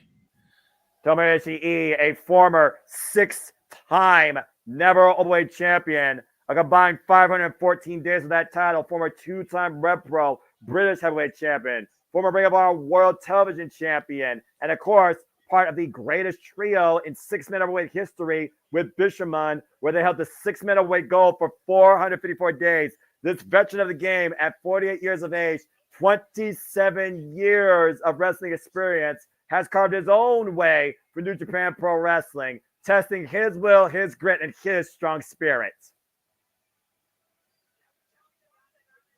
When Tomohiro Ishii is on the screen, you're in for a fucking fight. Yeah, and really, he is made of stone. I mean, you gotta imagine too. He has definitely taken inspiration with the Pitbull moniker from guys like Gary Wolf and his partner. And you want to talk about a guy that also is on a renaissance of his own, brought back to life, Nick Nemeth, and the first chapter of his new run. Of course, the new global IWGP Heavyweight Champion after beating David Finlay during the New Beginning Tour.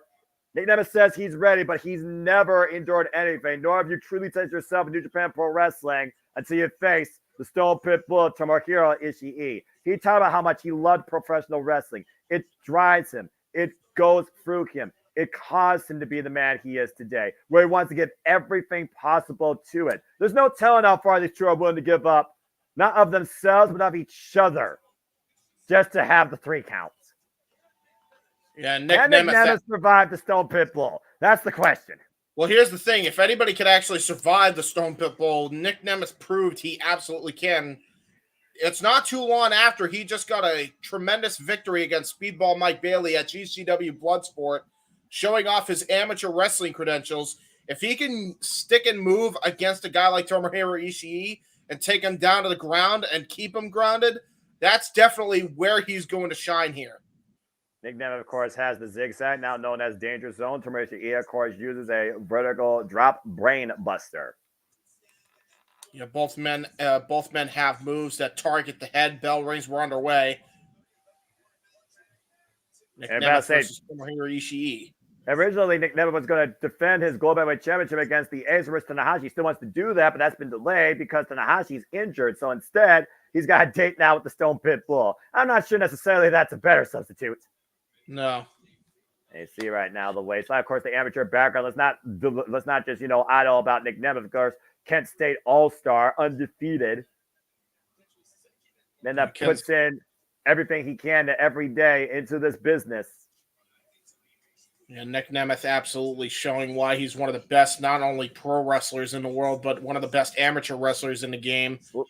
Always has been, and now Tomohiro Ishii is finding that out firsthand. He's having a hard time trying to get Nick Nemeth on the ground. This is the game of the amateur standout here. Whoa. Now they roll towards the ropes, and that forces a break for Nick Nemeth and Tomohiro Ishii. Again, Nick Nemeth, he's here to show the world exactly what he is. You think about, again, he came into TNA. Who did he do? What did he do? He took out the TNA World Champion Moose. Of course, Nick Nemeth will be involved. Also, folks, next weekend at TNA Rebellion, challenging for the TNA World Championship against Moose. Can Nick Nemeth beat the system for the first time in his life? Yeah, see, you're not going to win in a strike-off. Just as much as Tomohiro Ishii isn't going to win on the ground against Nick Nemeth, you're not going to win in the striking match against the Stone Pitbull. I don't know what Nemeth's thinking here. Well, again, when you go against the Stone Pitbull, what do you test? Nick Nemeth testing right now his striking prowess and his jaw, like I said, his strong fighting spirit. Shoulder block does not take Nick Nemeth off his feet. Of course, Tomohiro has that lower center of gravity with his height. And again, this is the first time I see Nick Nemeth take on this style. Stone Pitbull wrestling is its own style, James. You know that. Oh, my. Yeah. Great shoulder block by Tomohiro Ishii, just using all the momentum from Nick Nemeth when he put into his shoulder tackle. He just brought it right back to Nemeth tenfold and dropped his ass.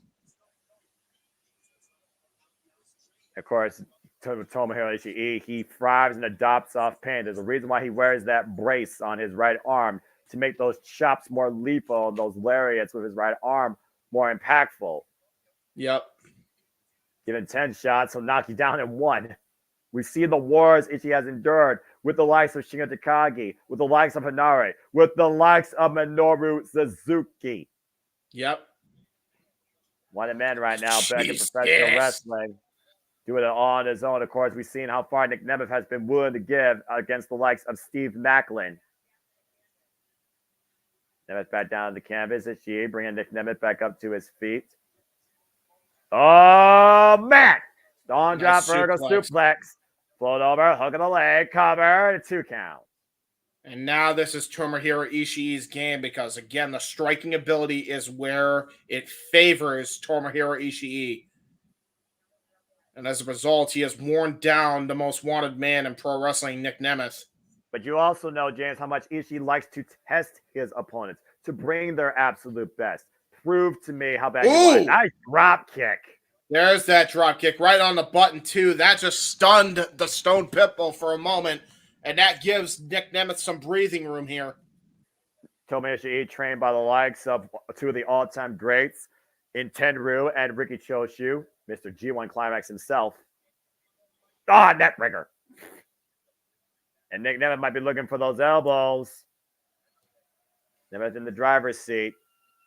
And now here comes those elbow drops. Here comes a vintage Nemeth. Offense by the wanted man. Having his way with the Stone Pitbull Tomohiro Ishii. Knows I didn't go for all 10. Cover. 2. Trying to wear him out. Gets a 2 count. Is he trying to prove to himself that he still can hang, that he actually can still bring all that he possibly can? Is there more pressure again on Nick Nemeth to get the win or to gain Tomohiro Ishii's respect? Well, I mean, if you're in the business to try and get respect, you don't think about respect. You go in there for the win, and if that's kind of my thing there. Getting the low vertical base of Tomohiro Ishii, avoiding a pile driver attempt into a back body drop counter. Again, favoring that small back, though. Again, Tomohiro Ishii is a guy that will always be in pain, but will never show you pain. Oh, dear.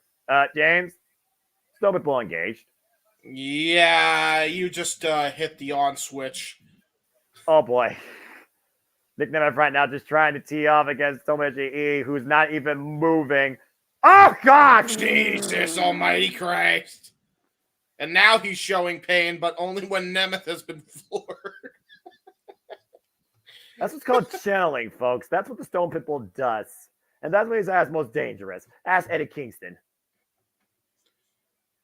Again, Riki Choshu, back in the day. Yep. Riki Choshu knows all about what Tomohiro Ishii is all about. And not even Riki Choshu was this damn crazy. And this is the same guy that had wars with the likes of Keiji Muto. Uh-oh. Yep. Ishii right now hooking up Nick Nemeth. Might be looking for a suplex out of the corner. And then my God. Mega drop. Superplex. Stalling drop superplex. Damn. Slow to capitalize, though. Slow to fall up in the cover. Again, if you're going to prove that you belong to Japan Pro Wrestling, the Stone Pit Bull is a hell of an initiation to go through. And probably the initiation you need to go through. And now looking up for a pile driver. Bomb here. Tomoyoshi Ii, a guy that's never held the IWGP Intercontinental Championship or Heavyweight Championship. Now looking for a sleeper hold. Trying to take him down. Trying to wear down Stone Pit Bull. Nick Nemeth has that firmly locked in. Yeah, good luck on that one. Good luck on that one, Nemeth, especially against a guy like Tomohiro Ishii. He knows exactly how to counter that one. And Nick Nemeth coming that backdrop suplex. Yeah, great Saito almost. Again, to your point, Nemeth has that amateur background. That might be the great Achilles heel needed to figure out how to beat the Stone Pit Bull here. Leverage right now playing the Nick Nemeth's advantage more than Ishii's advantage. At least at this moment. Nemeth able to catch his breath. Looking to fall in. Delayed. DDT denied. Blocks the clothesline. Back elbow strike. Oh, God. Got a forearm shiver for his troubles. Blocks that shot. Looking him up this time. Gets the DDT and spikes him vertically. He spiked him. Cover 2. Like a Preston at 2.5. That was close. That was close. And again, that's when leverage plays against you. Think about the way that Ishii's neck was compressed on that. You see him grabbing it right now in the shoulder. That can cause a stinger effect right there. That's a fair point. Again, you talk about Nick Nemeth questioning himself if he could still go. Tomoyoshi Ii been questioning himself initially if he could still go. Again, this is the guy that literally was registered dead for 10 minutes and has never been the same ever since. Trying to go for the Fameasser. Power bomb! Yeah, just a textbook power bomb by Ishii. That was brilliant. Golly.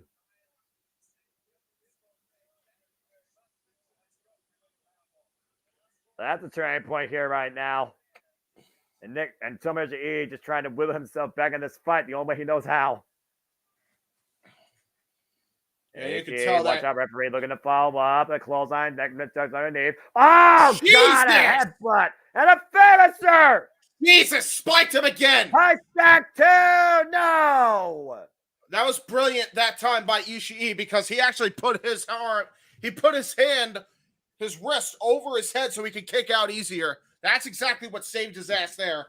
As he's still grabbing the back of his head again. Continued impact on the back of the head and neck. And if nothing else, that sums him up for the danger zone. Yeah, for sure. The danger zone is definitely being softened up the more he takes those spiking shots to the canvas head first. Now Nemeth trying to get some wherewithal, and both men are slowly crawling up to their feet. Yeah, Nemeth leading the ropes, and Ishii does not. That tells you the whole story, Noah. But again, Ishii's a guy that will not show weakness, ever. Falls in, single leg kick. Creates distance with him and Nemeth. Nemeth looking to follow it again, and oh my gosh, just hit a stone. Oh! Big forearm, though, but again, Ishii's still, again, that driving force of the shoulder. Pan back on the neck. Nemeth feeling the take it down with a lariat. Cover 2. No. Yeah, that was a brutal lariat. Almost looked like a bionic forearm. Shades of Lex Luger, that one. Still not enough to get the Duke. 10 minutes in, by the way, on this initiation for Nick Nemeth in New Japan Pro Wrestling, being perfectly honest here. Looking for the sliding lariat. Nemeth ducks out of the way. Nemeth looking trying to go for shades of Masato Tanaka. There's the enziguri by Tomohiro Ishii, though. Turning point here. Ishii gonna go to the corner. Sliding D connects this time. Going for a cover. There's no. Immediate hook of the leg off that sliding lariat. Whew. A little bit of frustration, I think, right now on Tomohiro Ishii. Nick Nemeth probably just relieved. And Tomohiro Ishii right now. It looks like he's going to set up for the sheer drop brainbuster. Nope, that's a suplex counter. Another headbutt. Jesus. Still, Ishii retains wrist control. Irish whip, front face, turnbuckle, excuse me. Trying to go for the danger zone. That countered. Switch to music. Switch to music. Look at the counter. Drapes the arm too. No. Oh my God! At the last possible second, Ishii keeps and has the shoulder up. Yeah, it doesn't matter how much the show is off the net, as long as it leaves contact with the canvas. Barely got that up. Barely. And now just on instinct fell in the pin. Yes, he did. Nothing but an arm draped over the body.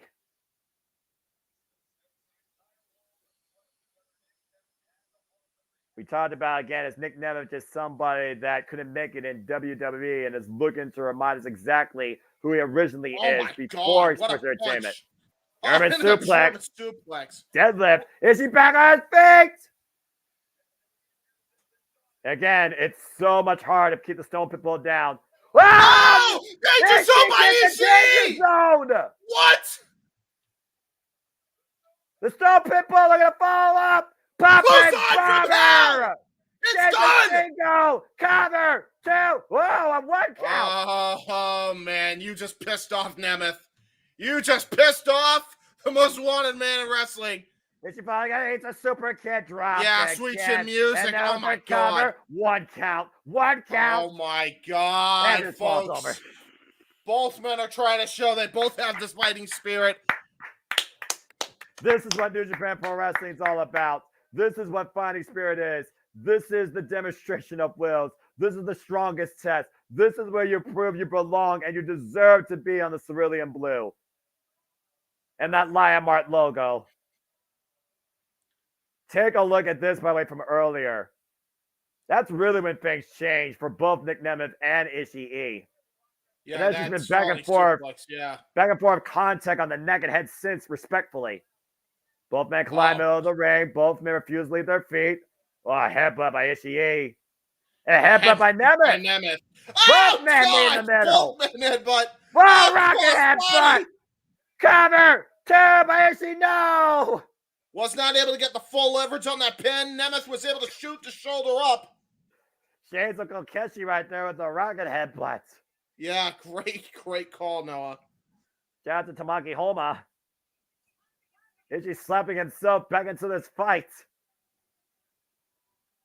Saying that this is it. Again, still favoring the small of the bat, though. Can he hold him up for the vertical drop brainbuster? That stubbornness of the Stone Pitbull. Nemeth out the back door. And Nemeth, look for Dana Stone. Ishii scouting it, though. Nemeth again scouting it, though. Ishii eats a right. Super kick. Ishii falls in again. Blocks the lariat. Does Nemeth and Nemeth. Danger zone! Danger zone! Nemeth in the danger zone! 2! And Nemeth with the win! What a counter that was. What an exchange by both men. Nemeth with the victory. Good God. What a fight. Yeah, fight is the right word. If there was any question in anyone's mind that Nick Nemeth, does he have the fighting spirit, I think he just silenced a lot of doubters and critics tonight. And Nick Nemeth truly showed something tonight against the Stone Pitbull. There's no denying that. Nick Nemeth outlasts Stone Pitbull Wrestling and gets the win with the Danger Zone over Tomohiro Ishii. It only takes 3 seconds, though, to prove your point. But it's a long journey to get to that. Man. That was a great match. That's a big statement right there by the wanted man.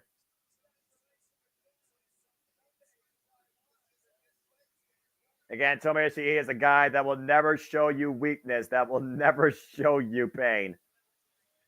Well, he's definitely in pain, whether he wants to admit it or not. Nemeth definitely got him through the ringer tonight. He got everything he expected from the Stone Pitbull, and then some. I wouldn't mind seeing this run back for that Global Heavyweight Championship. Yeah, I agree. That was a hell of a match. Well, who knows when, again, Nick Nemeth is waiting for Hiroshi Tanahashi to defend that title against. And who knows when that's going to take place. But a big win tonight for the wanted man. And now he has to prepare next week for the TNA World Championship. Yes, he does. He's going to try to become a double champion. He's going to try to take that belt off of, who's the champion right now? I forget. Sorry. Moose. Yeah, he's going to try to take the belt off Moose. And that's going to be an easier said than done challenge. Yeah, about to say again, can Nick Nemeth for the first time in his career beat the system? He was able to claim victory over the Stone Pitbull in New Japan Pro Wrestling, but being the system is a whole different adversary. And ladies and gentlemen, we will be covering that event along with all these other events coming up for the Jeff Beecham Network Watch Along events. So stay tuned for this one last commercial break. One more time, we run through the trailer. This is what you can see coming up on the Jeff Beecham Network Multiverse of Media. 3, 2, 1.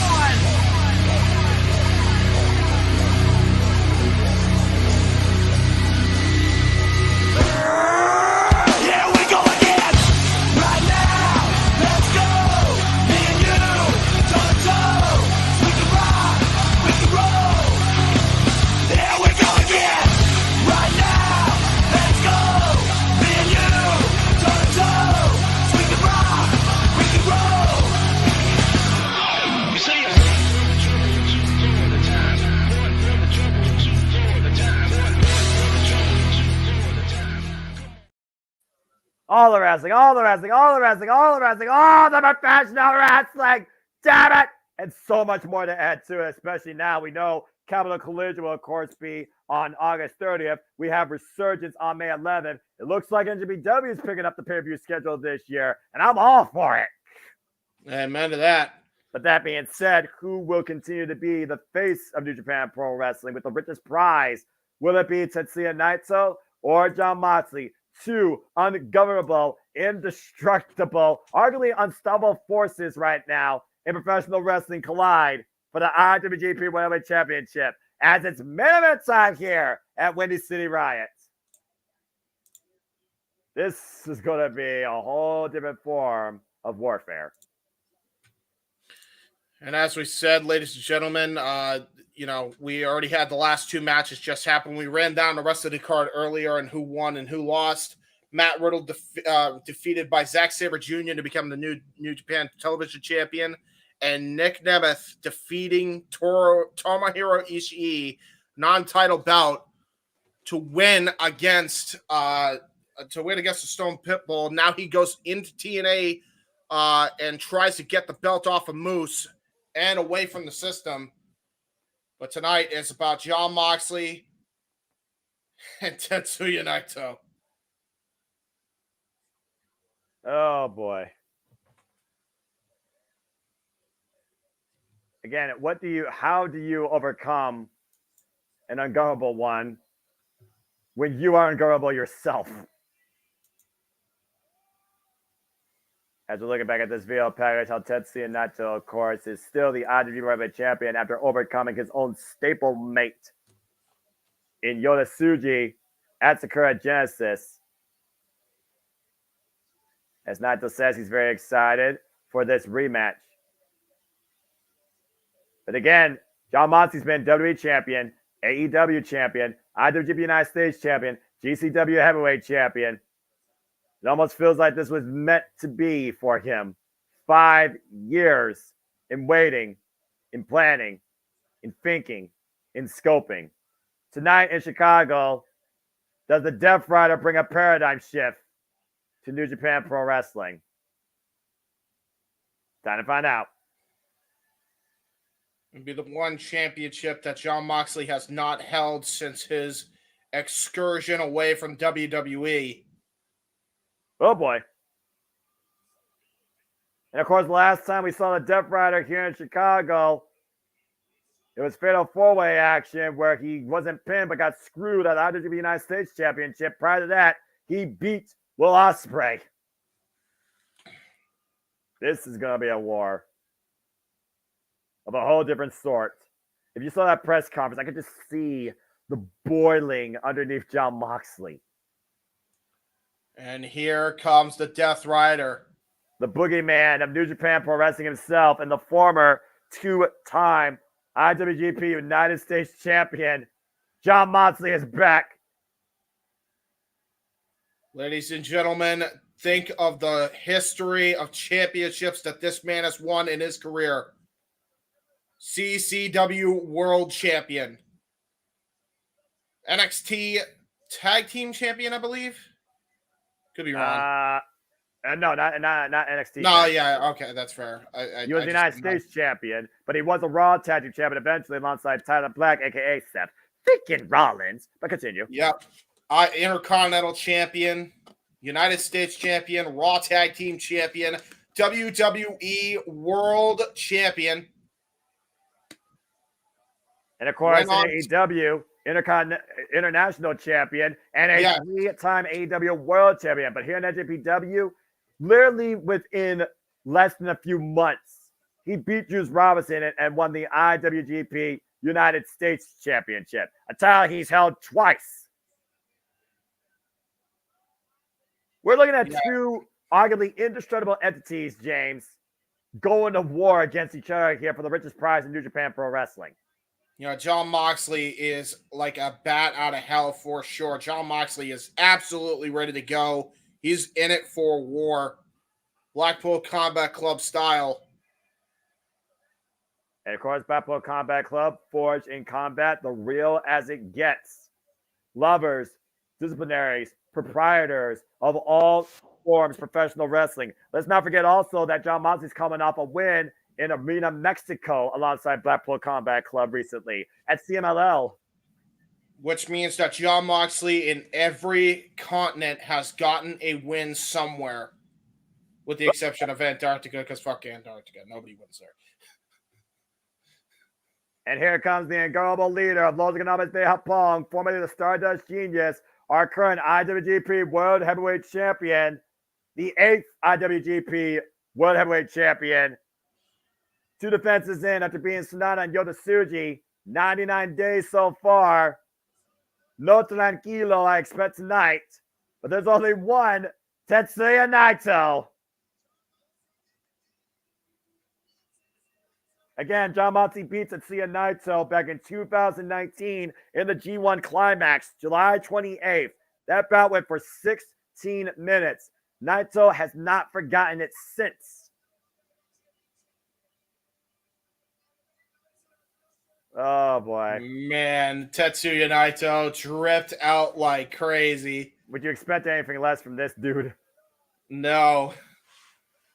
Here he comes, the IWGP World Champion. And he's staring a hole through Jon Moxley. Tetsuya Naito has gone into war with some of the greatest who's who of New Japan Pro Wrestling history. Hiroshi Tanahashi, Kazuchika Okada, former stablemate Sonata, Kota Ibushi, Jay White. And he even faced his own teammate Evil when he betrayed him and left for Bullet Club. He's won big time on the baseball fields. He's won in the main event, and he's had that roll call finally in the Tokyo Dome. And Tetsuya Naito, let's continue those roll calls across all the arenas and venues in the world. In order to do that, he has to hold on to the IWGP World Heavyweight Championship. And again, he was excited for this. He's been waiting for this since 2019. As Jon Moxley right now is not letting Naito get in his head. Again, right now, we know Naito, tranquilo, but as soon as that bell rings, all hell's about to break loose. Yeah, that's absolutely accurate. And again, Jon Moxley knows about all these mind games. Jon Moxley knows about this mental warfare. I mean, Jon Moxley's literally survived and beaten his own demons in his life. Oh, boy. The IWGP World Heavyweight Championship that, of course, was first minted, created, designated, and given off to Kota Ibushi. And then, of course, Will Ospreay had it. Then it was vacated. Then it was won by Shigeru Takagi. Then won by Kazuchika Okada. Won by Jay White. Won back by Kazuchika Okada. Won by Sonata. And, of course, now Tetsuya Naito.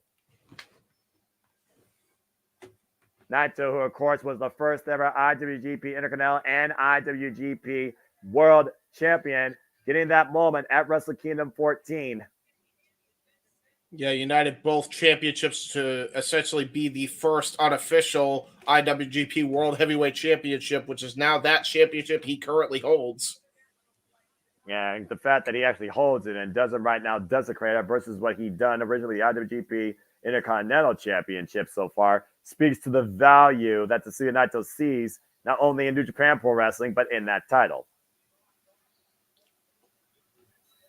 Well, there's a lot of things can change with many years. John Moxley in the blue corner, the challenger in the red corner, the champion Tetsuya Naito. The referee passes the belt off to the timekeeper. He is not even out of his suit yet. I just want to put that out there. Referee now checking both men for any illegal objects. Well, John Moxley, I mean, just saying. Yeah, exactly. You definitely want to watch out when it comes to John Moxley. Oh, boy. And now Tetsuya Naito taking off his wardrobe, which I'm sure will take as long as humanly possible, almost mind game-like when it comes to John Moxley. I wouldn't expect anything less from the ungovernable one. Just saying. A little bit of a stack here for not Chris Sansa, but Standy. IWGP heavyweight title and world title only changed hands one time in the States. The heavyweight in 2019, never for the world title. He says tranquilo. He says tranquilo, John Moxley. Yeah, John Moxley, we know that this man is going to explode when that bell rings. I just feel it. And there he is. Tetsuya Naito now undressed. Well, never mind. He's got a belt. Does he also have pants that he has to take off? He's got to take off the pants? Yes, he does. He's taking off the pants. Well, not as good as Taiji, but yes, the pants need to come off. Guy that was also part of Keiji Muto's retirement match. First looked up to Keiji Muto when he came into this business. Now I think he's just pissing off Moxley. He's doing this slowly and deliberately on purpose. To the point that you're probably getting impatient up before you get to say your phrase. Yeah, exactly. This is the ungovernable one, folks. This is also another entrance where you might want to order DoorDash. It's not even an entrance. It's a pre-match ritual. I think he's legitimately also having trouble, but never mind. He was just playing mind games. What are you doing? Why are you humping your pants? He's got to flex the knees. You see how bad those knees have been bandaged up and damaged, dude, over his career? That is fair. That is fair. And he finally takes the pants off. All right. And John Moxley said, "You done?" I think the referee didn't even check for anything. Bell rings and here we go! Main event time! One fall, 60-minute time limit, IWGP Heavyweight Championship. John Moxley right now has not even changed his stance.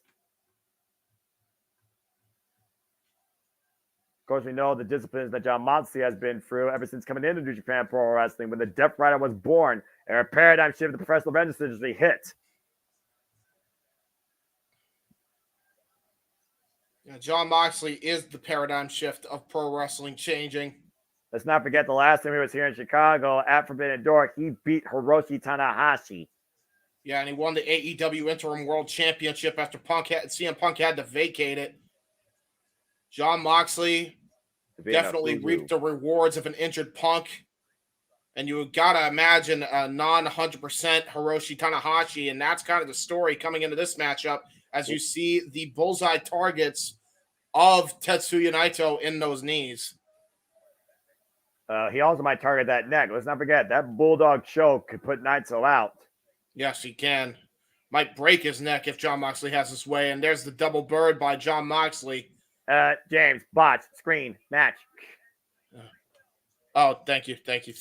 Sorry about I just glanced over for a split second because I always appreciate that. And again, figure by that's been tuning in. Please subscribe, comment, tell a friend. We do this for all the shows across NJPW, Ring of Honor, AEW, NXT, WWE, TNA. Here's the JMN Multiverse of Media live watch event schedule for 2024. Hashtag we gonna die.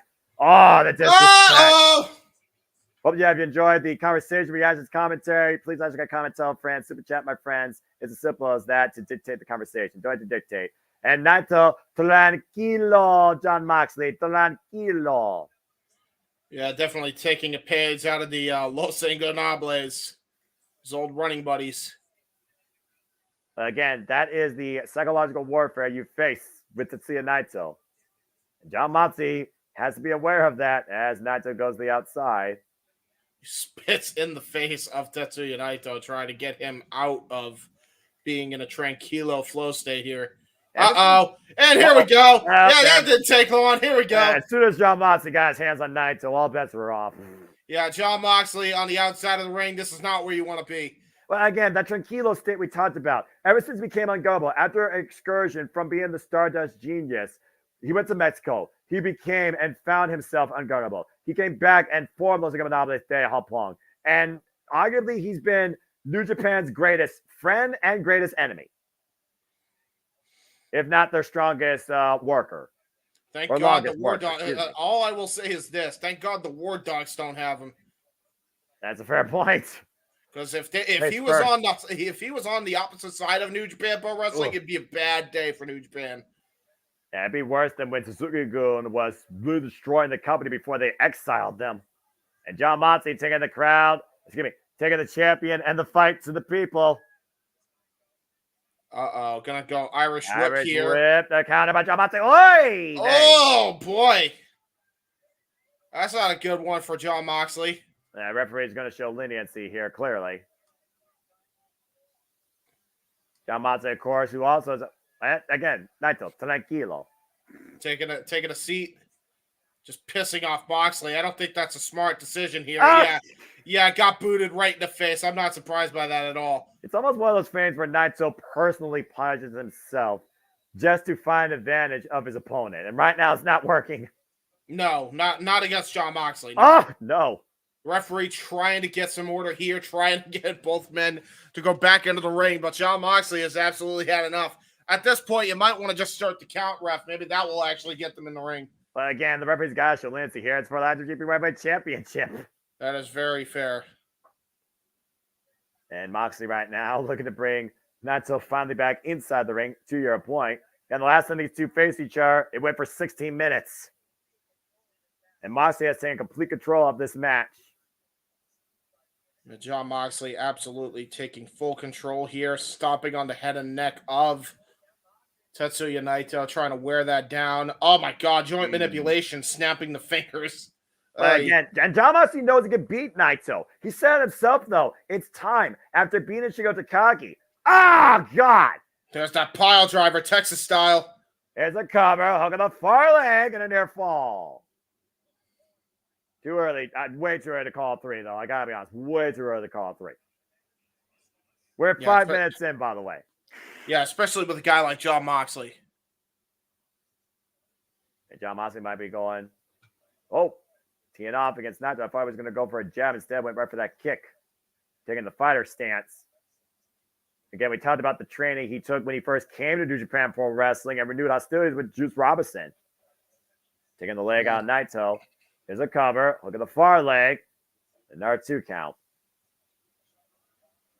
Now Moxley trying to get in the head of the champion here. Yeah, and again, those legs were going to be bullseye targets on Naito, and Moxley knows it. When he's like a shark, man. When he senses blood in the water, he's absolutely gonna zero in on those body parts. And there's the spit there by Tetsuya Naito. Again, the act of defiance by the unguardable one will never waver. Irish whip. Naito catches John Moxley, sunset flip, the rope through Moxley though, picks the ankle. Figure 4 leg lock. Figure 4 by John Moxley. That's not something you see out of Moxley often. Well, again, we talked about before. He may be a brawler, but he is very technically sound. We have seen that countless times, especially in New Japan Pro Wrestling. Yeah, look at the pain. The pain is etched on the face of Tetsuya Naito, trying to get that leg away from hooking. And again, there's the up kick. Moxley's not going to let go of that hold easy. Yeah, he's got that full pressure in, and John Moxley again. Right now, just literally jaw-jacking Naito. Naito screaming in angst. To your point, needs to roll through, reverse the pressure, or finds with the ropes. John Moxley releasing the hold. Moxley go for a Texas Cloverleaf. Or Prism Lock, as Rhea Ripley used at WrestleMania. Oh, that's a Cloverleaf. That's definitely a Cloverleaf. Shout out to Hiroshi Tanahashi. You talk about the who's who that Naito beat. Let's not forget, John Moxley's got wins over Yuji Nagata, Minoru Suzuki, Shingo Takagi, Hiroshi Tanahashi, just to name a few. Now trying to go for that STF again, just taking the submission game that he has learned from MMA greats like the Randy Couture and submission greats in pro wrestling, like Dean Malenko. And force the break. And William Regal. Jon Moxley absolutely has stepped up his game as a professional wrestler. A lot of people just see him as a brawler, but he's absolutely more than just a one-trick pony when it comes to that. Ain't that the truth? Again, this is going to be a really crazy drug to have in your life, professional wrestling. And clearly Jon Moxley is addicted to it and is not ready to let it up. Nope. And Naito, though, not letting up right now, trying to get in Jon Moxley's head, still getting back up into these PKs. Caught the trying to go for those yes kicks. Every single PK had no effect on Naito, and now Naito. Oh no! Back in the eyes, near the midsection though. Jon Moxley good up Naito. Whoa! Sheer drop brainbuster! And the cover, hook of the far leg, and a near fall. Wow. He barely kicked out of that, by the way. And now Jon Moxley giving Naito a receipt to break the eyes. Yeah, you don't want to try to fight dirty with Jon Moxley, man. But again, James, we're talking about two of the most governable forces in all of professional wrestling. Fair point. Jon Moxley standing tall, and Jon Moxley might be looking to go up to the top rope. Damn hiccup.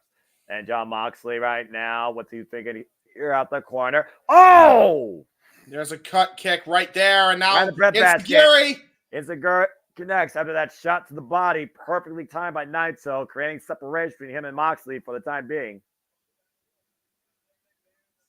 A little bit of air in the lungs, knocked out of Jon Moxley. And Naito teeing off with the elbow strikes now. Giving a moment for the champion. Out to Jon Moxley and the Manhattan drop. And now Naito following up. Nice through front with the elbow. forearm. Kick to the back of the head. Kick. That's vintage Naito right there. Again, we know Naito, he loves to soften up the neck. Remember, it sets up for the Destino. So Naito's already executing his game plan. Oh, wait a minute. Look for the combination called brawl. Instead, net breaker. Great neck breaker there by Tetsuya Naito. Gonna try to go for a cover here. So follow up, lateral press, like a days ago, 2 count.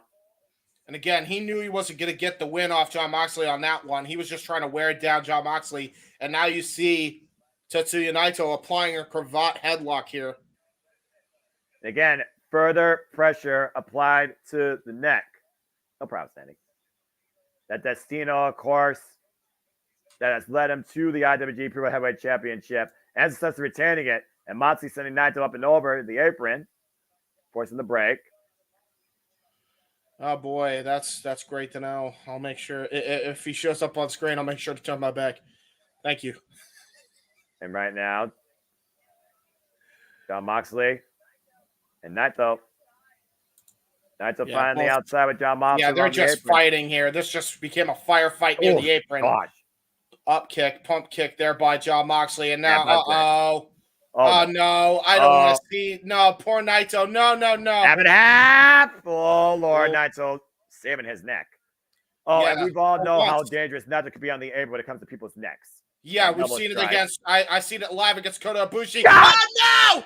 Oh, DDT on the apron. He spiked his head. Oh no! Oh man! Oh no! Oh, Naito's neck be damned. Oh, that hurt my neck. He was perpendicular, by the way, to the apron. 90 degrees. Yes. Oh, that was ruthless DDT off the apron. Now Moxley 10 kilo. Yeah, Moxley. I don't know how smart this is, though. Can you win the title off a countout? Well, yeah, you can. The title can change hands via countout. Well, there you go. And Moxley knows that, and he's going into the ring, going to try to take a countout win to get the title. Again, folks, the rules are different in New Japan Pro Wrestling. And I think the referee again showing Lenny at CC and Naito looking to continue. Trying to get back to his feet on the outside. And imagine what this means for New Japan Pro Wrestling and AEW. Jon Moxley becomes IWGP World Heavyweight Champion. Ahead of Forbidden Door. Ahead of Resurgence. Ahead of a Dynasty. Jon Moxley there again, he tosses him out, and he's like, "Okay, you want to play this game? You want to try to be somebody that's oh no." Moxley following up. Oh! A steel chair right to the head of Jon Moxley. The referee, I don't think So technically, he can't call what he can't see. Jon Moxley just got knocked the f out.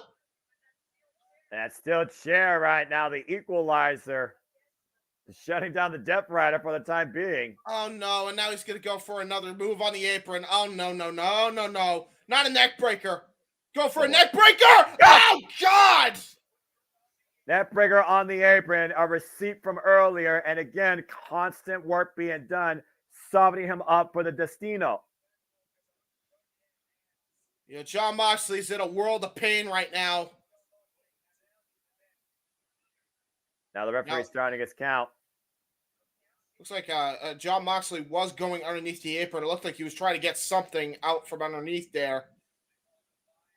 Possibly get an advantage type weapon. I don't know what he was trying to get. Who knows what's on the sadistic, violent mind of the Death Rider.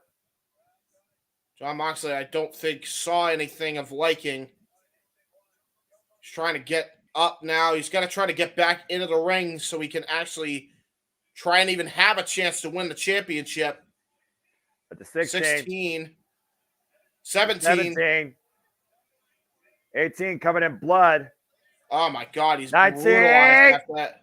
Whoa! And he got in there just in the nick of time. Just in the nick of time. And Naito just realized that Jon Moxley made it back in. Now Jon Moxley's bloody. I repeat, Jon Moxley's bleeding. I repeat, Jon Moxley's bleeding. Out of the corner ropes. Tornado DDT. Jon Moxley's in a world of pain now. And Naito is firmly in the driver's seat. Again, Naito right now. Scouting Jon Moxley. Yeah, Jon Moxley looks like he's going Wham! Oh, he faked out Tetsuya Naito with a clothesline. King Kong Lariat drills Tetsuya Naito down to the canvas. But again, we know what happens when Moxley gets a moment. And also when he sees his own blood. Naito down and out. Driving all of his body through that, to your point, James. Yeah, all the way through. Yeah, just all the way through with that lariat. IWGP World Heavyweight title on the line. The richest prize in New Japan Pro Wrestling.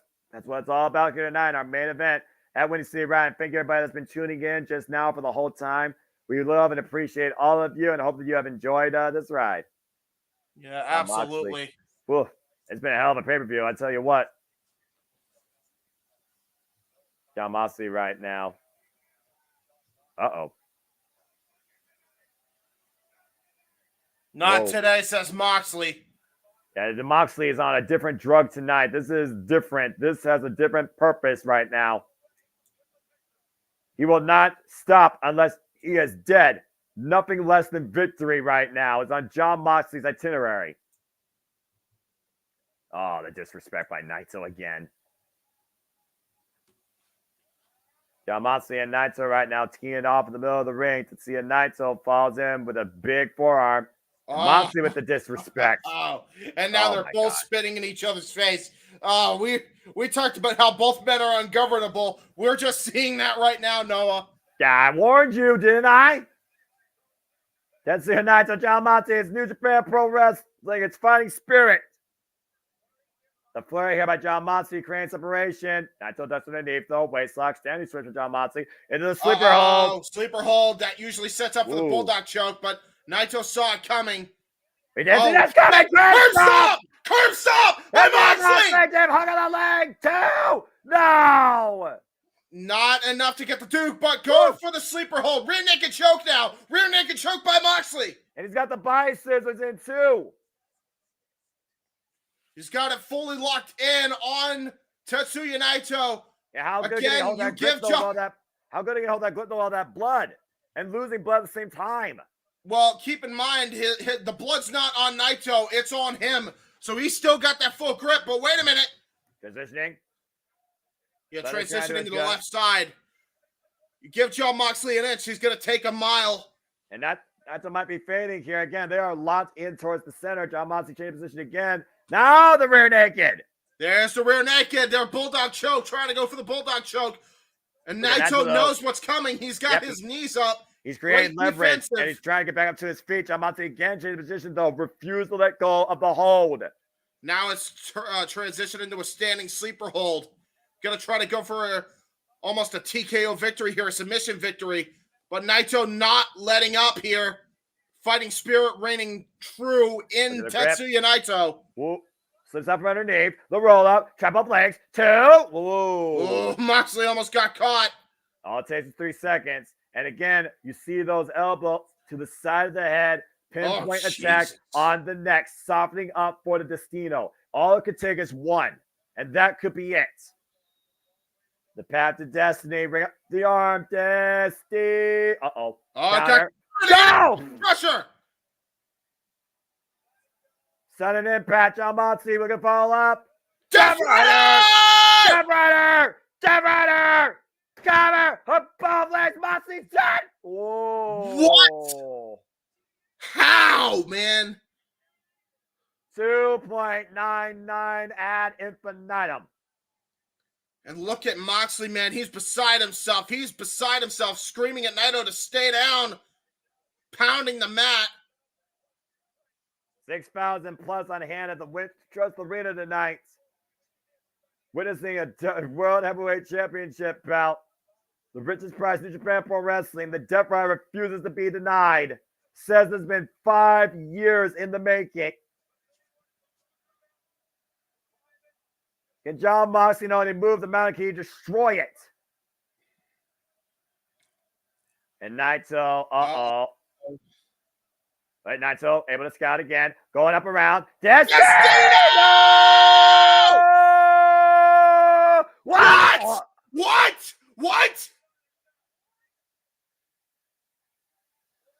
Well, he just kicked out of the Destino. If one doesn't work, a second one will. Right with the arm again. Destiny. Oh, John Moxley countered.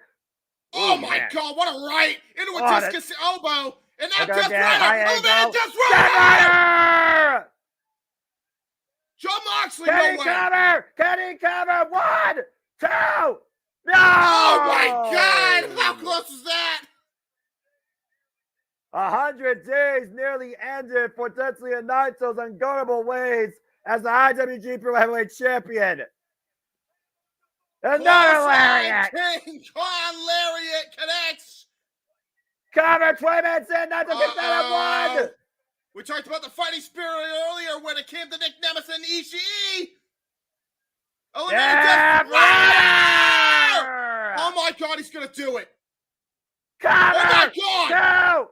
Moxley's the IWGP World Champion! John Moxley is IWGP World Heavyweight Champion! Holy shit! What?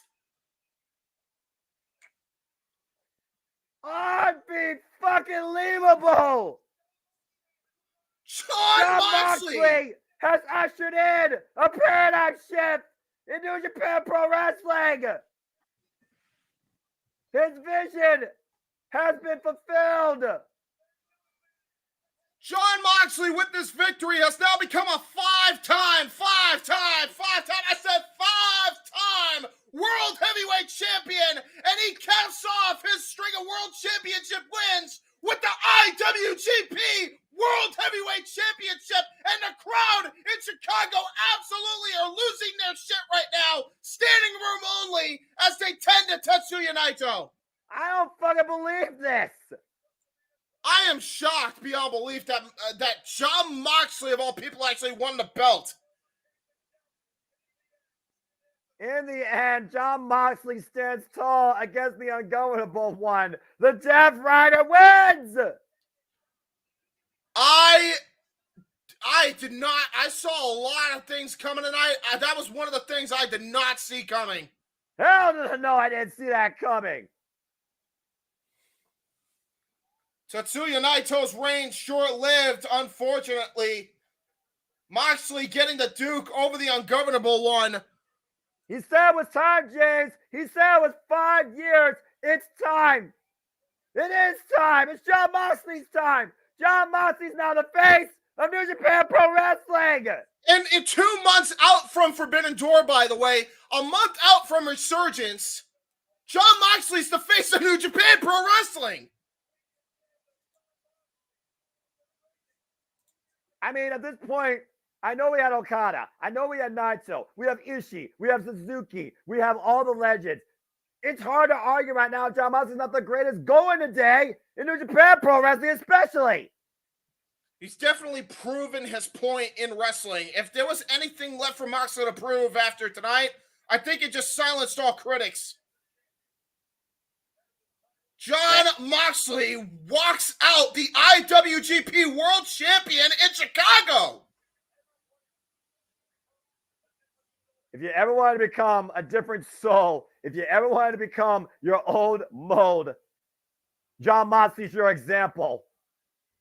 Jon Moxley is the new IWGP World Heavyweight Champion. And the crowd have lost their minds. Moxley chants rain down in Chicago, the Windy City, giving a standing ovation for Jon Moxley as he lays the championship down right in front of that lion. I just cannot believe it. What the hell does this mean? Noah, think about this too. This is your boy, man, from Cleveland, Ohio. Cincinnati, botch, but yes. Cincinnati, Ohio, sorry. Holy shit. Jon Moxley, I'm sure, asking for a microphone. Tradition, the man that wins the main event will close tonight's festivities here in New Japan. There's no argument that not only did he deserve it, he fucking earned it. Yes. A career worth. And there's a Father, Son, Holy Spirit by Jon Moxley before he starts speaking into the microphone here.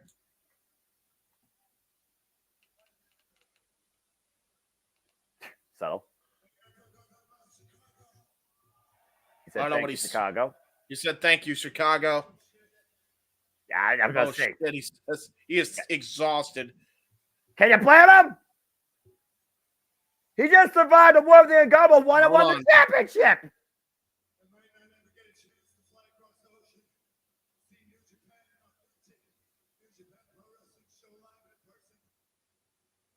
Talking about when he first saw.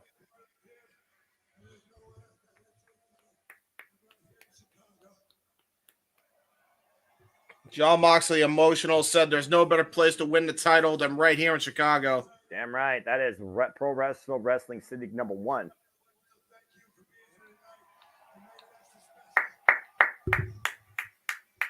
I'm shocked.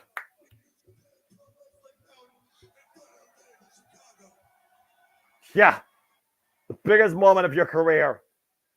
It really is. I mean, other than the time he won the AEW World title, this is right up there with that, honestly.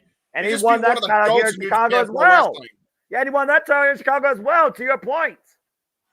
Man, he's got a great string of luck in Chicago. First the WWE title, now the AEW title, and now the World title for New Japan. His first order of business.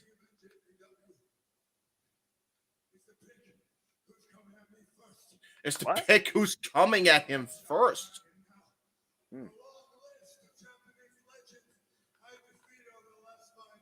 Yeah. That shit's easy. The young Lions he's going to give a shot to the belt to. Man, he wants those fish to swim with the sharks.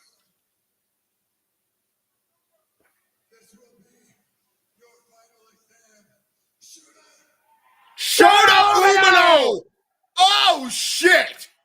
Shota Umino and Jon Moxley for the IWGP title at a future date. Oh, my God. Oh, no! Oh, fucking hell! Red Narita from House of Torture, are you kidding me? This freaking walking, festering, God damn it! Oh, no, he's choking him.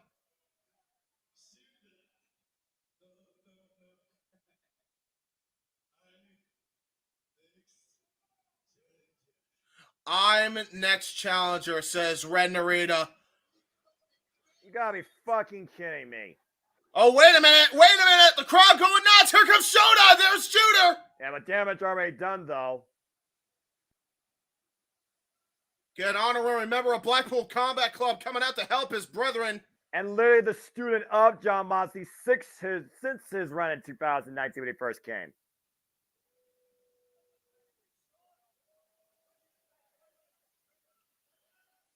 Man.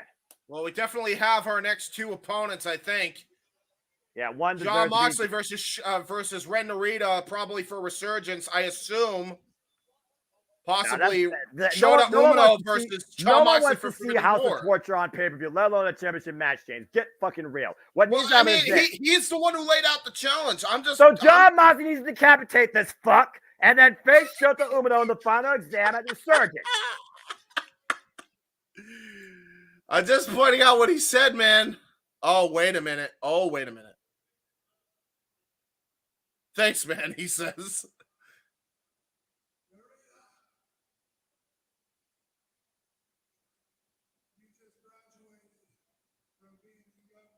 He just graduated from he graduated from being a young boy to being a dead man. I love that line. Well, nice knowing you, Ren Narita. Future IWGP World Heavyweight Championship matches teased already. The youngest and hungry of competitors going after the greatest of challengers. Looks like Ren Narita will get his first taste of the IWGP World Heavyweight Champion John Moxley, as Shota Umino will be awaiting his final exam against his teacher. Death Rider versus Roughneck, imminent. What a show this was. As we usher in the era of the Death Rider, New Japan Pro Wrestling is never going to be the same fucking again. Well, if you're wondering what sort of champion John Moxley is going to be, there's your answer, folks. Okay, so Wrestling Dontaku might be where Ren Narita gets his shot for the IWGP World Title. I mean, fair enough. Yeah, and I think that's fair because, of course, from here, you look at New Japan landscape as a whole. Japan's side is next, of course. We're on the road to Dontaku, of course, the show celebrating a celebratory tradition in Japan. And then following that, we prepare for the summer ahead. We have Resurgence. We have the G1 Climax. We have, of course, now known Capital Collision, the Best of Super Juniors, and so much more. And Nino Nakamura as well. Again, stay tuned, folks, for New Japan Pro Wrestling as we truly have entered a paradigm shift. John Moxley, the brand new IWGP World Heavyweight Champion. For my color analyst and all things professional wrestling, it seems nowadays, James Hebert. I am the son of Noah Fosler. Thank you for joining us tonight from the Wintrust Arena for this presentation. This has been New Japan Pro Wrestling's Windy City Riot. John Moxley, congratulations. You earned it. Ren Narita, you're fucking dead. Good God, what a show.